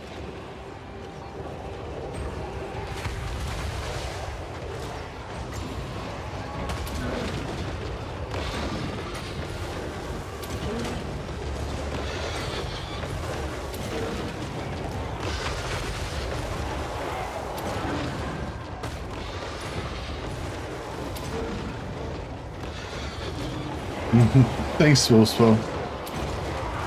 Wolfspell's being a good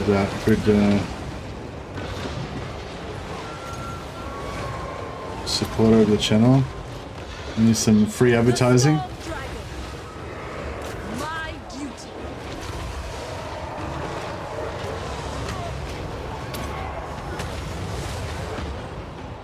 Yeah, it's actually not bad. It's just it's the whole thing. Like when you have lots of single entities together, like once you have 5 or 6 single entities or more, just the fact of them all kind of jumbling around and stuff makes it hard for the AI to kill any individual one of them. Like this one's taking a bit more damage than the rest, but most of them are pretty good.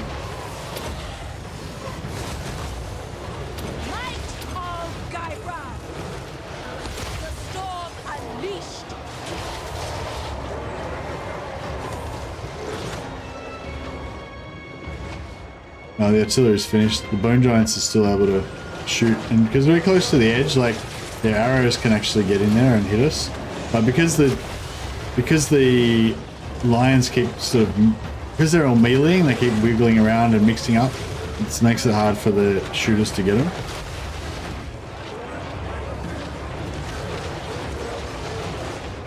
Less back shots. Yeah, that's really true as well.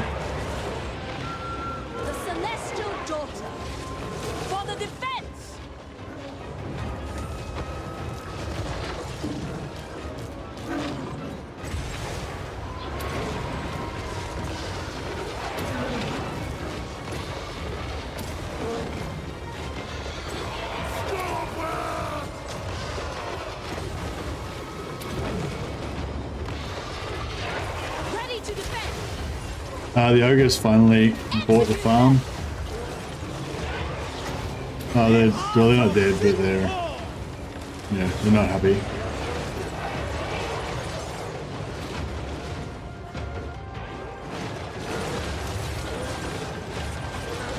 Offspring of dragons. The storm wind blows.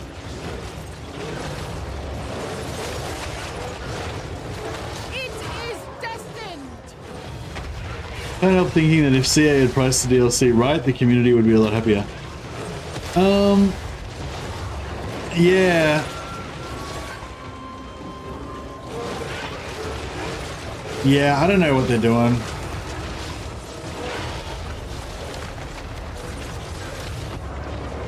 I feel like if CA had priced the DLC right, they would have sold a lot more units, but I don't know. Maybe they'll make more money anyway because they priced it so high. Like, because it's so expensive, like, even if they only sell half the amount of units, like, they'll still end up making a profit, so it's all good, I guess. From their point of view, at least.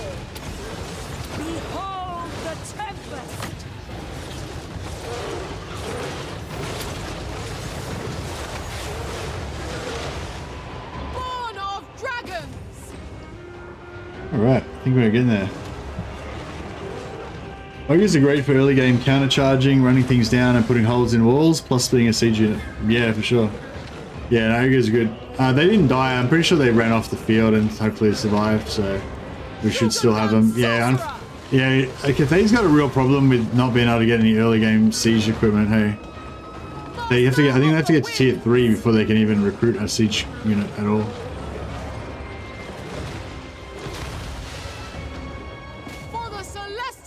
Not sure they sell half lots of people coming down harder. What? Not sure they sell half. Oh, you don't think that they'll sell half as much? You think they might sell less than half because of lots of people being angry on them and not seeing the devs getting a big pay increase during inflation? Yeah. Ready to rule. My chosen place.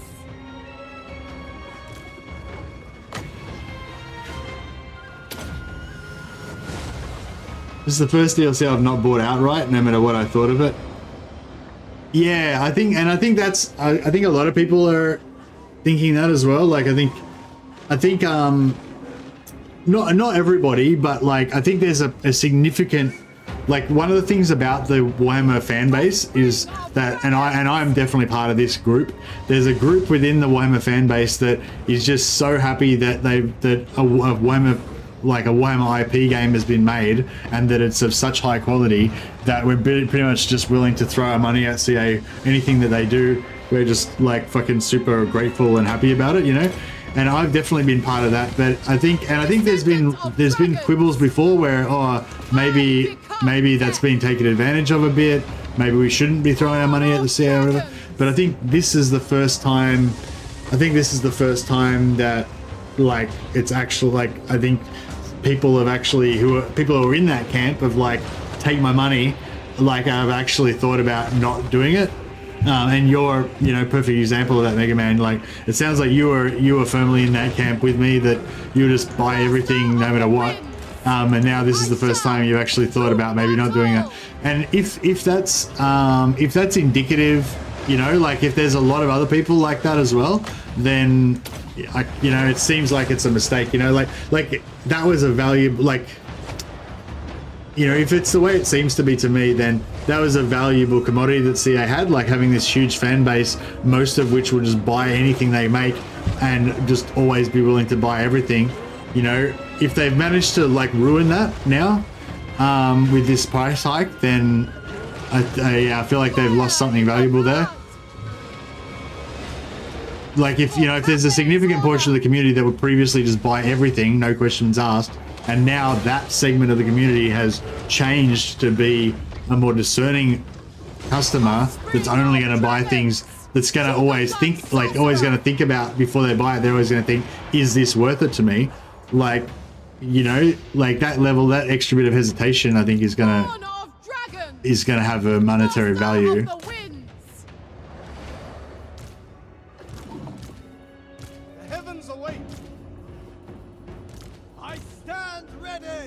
But yeah, but unfortunately, like, if Creative Assembly did make a mistake with this pricing, and even if it's obvious, it becomes obvious to them because they lose money, and they like whoever made the decision to do the pricing the way it is, if that was a mistake, it's not profitable for them, and they actually end up realizing that they fucked up.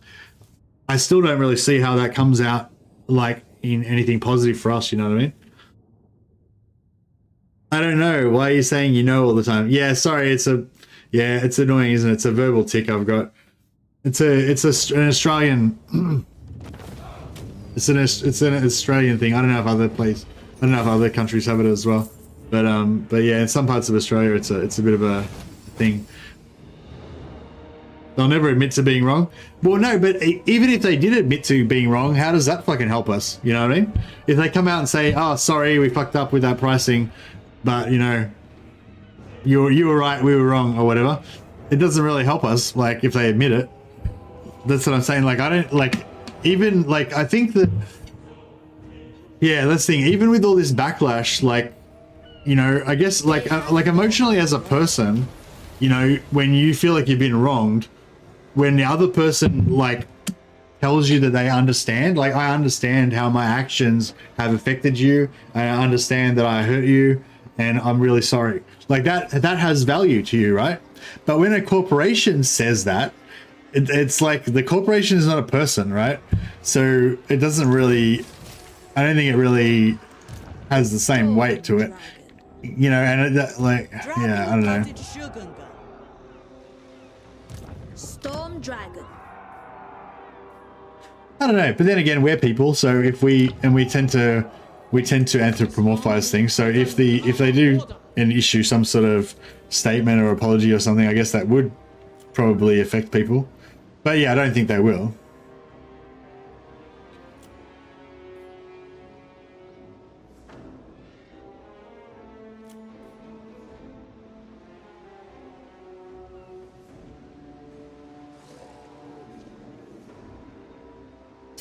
All right.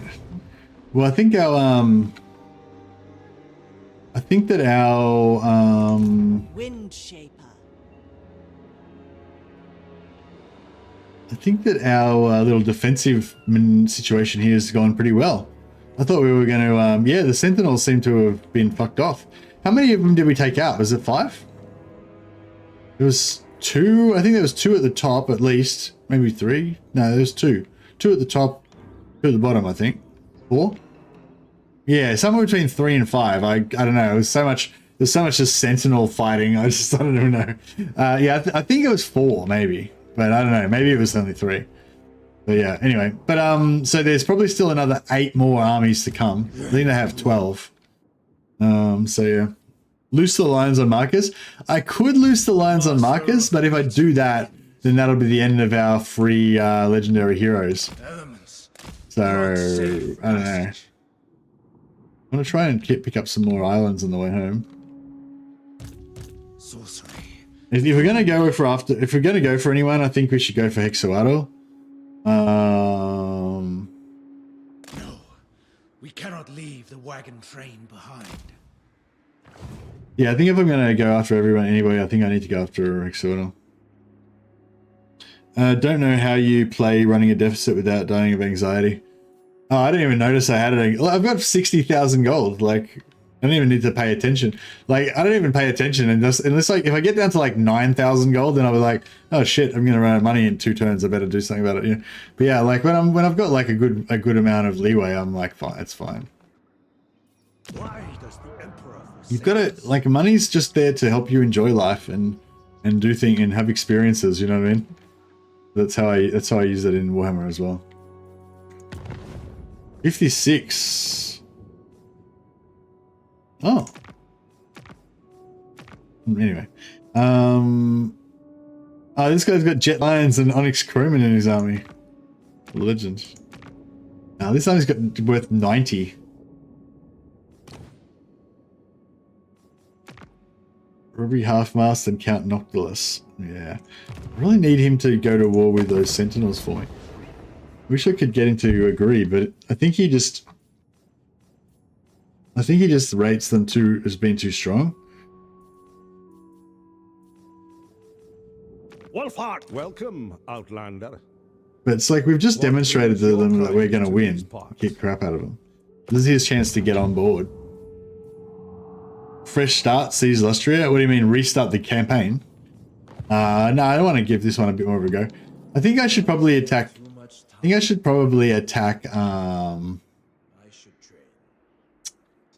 So you could, if we attacked Hexoado, then we could potentially start stealing more heroes from different people, which should be pretty fun.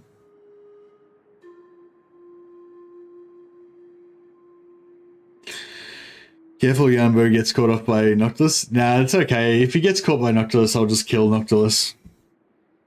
We got this. It's fine. I might make this one a commercial, not because I really want a commercial district, but just because that way we can get another gem. Oh, is it not level 3 yet? Ah, 2 more turns. All right, wait 2 more turns, then we'll commercial that, and then we'll have 6, which will be good. Head for Quintex. Yeah. Excuse me. Yeah, Noctis is going to die if he messes with me. I feel bad because we've got this cool ally of these lizards that are fully defending us from the north. Like, the reason why I only have to have defensive armies there and there is because of Hexuado. Otherwise, we're going to have wood elves, like, well, they're going to be coming down anyway. Wood elves and also the dwarfs, Grombrindal's armies, are going to be just marching down here through here. But yeah, if we might have to, like, maybe we should just take a pause for a second. Let's think about this, because, like, I think if we don't attack Hexuado, then it's going to be a lot easier, a lot less stressful. But it might be too easy.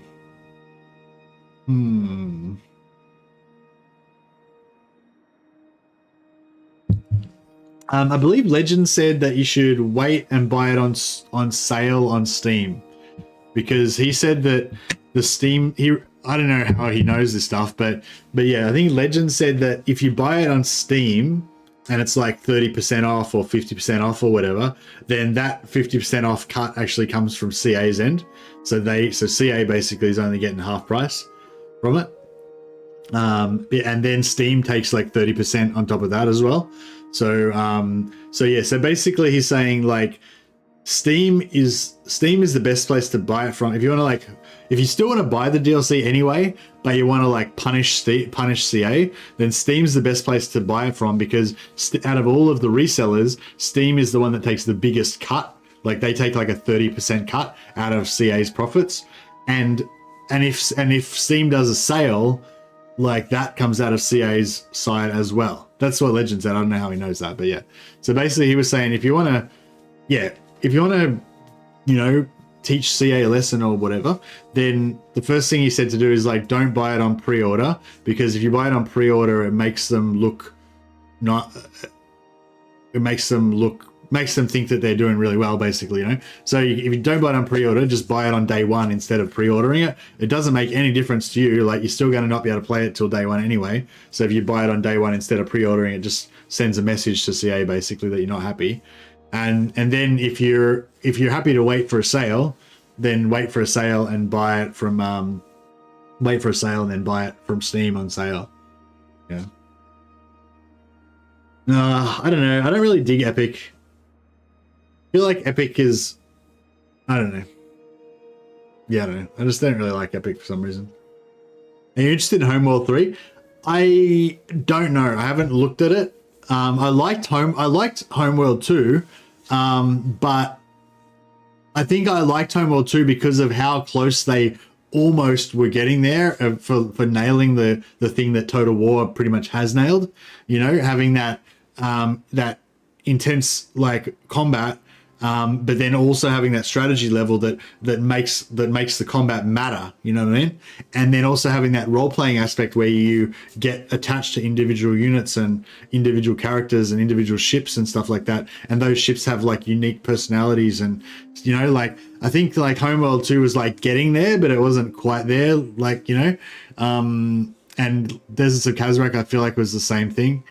And so yeah, I don't know, if Homeworld is more like Total War, then in that way, I don't mean in the mechanics of how it operates, but I mean in the way of having the visceral battles and having the meaningful strategic level and having the role-playing aspects, all of those three things combined, like, that's the holy trinity for me. And having procedurally generated content where the AI kind of does stuff, you know, kind of like Galactic Civilizations, where the landscape changes depending on who takes over stuff and whatever. You know, that's kind of like what I look for in games. So yeah, a lot of the games that are classics now are games that almost nailed that previously enough to give you a taste, and that was so good that taste was enough, you know. But they didn't really. None of the old games really nailed it, I don't reckon. Whereas, yeah, I think Warhammer is pretty close. I can't really think of any other game that has a better amount of all those three things put together. But yeah, I was actually thinking last night. Oh, fuck. I should actually do some movement, really. Get this turned on. So Ooh, Skull Island. Let's hit that shit. Celestial ancestors. Oh. Full speed ahead! Unfurl the sail! The Storm Dragon. Full speed ahead. Ride the breeze. Alright, we'll hit that. Master Next turn. Feng Shi. These guys can probably just chill where they are. For the Imperial family. Warriors, sons, with me. Get rid of this guy for now. A fine addition to my armory. Yeah, I was thinking last night actually about Warhammer and like on the negative side of Warhammer, I feel like they. I feel like in going back to Medieval 2 days, which is my last historical that I really loved, I feel like the land mattered more in that as well. Like where you built your fortresses and your cities and everything, like territory mattered a lot more. And like your recruitment, where your recruitment centers were, and like I'm not sure if it was in the base game or only in like the version that I played, but you'd have like recruitment centers that were able to produce more like knights and stuff, and they were really valuable to you, you know? And the armies themselves seemed a little bit less important comparatively. Like the territory was much more important, whereas I feel like in Warhammer the territory almost doesn't matter a lot of the time. Like the gameplay that you see me, the sort of gameplay that you see me doing a lot of the time, I just migrate somewhere, you know, or I just abandon territory and go build somewhere else or whatever, you know. Like just in this campaign, it's a perfect example. I just abandoned Cathay, don't give a shit. I've got some decent armies over here that I can make them to be locally unstoppable, at least in the local area. And that's all you really need, you know. It doesn't really matter about the territory. And I think that's like a big step away from the Total War foundation, you know, and like the reason that I'm guessing the reason they've done it is because they've found this system to be more marketable. Like people like characters, people like heroes, people like powerful armies, you know.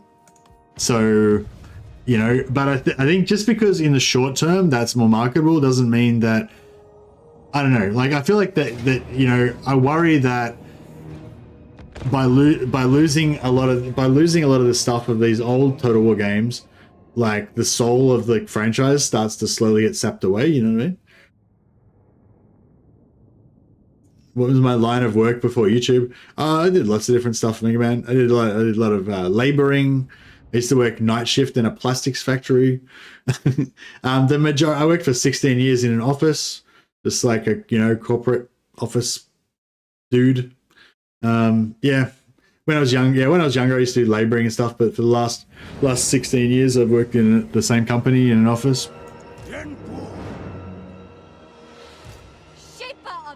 I never really had a career as such. I just had like jobs.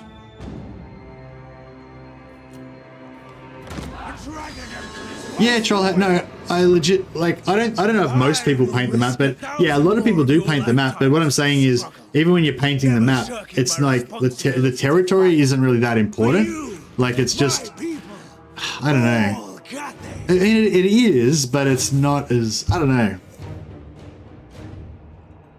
I feel like in Medieval 2, like the build up was slower with your territory. So if you built up like if you had like a settlement, you made it a city, so you'd have like more population growth as a city, and you got it like massive, and then once you got it massive, you converted it into a fortress, and then you built out all your knight stuff and everything.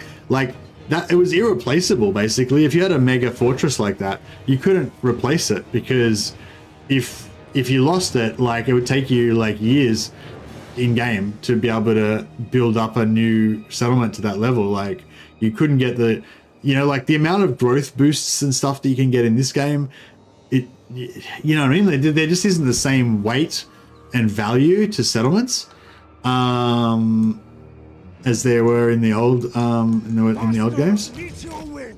I don't know. I feel maybe I'm misremembering, but yeah, do you know what I mean? Like I feel like there's so many powers in this game, like so many cool ways to like be, you know, get around things and stuff, that it's like, yeah, Anyway, it's just, I don't know, it's just the type of game that it is. Like, I think it's totally appropriate. I think that is totally appropriate for this game.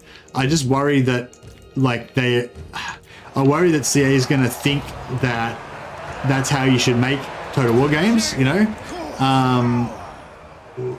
Whereas I think it's not really like that. I think it's fine for this game, but I don't think every Total War game should be made like that, you know? I think there should be future historical war games that are more like realistic, you know, more of an attempt to make it realistic, and while still having some fun and still having that like roleplay aspect and everything. But yeah. Oh, I can't run. That's fucked.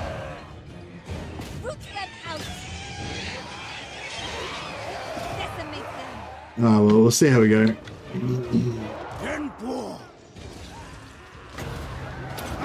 am the executioner.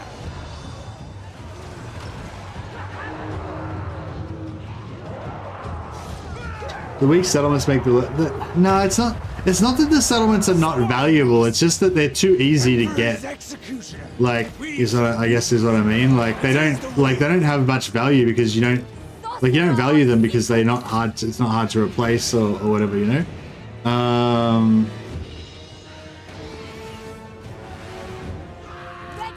As always.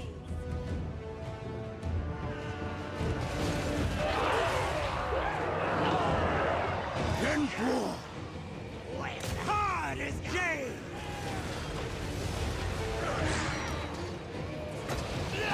The heavens bring celestial wrath. But yeah, I don't know. I feel like it's I don't know. I feel like obviously I think that Warhammer 3 is really good, but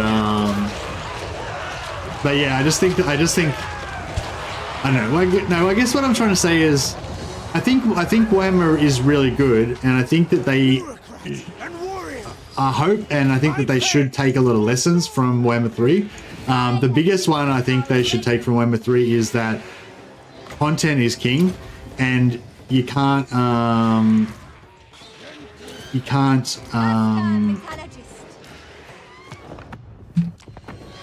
like, you can't make a decent game in one content cycle anymore. Like, to make a good Total War game, you need those 3 games, I reckon. Yeah.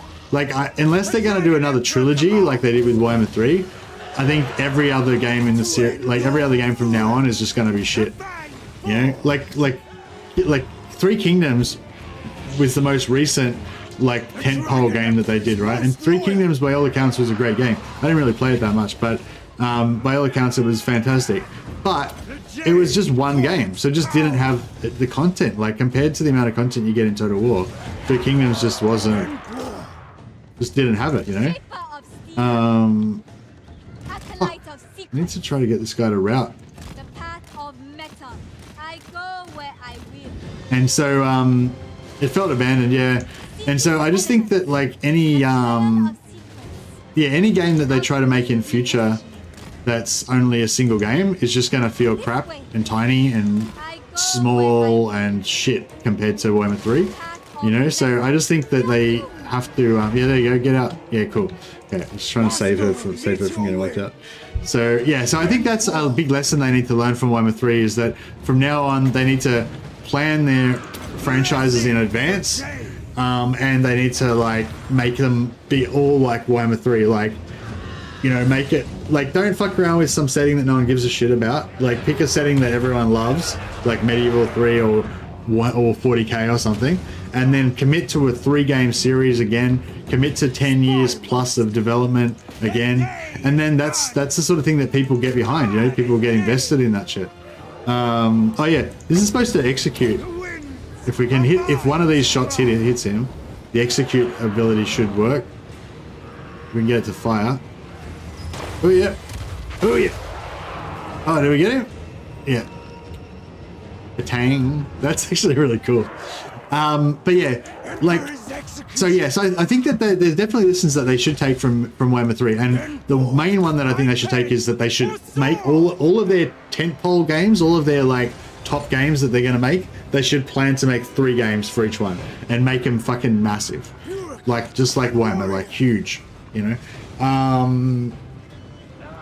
because that's the level of content and depth that like you want, you know, that I want anyway.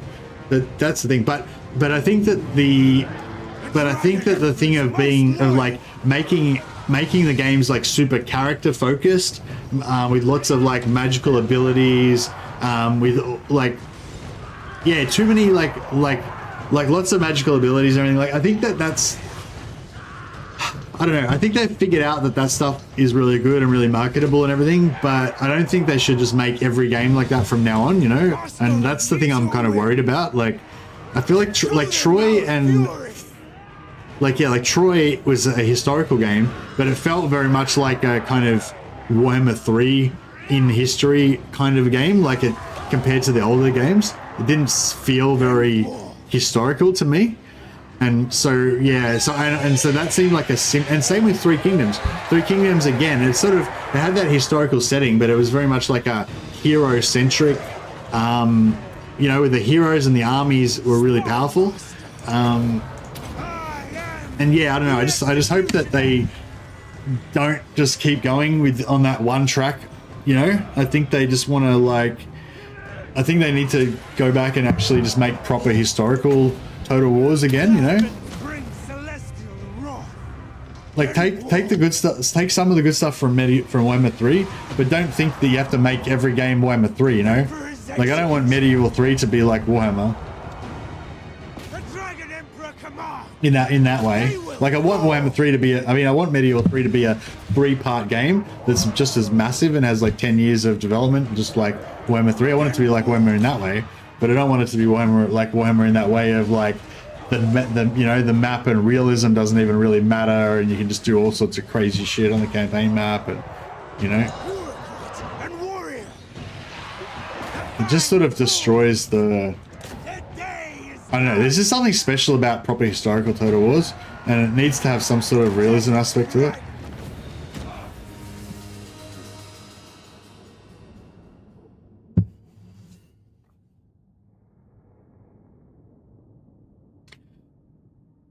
Yeah, I think if they made the next game Medieval 3, I'd be pretty happy. If they do it good. But I think if they try to make it too Warhammer-ish with, like, you know, King Richard the Lionheart being able to go invulnerable for 30 seconds on the battlefield and you know, make his knights do fire auras and shit, like, you know what I mean? Like, that would be fucked.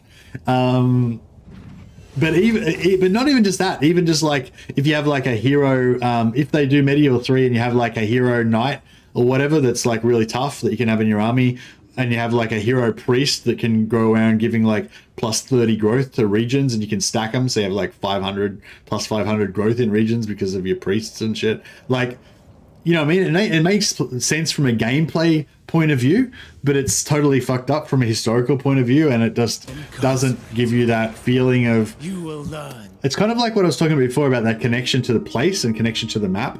Like, there's also that aspect of the historical Total Wars, which is this connection to the world and like kind of, I don't know, imagining that you're in it, imagining that it's real, imagining what it must have been like to live in those times and stuff. And if you have like characters with magical abilities, even if they campaign map magical abilities, it just ruins that aspect a little bit, I think.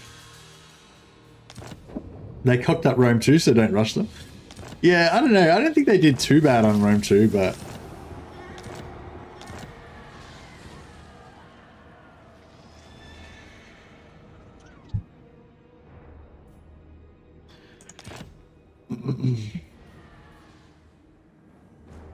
I think everyone agrees they screwed up the launch of Rome 2, but I think in general, like, Rome 2 is a pretty good game. There was a lot of things that were shit about it, though. Ooh! We got him. We got him. Oh, you dicks! Fuck, they filled up this army. The army wasn't full before. They just filled it up. God damn. Rome 2 with Divided Impera is awesome. Oh, really? Yeah, I kind of want to play that, but I still don't really like the political system. Oh, fuck me. How did this guy get past us? Dragon-blooded Shogungan. This is forbidden. Gotta get back over there and deal with him now. The Storm Dragon. Right, well. It suits my purposes. We row for Cathay. Favored daughter. The Emperor's chosen daughter.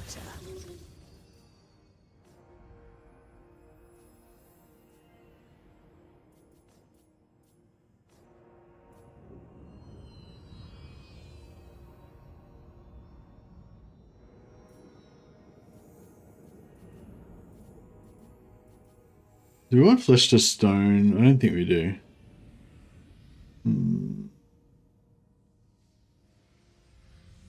20 seconds of 60% physical resistance. 20% of, I guess it would be 90% physical resistance. Yeah, fuck it. We'll put a point in it. So 1, 2, 3, 4. I've got 5 points in here. Oh, alright. I suppose that's probably more useful than that for this particular build. Grows ever stronger. I suppose with spell intensity we'd be able to get that. Yeah, so with the 200% spell intensity, if you have 45% speed, I must hurry. Then it'll be like minus 90% speed, right? Boom. All right, now our lions will give mastery, which is pretty good. Keeper of Wushing. To the boats, brave mortals.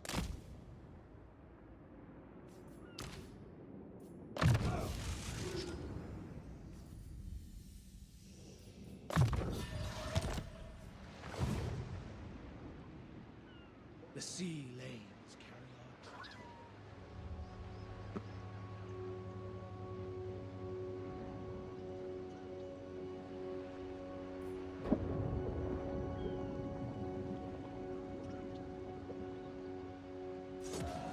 Yeah, I don't know. I enjoyed Rome 2 at the time, but it did feel a little bit empty, like an empty shell a lot of the time. Like it, yeah, I know what you mean. Like I really liked how you could recruit all the cool different Roman units and stuff. You know, like the different types of legionaries and everything. And as you expanded, how you could recruit different auxilia type units from different places and. Yeah, like there's a lot of cool stuff with Rome 2, but it yeah. I wish they would do an overhaul of Rome 2, like yeah. Like the you know how they went back and did an overhaul of Rome 1? Like I don't know. I feel like that was maybe they just thought that would be an easy win, like it'd only, you know, just take a few months, it'd be quick and cheap, and then they could smash it out and make a bit of a profit, you know. But I think like it's sort of a waste of time, you know, because like Rome 2 is the latest version that's got all the bells and whistles and all the extra cool stuff and everything. Like why not, you know, like why not try to make Rome 2 have some more, like inject Rome 2 with a bit more of that Rome, that spirit of what made Rome 1 so much better, you know, rather than go back and update Rome 1, which is so ancient. You know, yeah, I don't know. Like, don't get me wrong, Rome 1 was great. I don't really remember it that well now, but I remember it was great. Like, it was the first game that got me into Total War. But Medieval 2 was the one that I really got into. But Rome, like, I don't know, like just all the different buildings that you had in Rome 2, how you could build aqueducts and you could build you know, build those auxilia buildings to recruit the local troops and stuff, and just all the different legionaries that you could get, and I don't know, there's just so much cool stuff in that but it's sort of like, it's a bit like the Changeling, right? You got all this cool stuff, but it doesn't matter because the AI is just weak as piss, and the campaign just, like, there's not very much, like, there's a lot of cool stuff, but there wasn't, the game didn't really give you anything to exercise that cool stuff on, you know?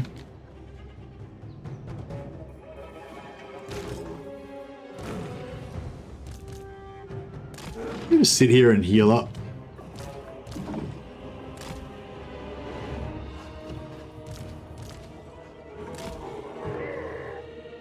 The first Total War was, the first Rome was amazing in my opinion.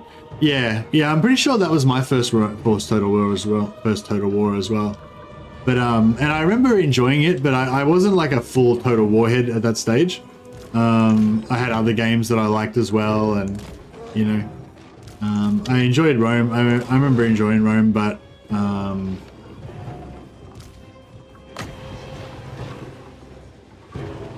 The storm wind blows.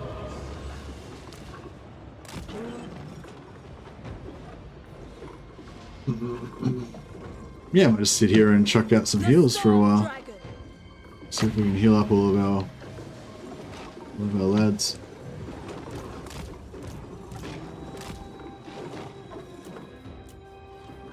For the defense! Might of Gairan! Leading the way! I will go!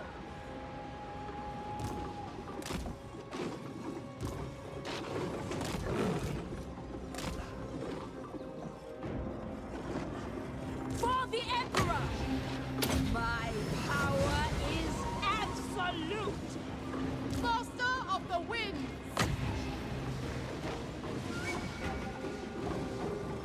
Kiss of the spirit dragon!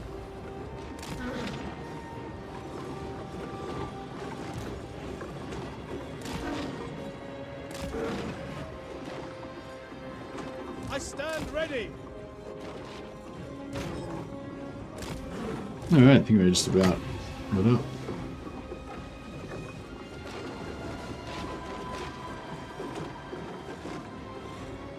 Behold the Tempest!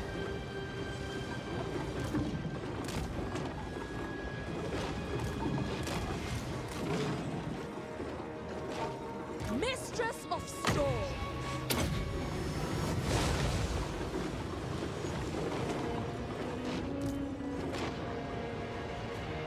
We got a lot of archers. I don't know if I'm getting too ballsy, like coming out in the middle of the open, yeah, in the middle of Master of Tempest! in the wide open, no cover. But we'll see how we go.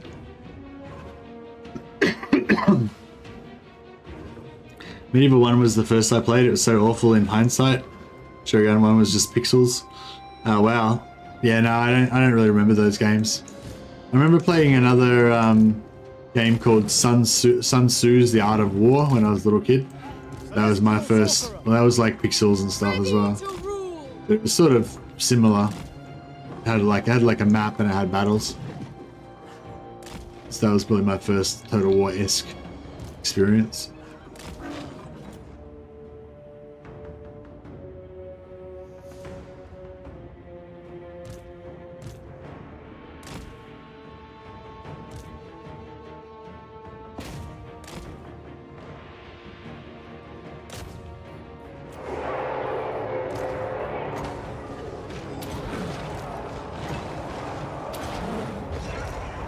The missile mirror all these archers.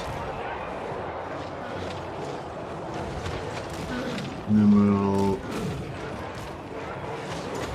flame breath all this infantry.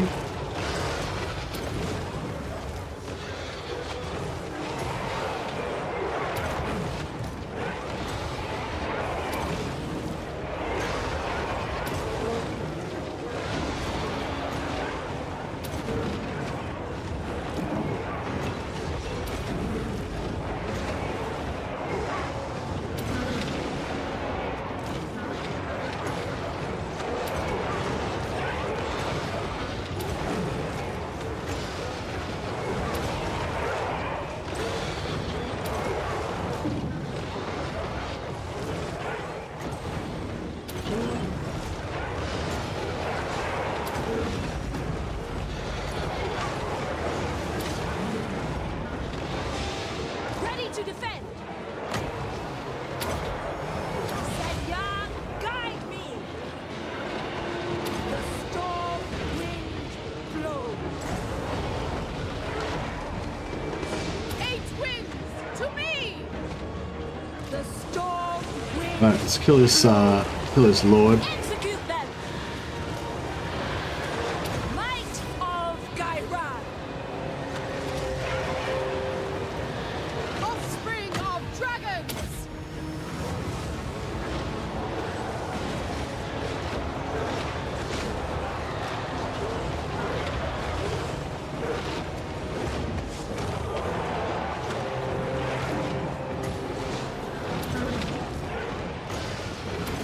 Actually, what I'll do is I'll do 5 of them on top of each other.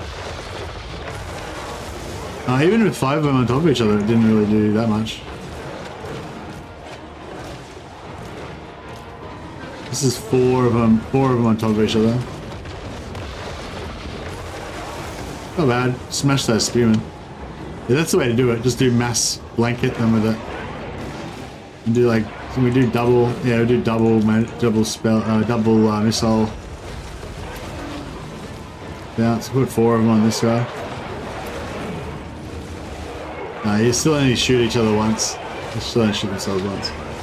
It'd be cool if they shot themselves like 4 times. The Celestial Daughter. Descendant of dragons.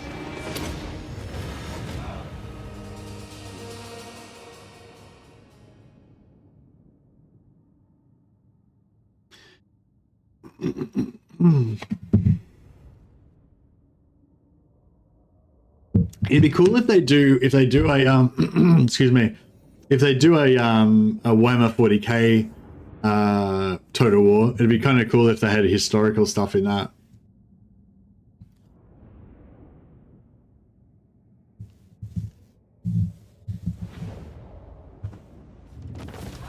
But yeah, I feel like with Warhammer they could lean into Warhammer,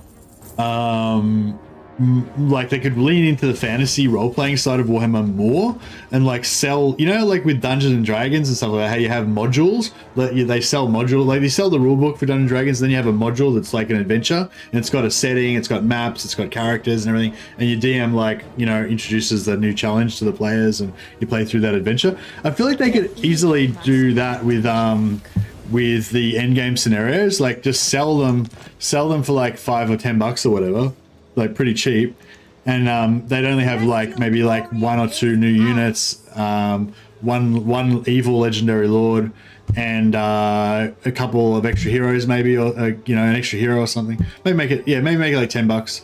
Maybe have like an evil legendary lord that you can't play as, and then have a couple of heroes or something that you can like maybe recruit some of those into your faction and stuff, and then have a whole bunch of scenario things that happen, and like, so it's got like a story aspect to it as well. I don't know, whatever. I don't really get into the details, but the point is like basically sell like RPG style expansion, like adventures, I guess, that would play out if you want to optionally switch them on for your campaign as part of the endgame scenario.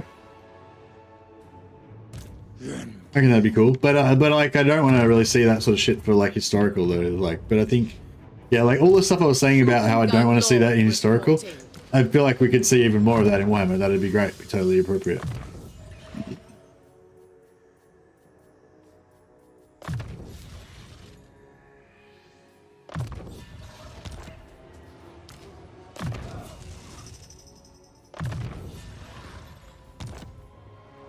Every time I kill one of these, like, and we're going to kill one of these armies, I feel like there should be more chance that Wolfheart will join me in the war, but he just, I don't know, he just gets closer and closer, but he just never quite wants to join me.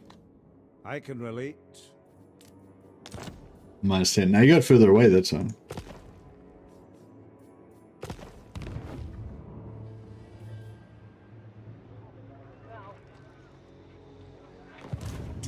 Betray your king. Yeah, no, I'm talking about a 40k Total War. Like, of course, there'll be many more 40k games. Most of them won't be made by CA. But yeah, no, I'm just talking about a Total War game made by CA, which I think is pretty. I don't think it's guaranteed or anything, but I think it's definitely within the realms of possibility. Celestial ancestors.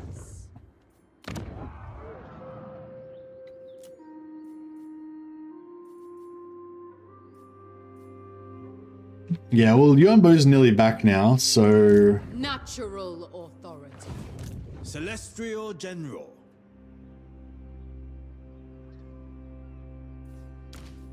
You will serve You Cathay can elsewhere. downgrade this army. Does the spirit dragon approve? Only the worthy may serve. Leader of men. Have we displeased the Emperor? General.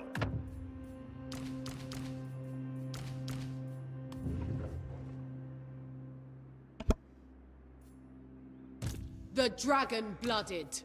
I will be obeyed. Yeah, I can't really think of another company that I'd like to make a. I can't think of another company that I'd like to make a tool a worthy of a 40k dragon. game like that, like an epic map-based thing that has like, you know, that has visceral battles as well as this. There's the meaningful strategic layer. Yeah, I can't really think of any other any other company that would want to make that game more than CA. There's no one else. General of the Yeah, I mean, there's other companies that make good games, but there's no one else that makes that type of game like anywhere near the quality level that CA can. I'd really like to see some more games like Chaos Gate, or just to see Chaos Gate get expanded more. So like turn-based, yeah, so turn-based like XCOM 2 likes basically. Non-aggression pack for 2,000. I do want to form an alliance with Tyrion, I think.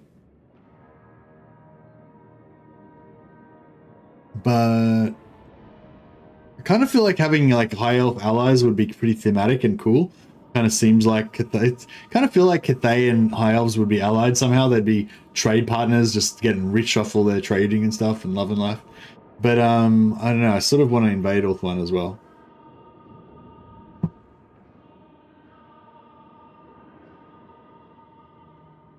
Paradox could reskin Hearts of Iron for a PlanetSide 40k game.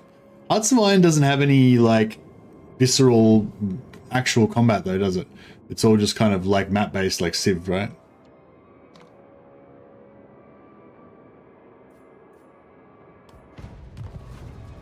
Yeah, I feel like you need to have that like zoomed in, like real time combat, or at least like turn based, but with like 3D models and stuff, so that it feels like more cool.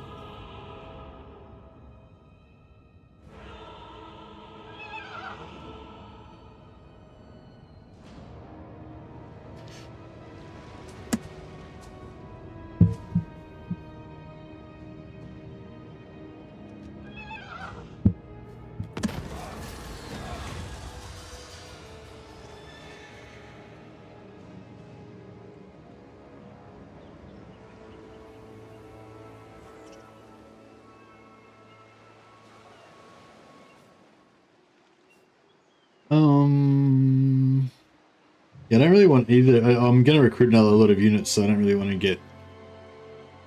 Yeah, I don't know. Just ignore. Ignore. Have you tried any other faction, and is it easier to confederate now? I don't know. No, I have not tried any other factions.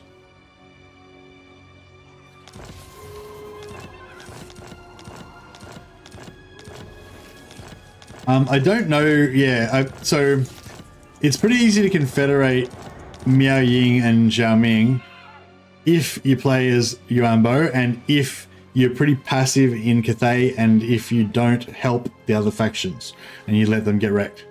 But I imagine if you expand quickly in Cathay to the point where you're fighting all of the major enemies instead of Miao Ying and Zhao Ming, then they won't confederate because they'll have no need to. They'll just let you fight all their enemies for them, and they'll be happy as Larry. So yeah.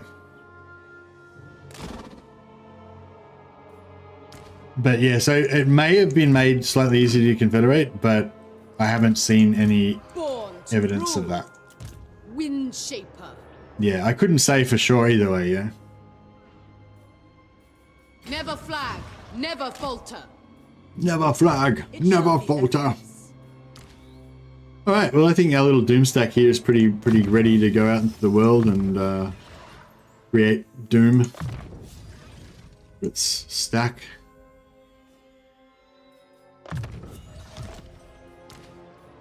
Natural authority.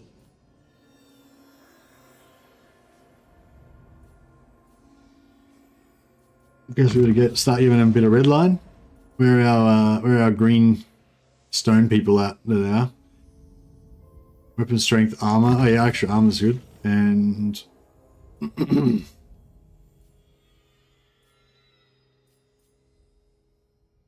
physical resistance and would be good. I was born to wield it. The expedition will hear you. So we're at 60 now.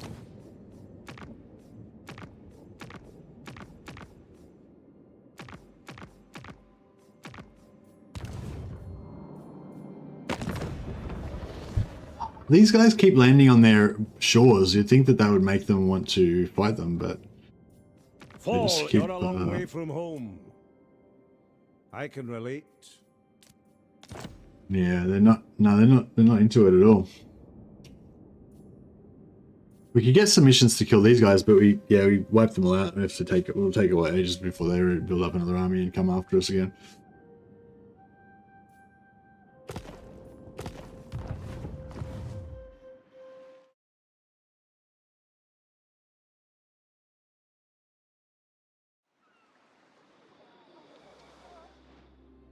Ever vigilant.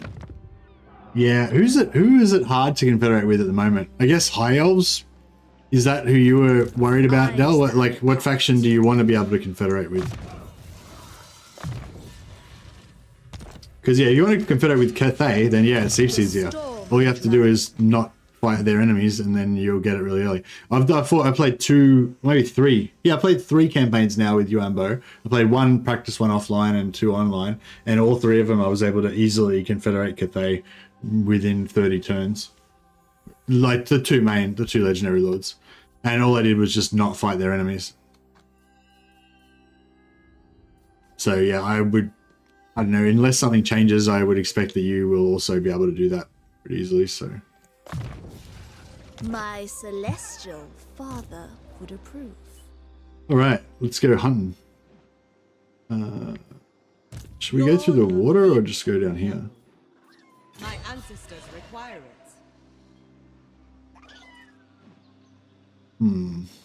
Sent by our ancestors. My servant fails me. Child of the Nine. Alright, we'll force march. An offense to my bloodline. And this guy Majestic defender. can just make it. Suffer Alright, the tempest. we got another one. We caught him. Yeah, I need another 5 more Jade Lions in her stack. And then she'll be able to get more magic power. Her spells will be stronger. I wonder, do bound spells get buffed by spell intensity as well? I'll have to check, because we should have 200% spell intensity on the Dragon-Blooded Sugar, so her heals and stuff should be doing more healing. This is endgame. Yeah, we got ultimate endgame. I put on the earliest, the turn 10 ultimate endgame, to see if it would be a bit more of a challenge. It probably would have been more challenging if I had tried to hold on to Cathay, but I was just, yeah, it's just, I don't know, I couldn't be bothered.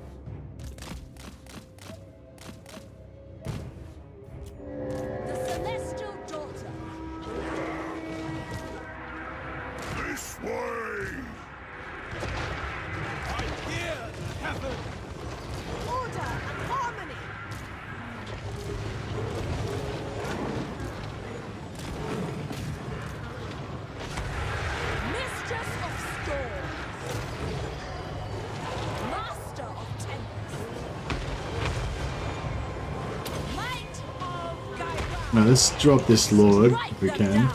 We'll melee buff as well. Oh, yeah, has this got spell intensity? Yeah, no spell intensity. Plus 8 heal per second. Whereas she's got some spell intensity. So she gets +8 per second. Oh, okay. It's just, oh, I think somebody said it's like it says that it doesn't have any spell intensity on it, but it actually does. So I'm not sure if that's true or not. But all right, so we'll take like a bunch of these guys, and we'll do a stacked flame breath.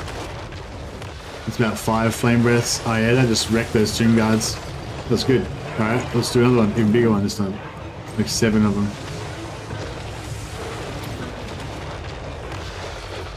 Oh yeah, that's brutal. That's the way to do it. Just drop like all of their flame breaths on top of each other. We can do some reflection on some of these guys.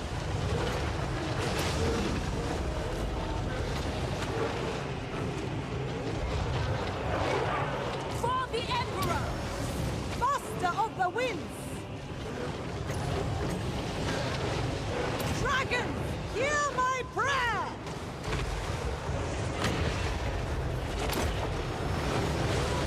Behold the tempest. My test begins. Ready to defend. Fire in the blood. Celestial sorcerer. The storm wind blows. For the defense. The celestial daughter. Yeah, we keep the Curse of the Midnight Wind going. That just gives them -48 melee attacks, so none of their big baddies can do anything to us. It's nice. March for the Emperor, rooting out evil.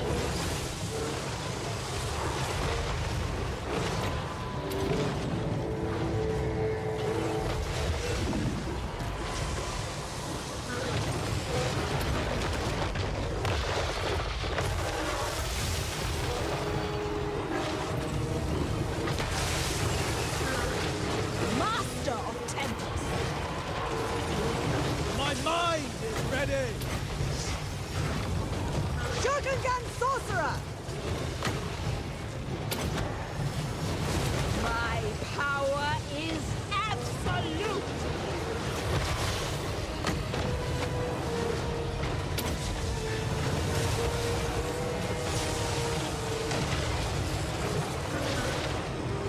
For the defense, execute them.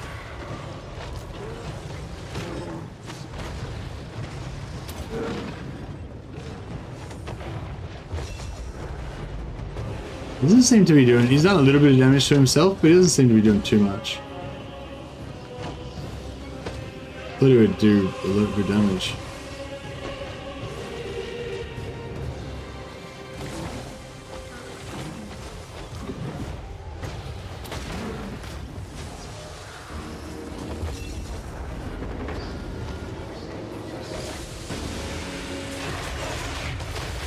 Oh yeah.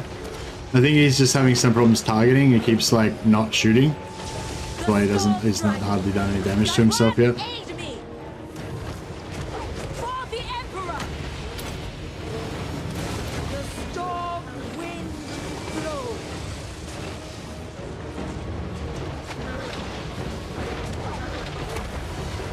Light of Gairan. Ready to rule. I shall.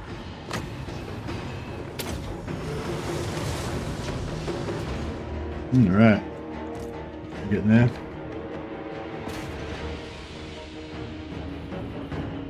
Out of wins. Yep.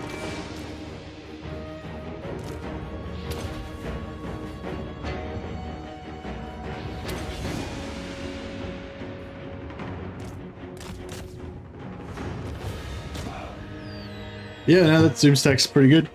Yeah, I misjudged it. I think it's pretty solid. I thought it was going to be a bit more fragile, but I mean, maybe it would be more fragile if it goes up against certain other types of enemy doom stacks. Yeah, like if we went up against an enemy doom stack, like if it went up against a whole stack of War Sphinxes or Necro Sphinxes or something, then, you know, we'd probably get wrecked. But you're never going to see that, so it's fine.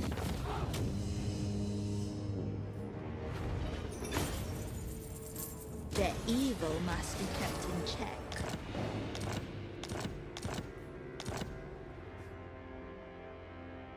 dragon-blooded Shugunga. Sea winds guide us. The storm dragon. We roll. Alright, these guys are pretty set. I stand apart. Warden of the Great Bastion. Alright, she needs talons. Cool, now she's ready to rock and roll. Celestial. She needs talons, she needs 5 more jade. 4 more jade lions.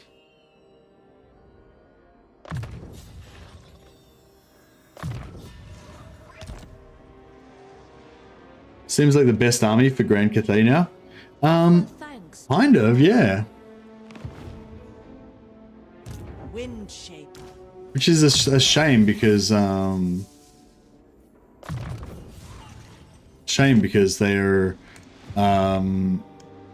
you know, Shogungan Lord reporting. they've got all these cool infantry It suits types, my infantry units and stuff that you would like to use in combination with each other. But yeah, maybe you don't need to bother when you've got these guys. Okay, so we're going to make this one a commercial district.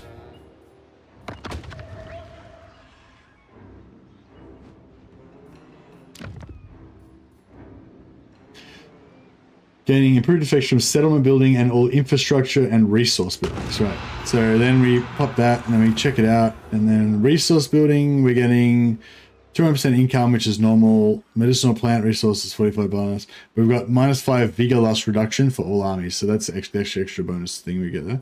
Then for this one, we get income from all buildings, which is normal. Harmony, which is normal. Hero recruit rank +3 for all provinces. That's the bonus effect we're getting there. And then we could also go for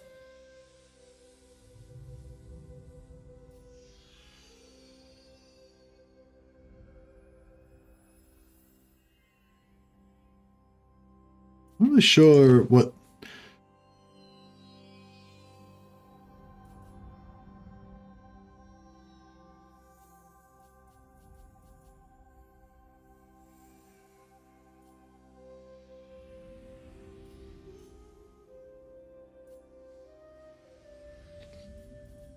So it's income from, is it income from trade tariffs? Is that the thing, that the bonus? Sell value of cargo. Casual replenishment rate. Casual replenishment rate, yeah. Okay. It's mainly just the main settlement building, because it gives you tradable resources, income from all buildings, and diplomatic relations with all factions. Like, yeah, so it gives you a big chunk of stuff there. But yeah, these other stuff is like, yeah, the hero levels is cool, I guess, but income from trade tariffs, sell value of cargo, casual replenishment for Yang units, etc. Like, yeah, none of that shit I don't really care about. Yeah, so I feel like I kind of like the military. Well, I don't know. I mean, just the money is good. Just the money is a good aspect, but I kind of like the military ones better. Like, I like the global stackable effects from the military ones better, I mean.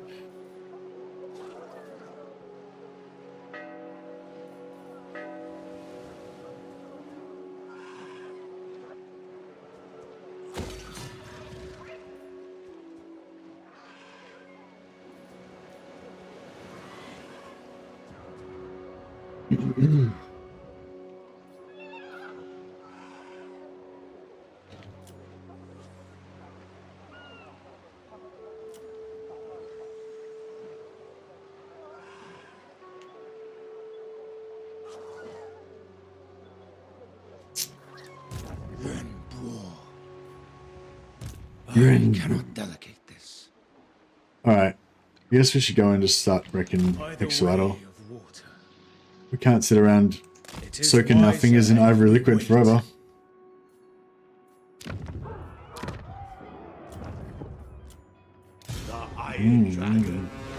Yeah, so each of these guys needs 5... No. They need... Yeah, 1 alchemist, 1 astromancer, and 5 lions. just to make him like maximally dominant. They can do maximum damage. Yes, I might just recruit a lord here and get him to start pumping him out.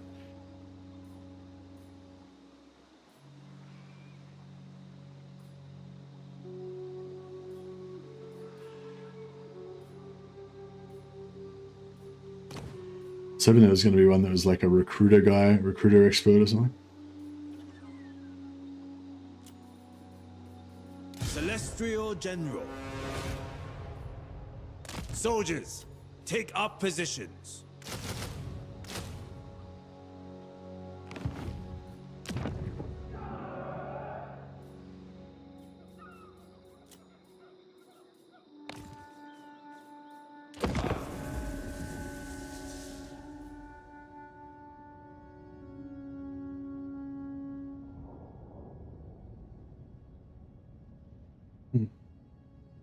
Yeah, I need that tier 4. Death by my blade is reserved only for the most honorable. Maybe like that. We need more enemies to come over and fight us so we can get more recharge on our stones and things.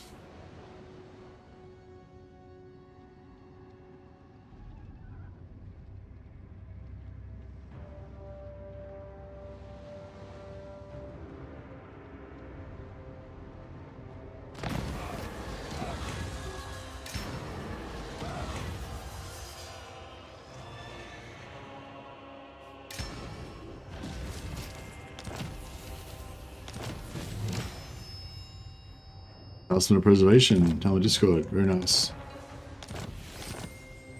Very nice items. Alright, is that the same one? I guess that's the same one that was on Kama Shore previously? The Emperor's chosen daughter. It suits my purposes. Cathay needs them dead! I will make my father proud. I decree death. The dragon I decree death. Celestial ancestors. Good. It is mine by blood rights. Terra Sentinels will be better against single entities. Yeah, they weren't great against single entities. They're okay though, because you get, get 5 of them onto a single entity and they do alright. The Iron Dragon.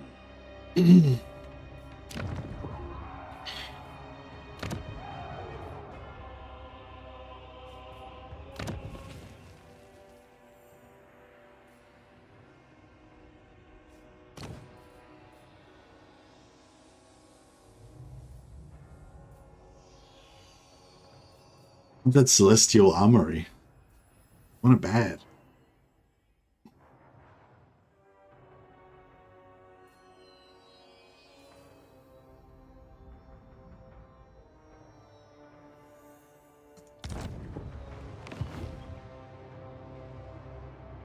I crave. Oh, the ogres got wiped out, I guess.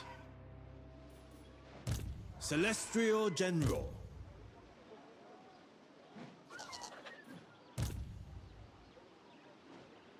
Oh, Xiangyang worships me.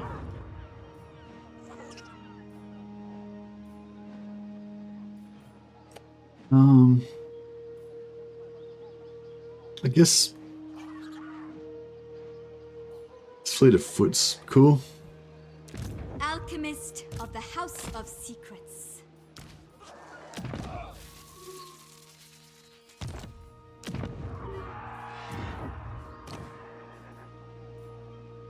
Violent. Nice. Astromancer of the Celestial Court. Alright, got some associates staying out with the Iron Dragon now. I know of a way.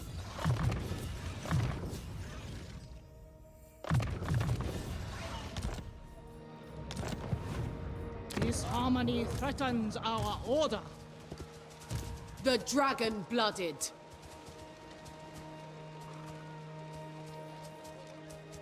What was the world like in the Celestials' time?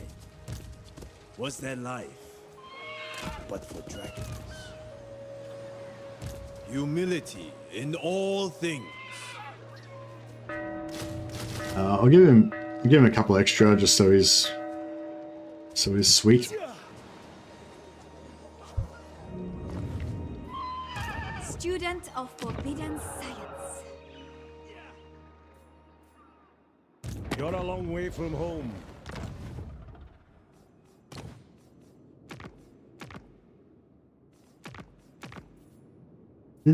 So is that these paladin heroes just floating around still, not anywhere, not in anything?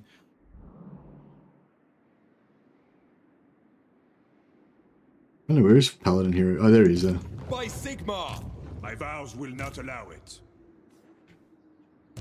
Ever vigilant.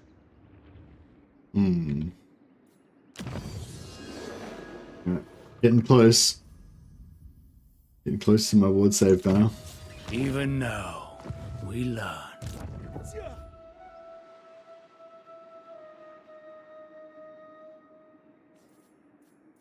So much to do.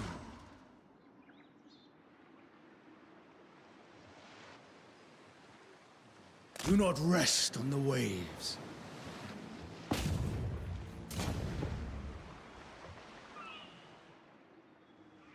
To the boats, brave mortals. Do we start smashing them? Guess so.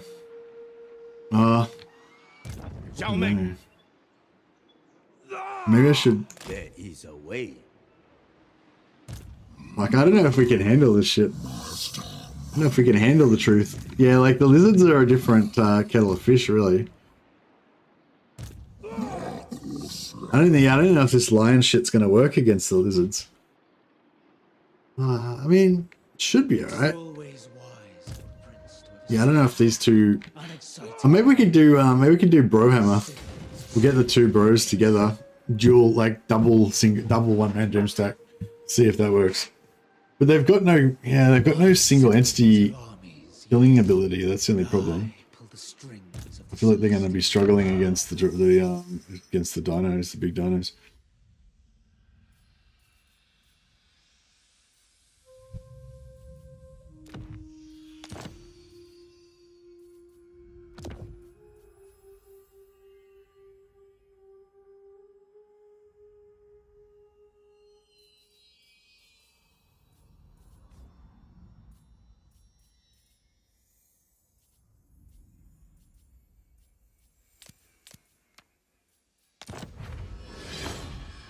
I think don't they have a white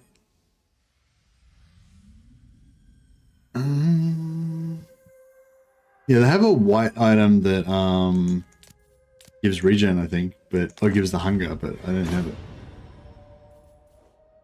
Crystal of Kunlan. Oh, that's the or the one that we want for killing stuff around us. Yeah, there's like a jade, not jade amulet, but amulet of jade blood or something. That's good.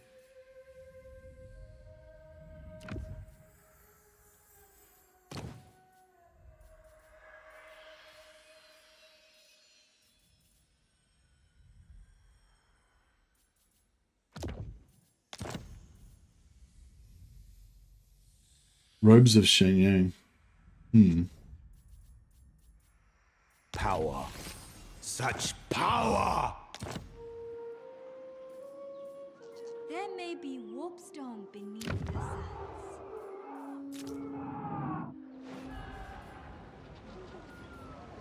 It is a burden, being an executioner. Yeah, I got 6 turns till tier 4, so we may as well wait for that.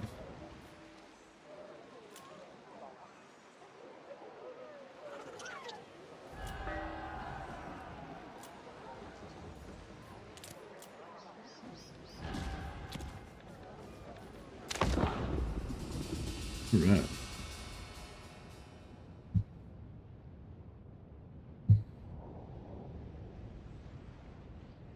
So yeah, I don't know, there's stuff that we could do to like make the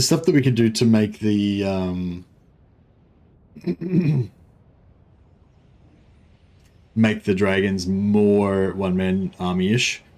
you know, make them, give them more physical resistance, give them more melee defense, and everything. They don't really need it though. Like they're okay. Like they're not going to necessarily be able to kill like every single army on the whole face of the earth, but they can kill enough of them that it's not going to matter too much.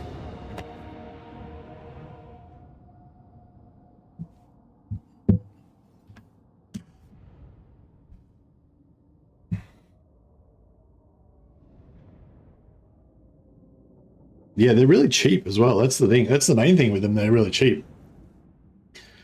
Only 130, 140 gold a turn each.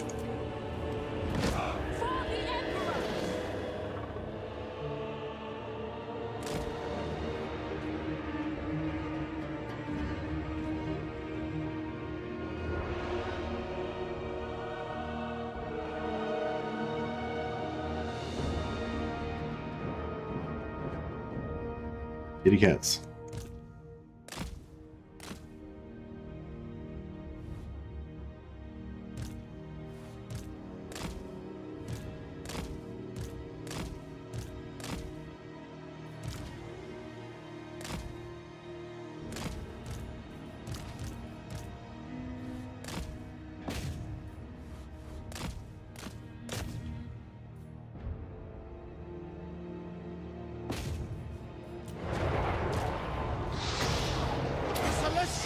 AoE debuff, so nothing can hit us. AoE melee attack buff, so all the lions cut sick.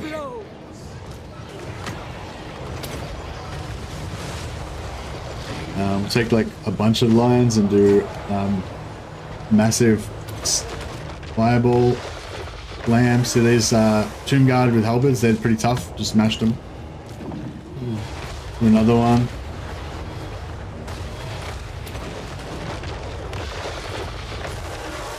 Pretty good damage.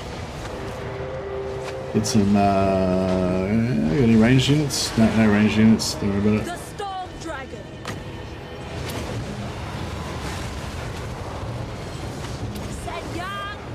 Do another debuff on these guys. The Storm Unleashed. For the Emperor.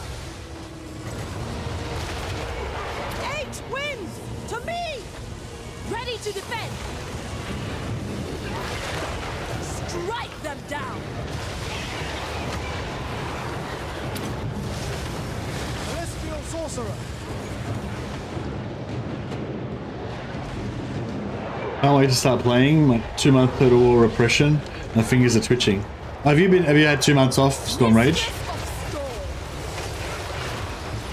Oh, that's really good, because yeah, if you have a couple of months off, like it's just like it's so much more enjoyable, you know, like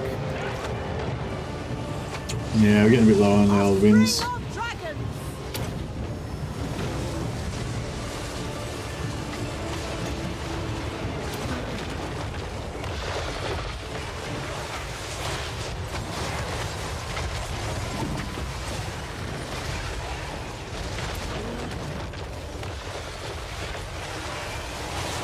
Master of Tempest.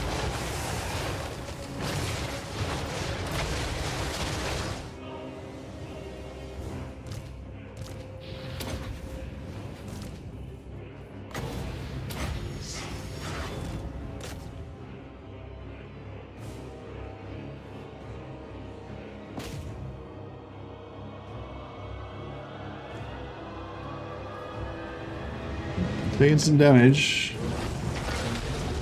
I'll do one more heal.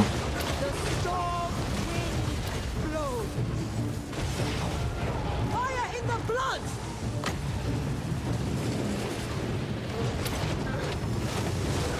The Celestial Daughter. Yeah, again, I mean, we took a bit of damage, but look, you know, for such a cheap stack, I think it was pretty good. For the Emperor. So be it.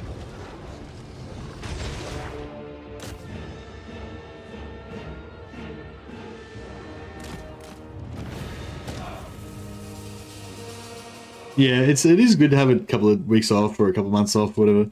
Because you when you come back, like you just remember how much you love just all of the basic stuff. Like just even just when you go into your first battle and you're like organizing your units on the thing and everything, it's like, oh yeah, Total War, so good. You know, you get a bit jaded when you've been playing a lot of campaigns back to back. You get a bit jaded. You forget how the simple pleasures. So yeah, if you have a break, it's sort of cool because you have the layers of like you have that new stuff, plus you have that renewed appreciation for all the old stuff as well. They have no other world.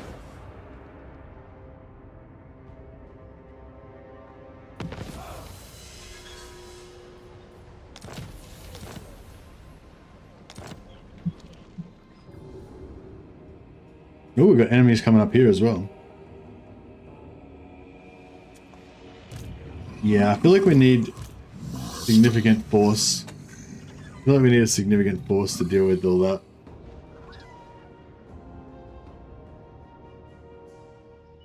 Green sails shall fill this ocean. Maybe I should bring this army back. Dragon-blooded And we'll just go hard on Hexoatl. We row for Cathay. Crap, how did that happen? Full speed ahead. The Storm Dragon. We sail. Ready to defend. Ocean Storm, carry us forth. Ride the breeze. Celestial General. Alchemist of the House of Secrets. The heavens will provide. Stay vigilant. Avoid ambush. Right, that's enough dragons to make that into a bit of a doom stack. Shogungan Lord reporting. Then this stack needs... Not dragons, lions, sorry. This stack needs My ancestors require it. 5, well, technically 6 I lions, expect but loyalty, you eventually efficiency, get and rid harmony. of a couple. Miao Ying.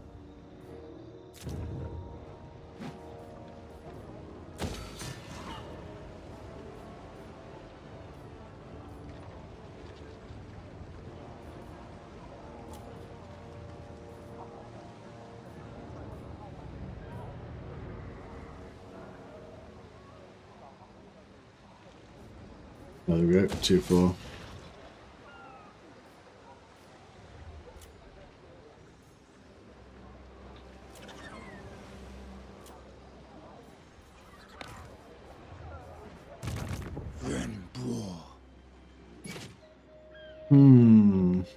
The leaves fall sadly at our passage.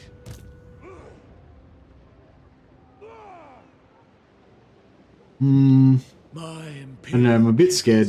I'm a bit scared about what's going on up here. I feel like we're gonna need to wait. We need to wait for our reinforcements. I mean, I don't know. Possibly we can take it out. Maybe the Talons would do it, but I'm not super confident. I might need to, yeah, I might need to call it there, guys. Sorry, I was very tired today after my going to the gym because I'm so old and fat. Yeah, I'm gonna try to keep up the exercise and get less old and fat, and then so hopefully I'll be back in shape for some good long, 8-10 hour streams going forward. But yeah, I think the body, there was a bit of a shock to the system going to the gym today, so yeah, I need a bit of extra rest. So yeah, I think I'm going to call it there and have a little bit of a go back to bed for a while. I'll just have a check and see if there's anybody else doing the Total Wars. What's Lynxie up to? Lynxie is playing the Dark Urge on Baldur's Gate 3. It's pretty cool. And Radiant Ash is also playing Baldur's Gate. See if anyone's playing.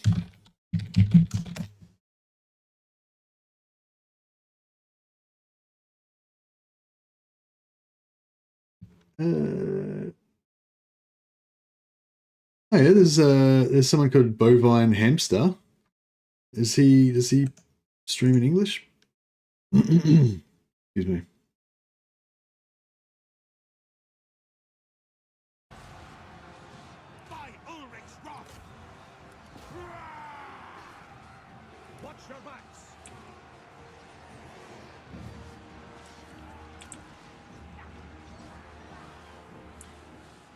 I'm not sure. He's not talking. But yeah. Anyway, Bovine Hamster. He's playing Gorok. I think he's playing 3.1. Yeah, Gorok episode 3. So yeah, I don't know. He's only got a few people watching right now. So I'm sure if you guys wanted to go and check him out and chuck him some support, he'd much appreciate it. Anyway, guys, I'm gonna have a bit of a rest. Yeah, if you got any ideas for campaigns or stuff, whatever, message me. Comment on the videos. I always read all the comments. So yeah, you can, if you want any messages for me, you can chuck them on the videos. All right, guys, thanks a lot for hanging out, and thanks for all your support. And I'll see you guys back tomorrow.